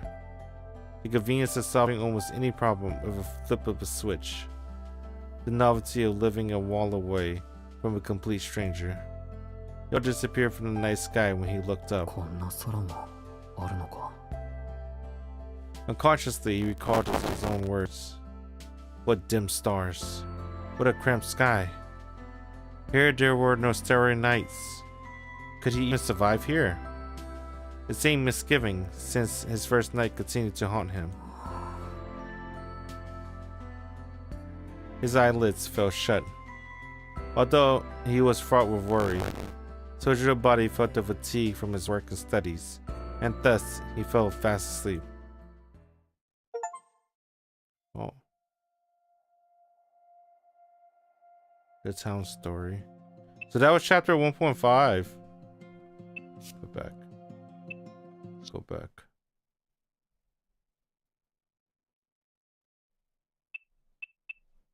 Oh. I guess I'm done with that. Let's save that. Alright. 1:50? It's 1:50 a.m. Fuck. Yeah, I guess that's GG's. Dude, it's 1:50 a.m. This is a pretty good visual novel. I like it. It's only been like, what, prologue, chapter 1 and 1.5. I'm glad I read chapter 1.5 because that introduces the characters a little bit more. They're a little bit more fleshed out. More Sojiro background, more Alice background. I like that. That was a good read. We'll play more Witch of the Holy Night next time. It's a good visual novel so far. Good, good. I expect it to be good still too, because I mean it's Type Moon. So that's GG's for now. GG's. I guess I'll go to the title. Exit. Man, GG's. That's good. It's good. I like it. I like it a lot. Damn, it is like 1:50 a.m. We can look at it stuff a little bit before I go, but I don't know what's this.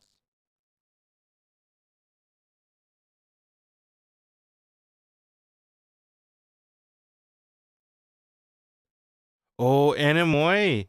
Oh man. Hold on. Oh yeah, Animoy sounds good, right?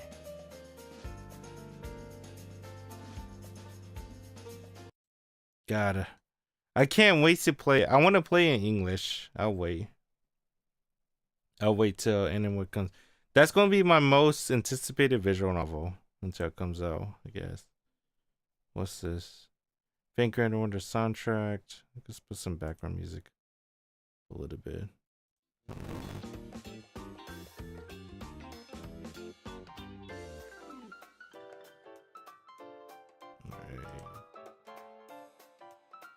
What's this? Emiya menu. That was a good one. Fuomoko. Kotoko.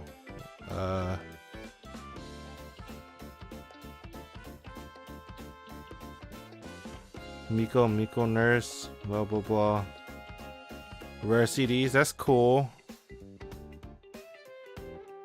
I probably won't play this. This rhythm game. I think I might pass on it.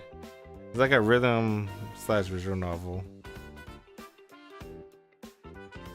Liar Soft. Let's see, 2 new visual novels. Alright. Yeah, I'm not gonna buy that. Even for $3. I look at the gameplay and I'm like, I don't know. 1,000 Days.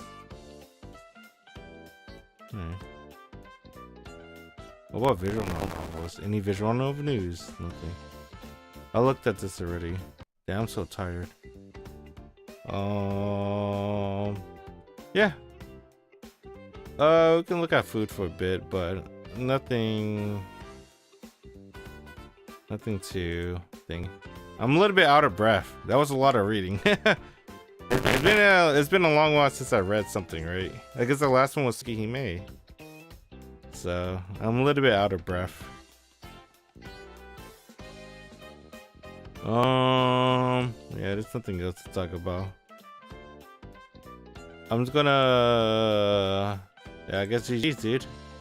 Yeah, GG's. Next stream, I might play a little bit of Resident Evil 9 in the morning. It's either that or watch anime. I don't know. We'll see what happens.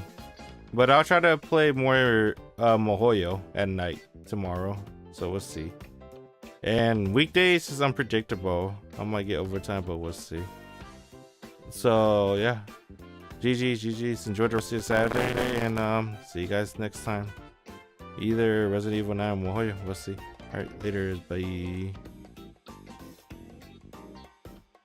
Have you finished Sandy? Not yet. I'm trying to, but maybe next time. All right, GG's. Good night.